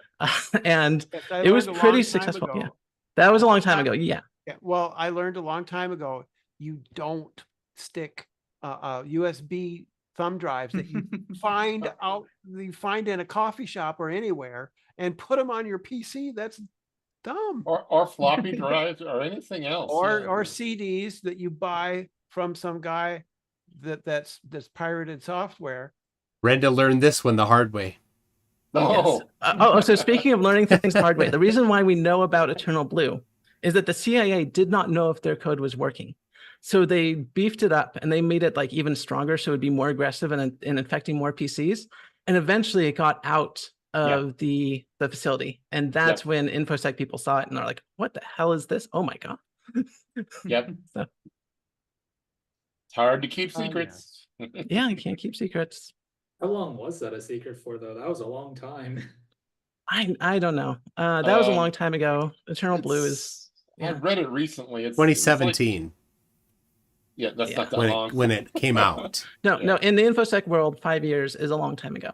Well, Yeah, but I mean, it's like from when it was found to like when it was like finally over, though. Like, how long was that held a secret for? Oh, probably less than a year. When the NSA figured it out? Yeah. Because it definitely was Windows 7 that they found it on, and that's what was exploited. So not too long. Well, it was long enough that it took them a while to figure out why their centrifuges were breaking down so often. That is just so funny. A virus that the only thing it does is make a very particular brand of centrifuge spin too fast. Yep. It was brilliant. It really was brilliant. Yeah. Well, yeah, it was effective. It worked. Yeah. Well, just like the Eagle that the Soviets gave to the Americans. And it was a long time before the Americans figured out what was going on. And the Soviets it was there in the embassy. Where was the embassy? Was it in, I don't remember, but at any rate, they were getting conversations from that Eagle because it had a tuned microwave cavity.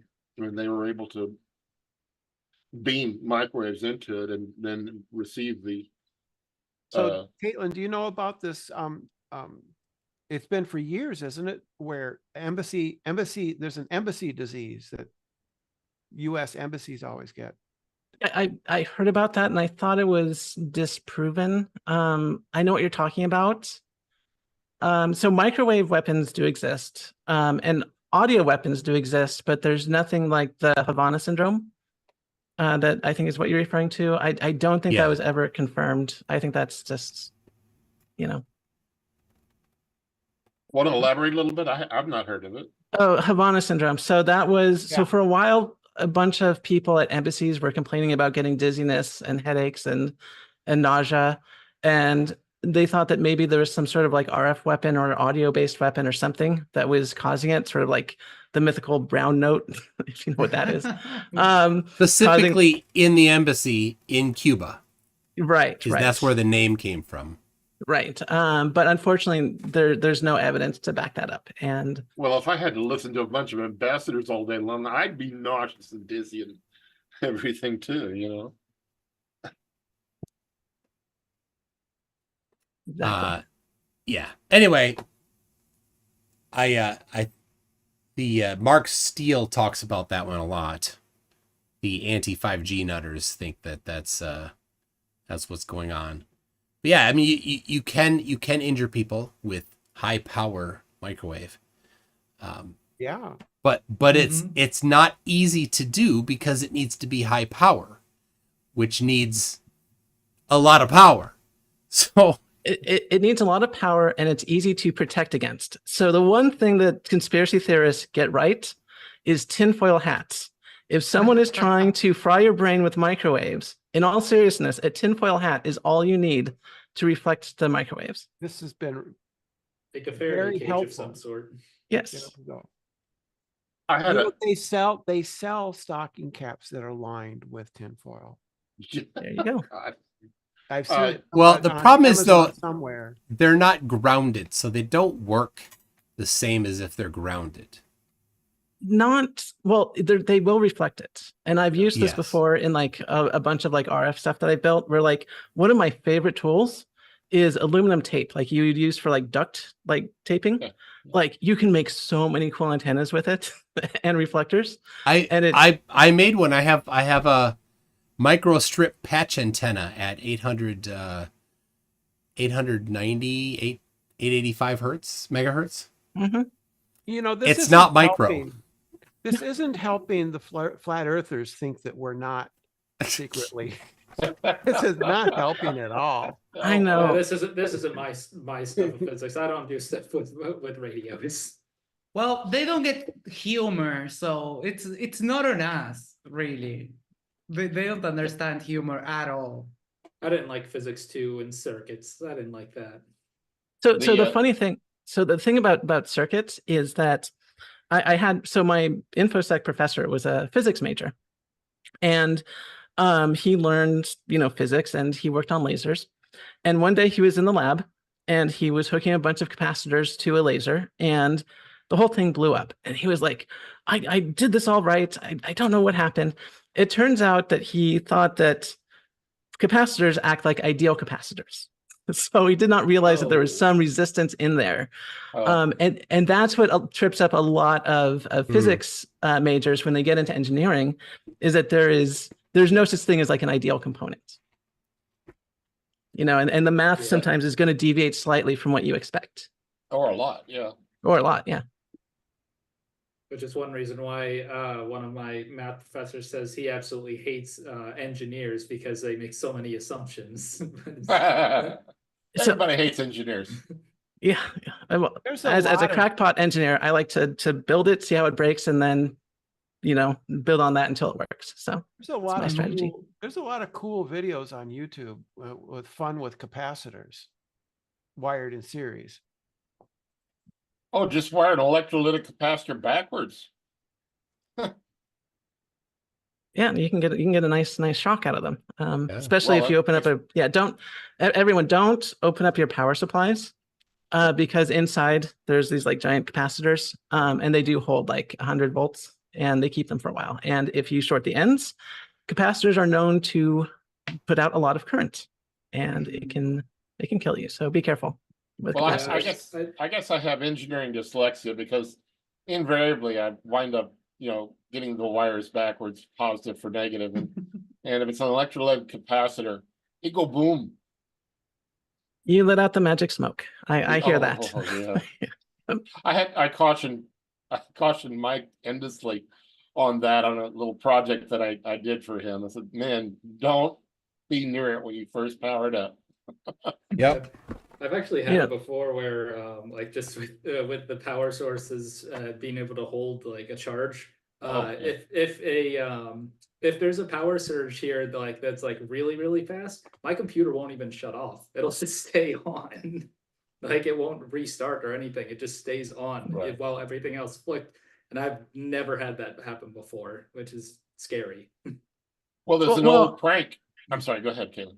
Oh no, I was gonna say so the CPU is running on like 1.5 volts at most. And your power supply has these like large capacitors, which are designed to do exactly that. If there's like a small interruption in the phase, like it will continue to draw a bit of power, but very briefly. If you have a well-made power supply. So.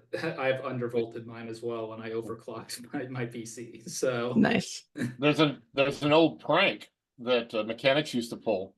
Of course, your car uses a capacitor along with your coil as part of its ignition, and those capacitors are pretty good in terms of low leakage capacitors. And so you can charge one of those up with 1,000 volts or so, and just leave them laying around your desktop, and somebody comes in and touches them and gets a really interesting surprise. Yeah, but what do you do with the body?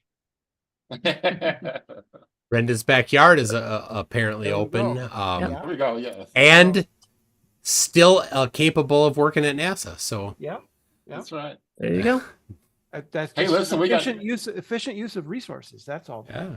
We've got 40 acres with only 2 buildings on it. So hey, it's a little hard to dig though in that limestone, but you could do it. All right. Lord Illuminous Pooh says there is a website called Had CERN Destroyed the World? And when you go there, it just is a white screen with the word no. That's probably has CERN destroyed the world. Nice. But they have the goddess Shiva. The people that claim,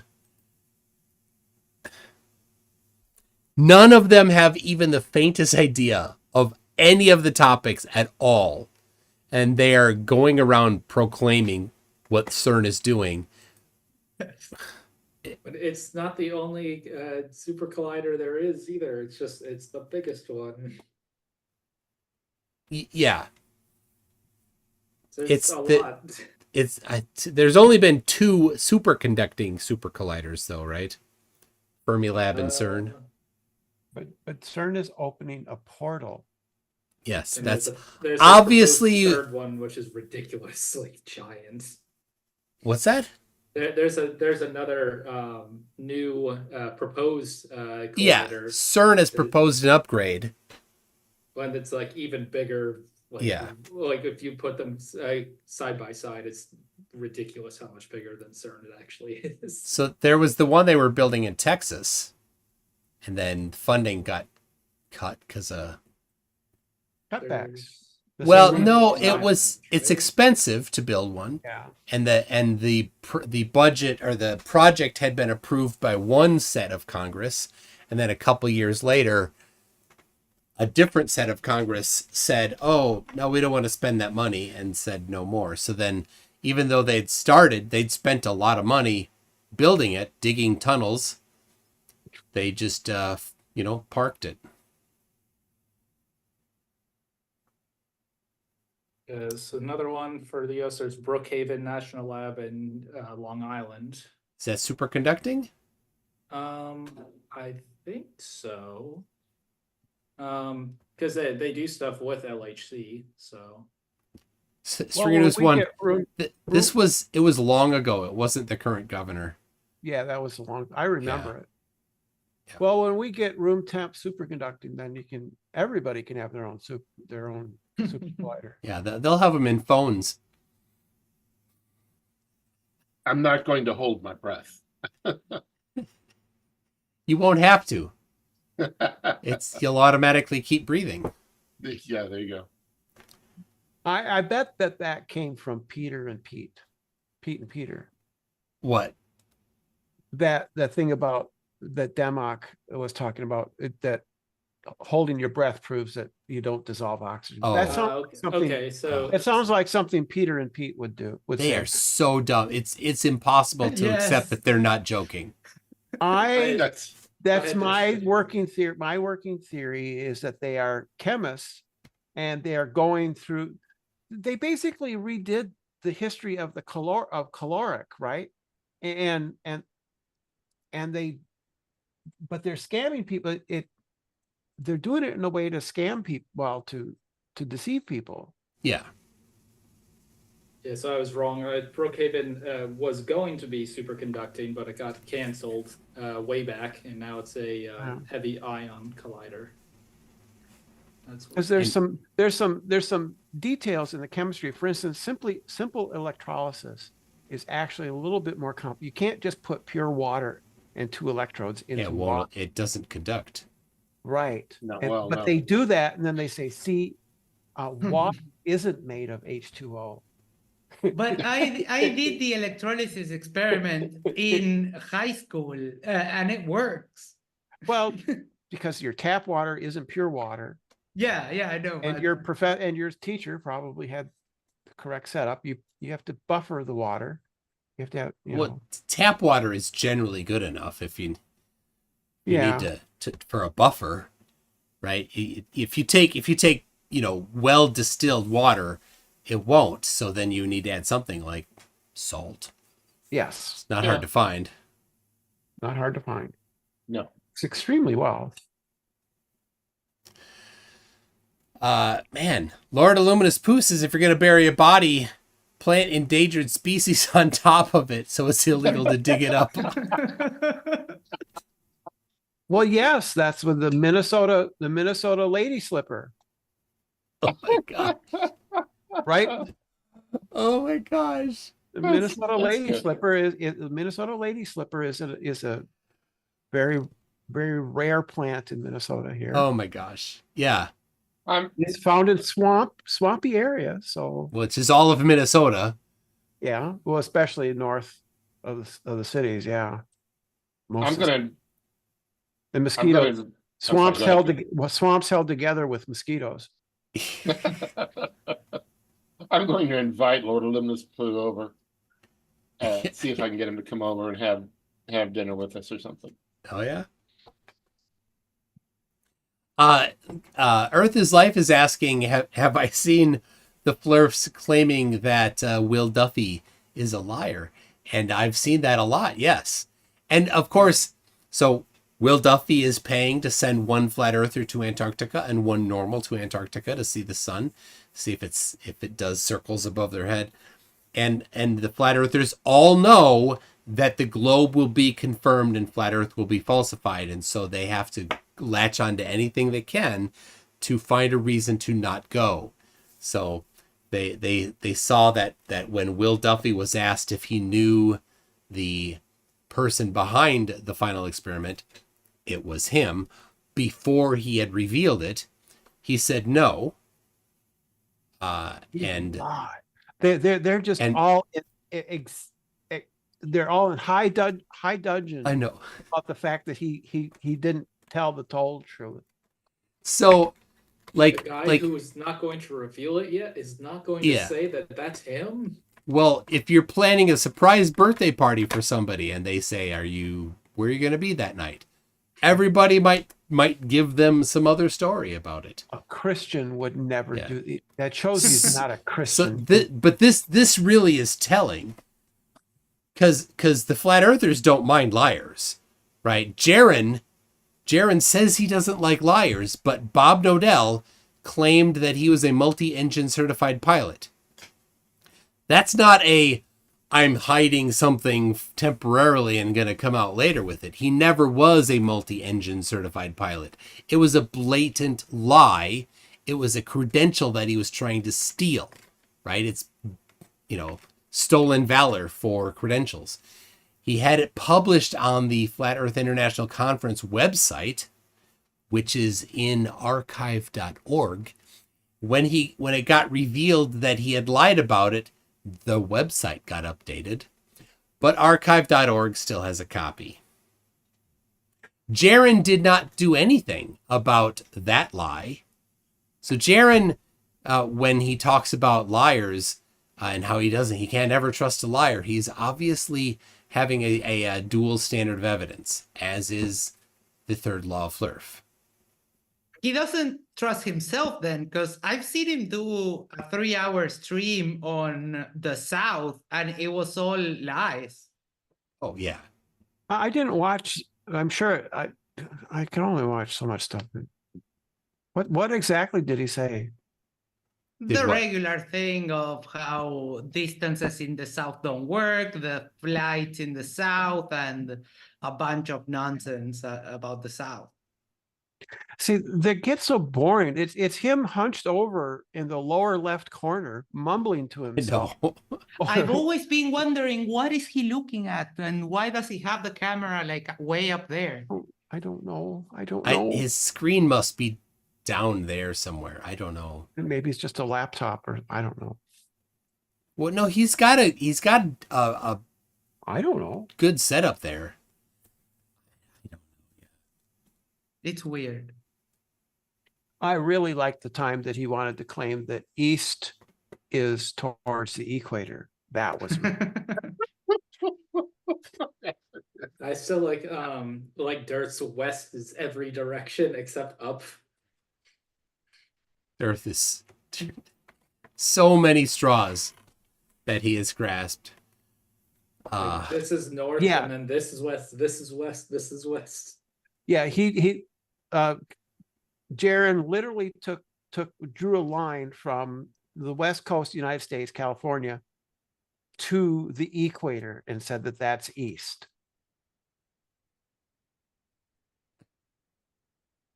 So New York is on the east. I mean, New York is on the equator. If you follow the latitude line of latitude, but that can't be right. That's straight south.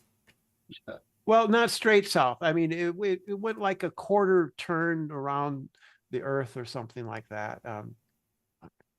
I don't know. Oh, if you take your instantaneous position of east or west and just go straight, that's called a rum line, RHUMB. Right? A lot of people get confused about this.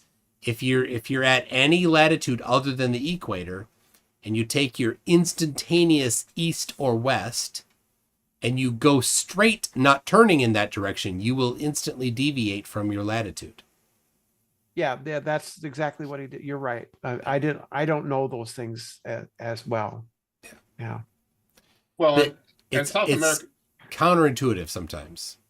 Right, but think about orbits, because that's essentially the same thing that's happening, where you have an object on a straight trajectory, but it will sort of curve around, and if you look at it on like a flat map, it'll look like a sine wave. Yeah. Oh yeah. If you look at the path of the ISS on a map, it goes like that. Right. Mm-hmm. Or the sun. Yeah. Although, actually, South America is quite a ways east of California. You're going southeast of California to get to South America. Yeah. What is your time zone there, Max?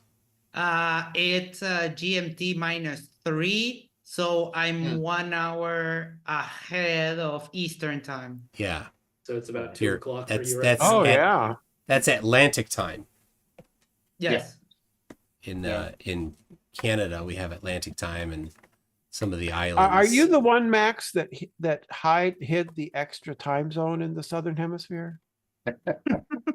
Yes. That time zone thing is such an idiot thing for them to say. Yes. What was that one? They think that because there's more time zones in the Southern Hemisphere, that it somehow supports their pizza map, but it still takes 24 hours. It but doesn't. They love the Gleason map. They love the Gleason map, and that is like the one. Yeah, it's their pizza map. Yeah. Well, Australia is hiding the additional time zone because Australia only has 2 time zones, but it should have 3. It has 4. Alaska has 1 time zone. I thought I looked at it wrong. Australia has 4, but it has one of them is a half hour instead of a full hour. If I remember that right. Because what they don't get is that a lot of these are political and therefore like convenience. Exactly. Yeah. Oh yeah, there's some time zones. China has 1. I like how people in the chat are talking about how we're helping them sleep right now. So yeah. Oh, okay. Oh. Well, everybody's good for something. My favorite Flurf move of all time is when John Stutka, or however you say his name, Quantum Eraser, took Google Earth and proclaimed it was a flat Earth map by looking at the elevation differences, and proudly could proclaim this. They've lied to you. This is the flat Earth. They just projected it onto a globe. That so dumb. Was a monumental act of chutzpah. I don't even put it. It's jaw dropping, and it tells you what he thinks of the people of how dumb he thinks that they are, that they would fall for that. Because I don't. Here's what you can show them though. If you use the Apple Maps and you just go back out, back out, back out. What is that? It's a globe. It's a globe, yeah. All right. CV McCuller says, I sadly had a woman come into work asking for Mylar insulation. It was for the waves and the 7G radiation. She was from Minnesota. Oh dear. No. Please no. And then CV McCuller again says She's they probably from Edina. She's probably from Edina. You mean Edina? Every day I need attention. So I was so if you don't know, Edina is the posh suburb. They have a lot of money in Edina, and so all of the high schoolers that are playing sports against Edina call them the cake eaters. And so we were recently driving near the high school, and I go to my kid, had of course had no background in this, but did know about the cake, just vaguely knew about the cake eating thing of I don't know what queen of France it was, but anyway, we're driving. I go, you smell that?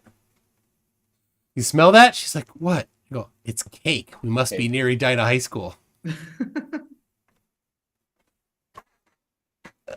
Similar to in Connecticut, there's one area of Connecticut where essentially anyone that works on Wall Street lives there, because even though taxes are freaking high in Connecticut, they're not as high as New York. So they'll just commute in. So it's like the richest part of the country.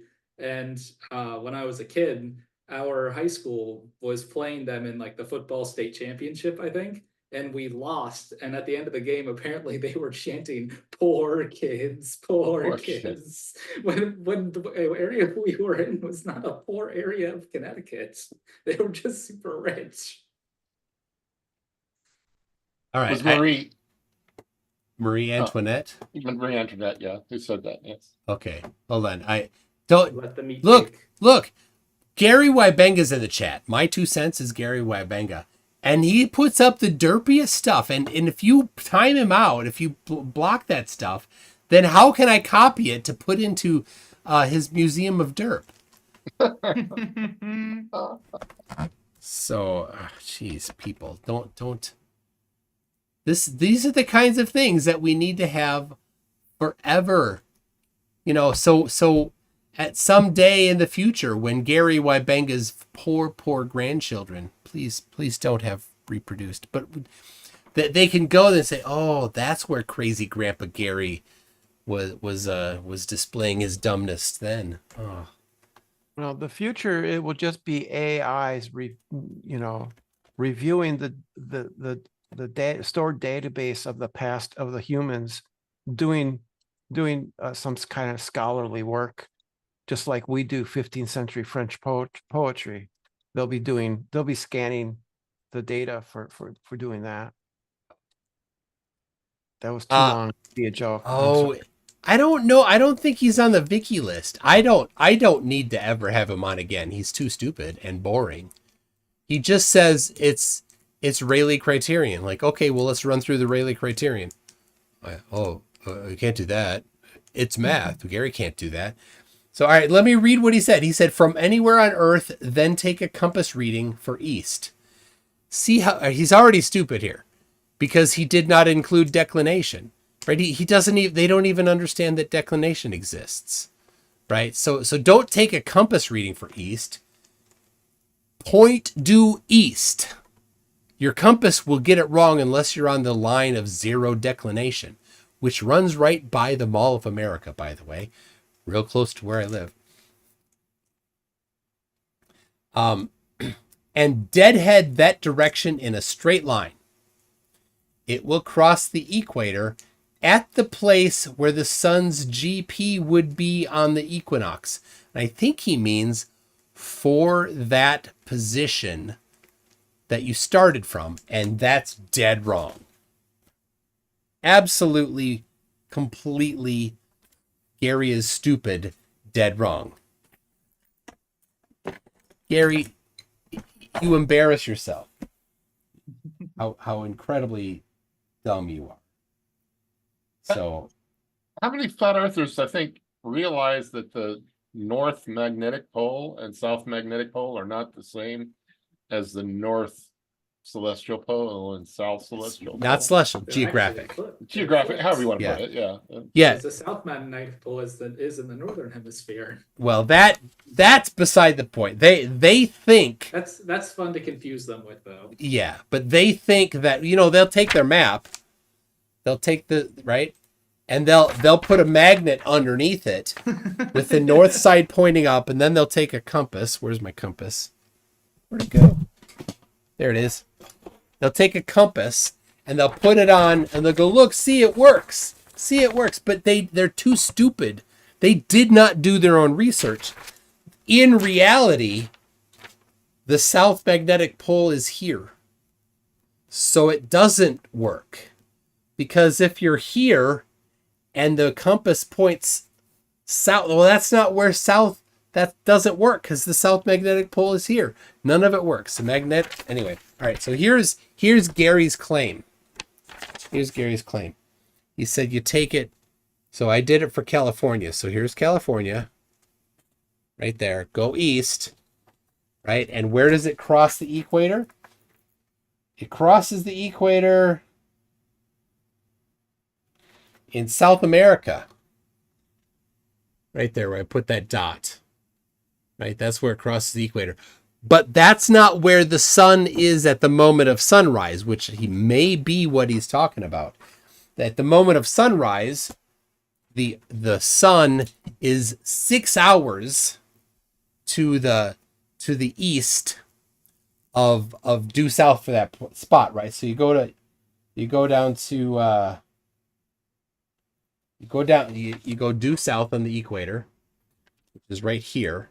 That's the equator due south from California. And then you go 6 hours, which is 1/4 of the way around the dirt pizza, which is here. Right? So it's hard to see. I'll use a pen.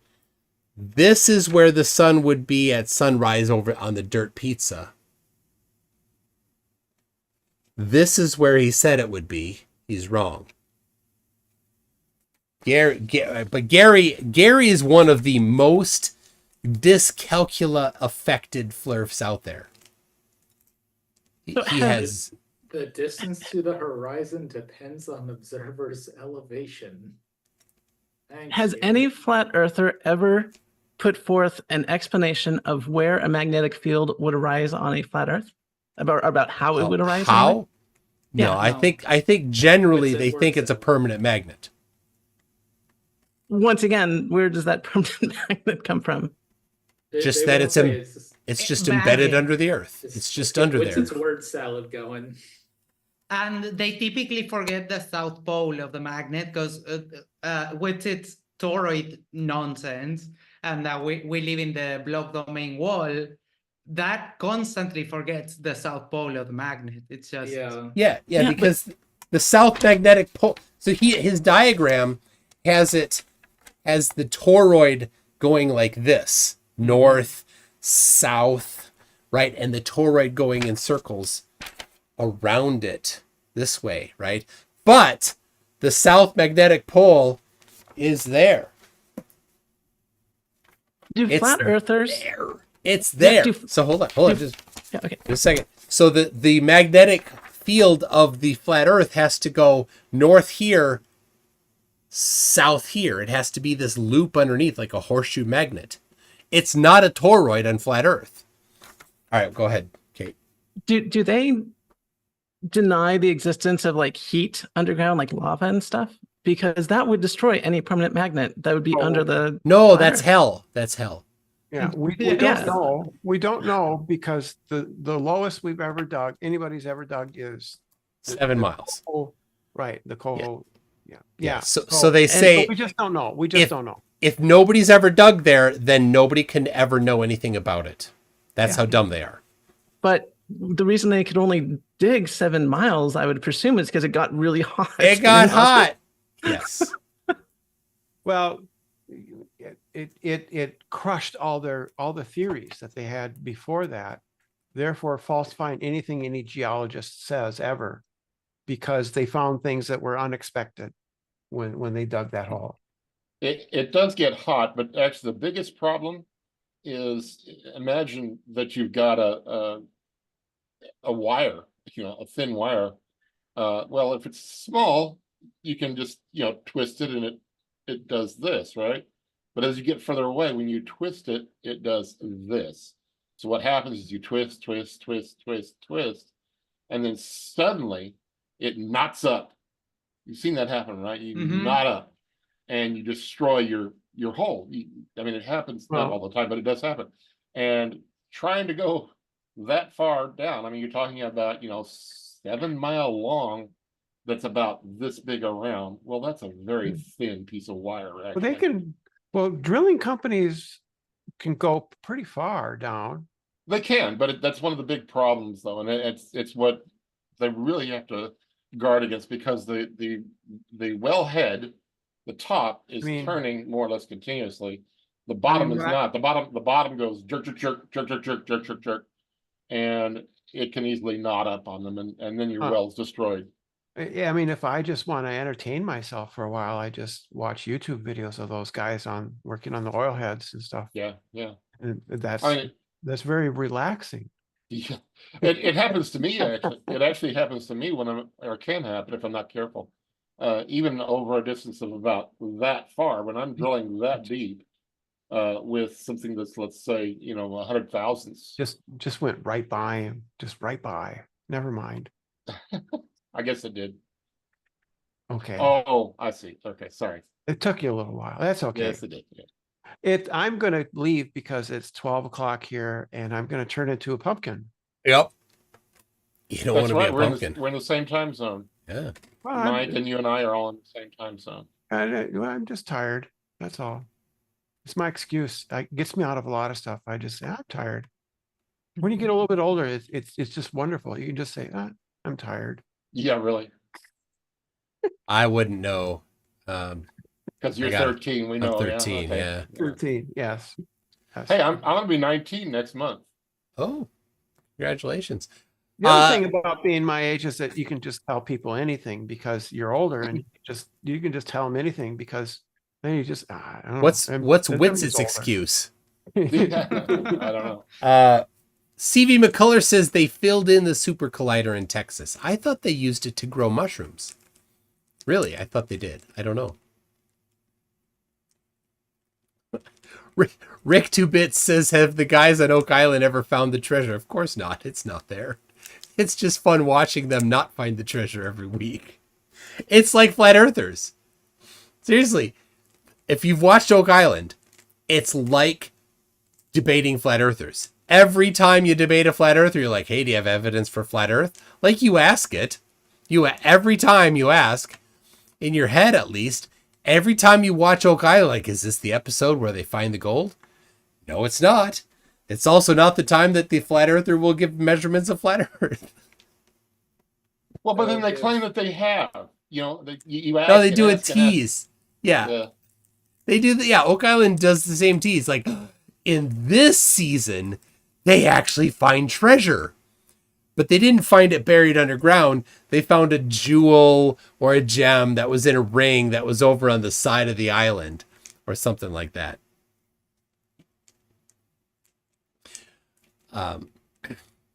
So I do love watching that show. And of course, the guy that I had on last night wrote a book about Oak Island.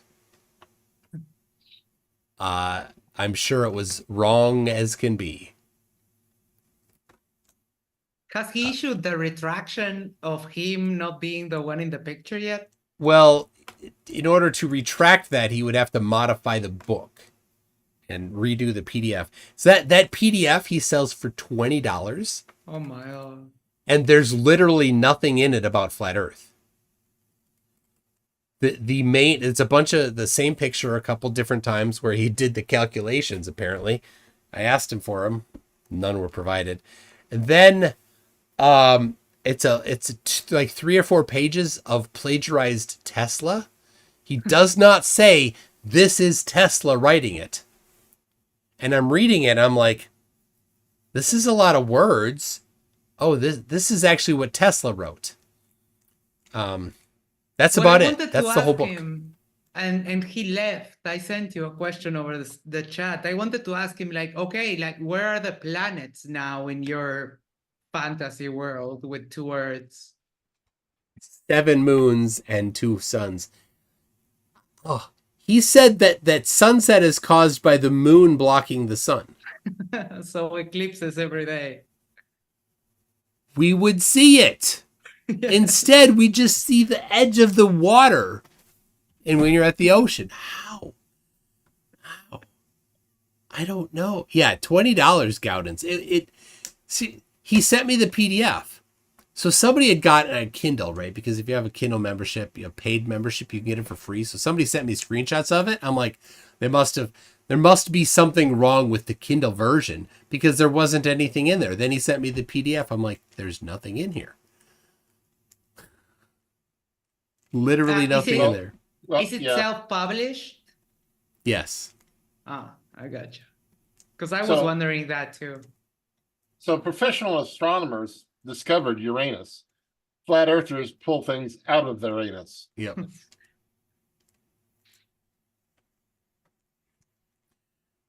Gary. More derp from Gary. A 45-degree angle from the observer to the ground. From the observer to the ground, right? So if you're standing at the ocean and you look down 45 degrees, it's from your eyeballs to the ground, 45 degrees is the same distance, that ground, as your eyeballs are from your feet, right? So if your eyeballs are 5 feet up, then you're looking down to the ground and that's 5 feet away from you. Okay. The 45 degree from the observer to the ground covers much less distance than a 45 degree angle from the observer to the sky. What? Wait, what? Well, so you look up 45 degrees, right? And wherever your eyesight hits something, if there's no clouds, what's it hitting? Nothing. maybe a star or the sun or the moon. Yes, that distance from if you draw a line from the top of your head to wherever you're intersected, that linear distance from the intersection point to the line emanating from your head, yes, that's very far away. Very, very big distance. Wow. What does that have to do with anything, Gary? Nobel Prize there. Gary. Wow. Yeah. Amazing. You have such a deep understanding of geometry. I was thinking he was trying to do something with triangles, like looking at the ground compared to your feet. And I'm just like, even that would have been wrong. The poor child. He understands nothing. Just watching him go around, just waffle out nonsense. Yeah. Like Has Gary come on here before? Or... Yeah, he's useless. Well, Mabbott screams so loudly, "Oh, but it's a triangle. Everything, anything involving celestial navigation requires a triangle. You have to have a triangle." It's like, no, it's just an angle. It's just one vertex. This. Yeah. Done. Yeah. All right, You so don't- he you wants don't need this extra bit. he wants me to think of the clouds. Okay, let's imagine clouds 3 miles up. Yep, the angle from your eyeball to the clouds 3 miles up. That where that intersects the clouds to the line emanating from your head. Now, I'll give you a little thing here. Gary, I can calculate that distance. I can. You can't.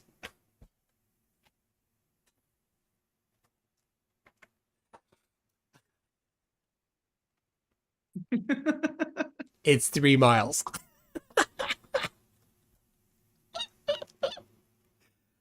Oh my gosh. And no doubt Gary couldn't have even figured that out. A 45, 45, 90 triangle. Beyond his comprehension. Oh my gosh. Okay. I'm going to be like Brenda and say that it's time to wrap up. Yeah, So it's late. it is late for everybody. Thanks for coming on, everybody. Hey, Well, Caitlin? thank you. Yeah, thank you for having me on. Caitlin, how can I contact you? I'd like to contact you. Why don't I put my email in the Zoom chat? Okay. Sorry, my cat is on my keyboard. All right, I'll wrap it up. You guys, the Zoom call will continue. Everybody, There you thank you very much for joining us tonight. It was a long one. We just talked and talked. But look out for tomorrow. I will be reviewing Witsit's debate against Lore Lodge. Here we go. Thanks, Mike. MC2, drop that beat. All right, let it flow. Let yourself go. So I know that is the tempo. So, yeah, let's do this. So, Let's do this. Yo, it's MC2, the debunking tycoon. I shatter flat earthers, make them face the moon. Your attempts are decent, but they'll swoon in the face of my logic like a deflated balloon. Oh, MC2, the one to soon cartoons. On the real stage, send it first to their views. Your theories are like old brooms, sweeping ignorance or just spreading the views. FDFE stands for fumbling the facts, evidently. I drop truth bombs so splendidly. Your approach is soft, mine's unrelenting. I bring the science while you're just venting. MC2, the buffoon with silver spoons. I tackle pseudoscience, make them change their tune. You're the sidekick, I'm the room. When it comes to debunking, I'm the room.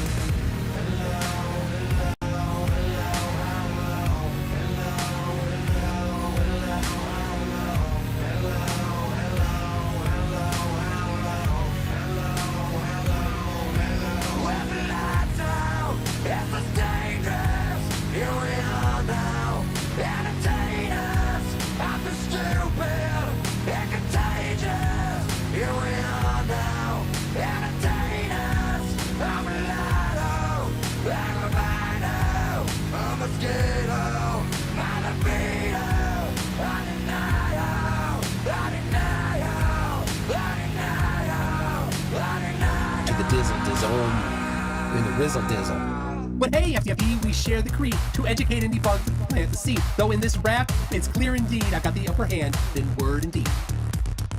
All right, hold on a second. The Zoom call died. Everything died. No.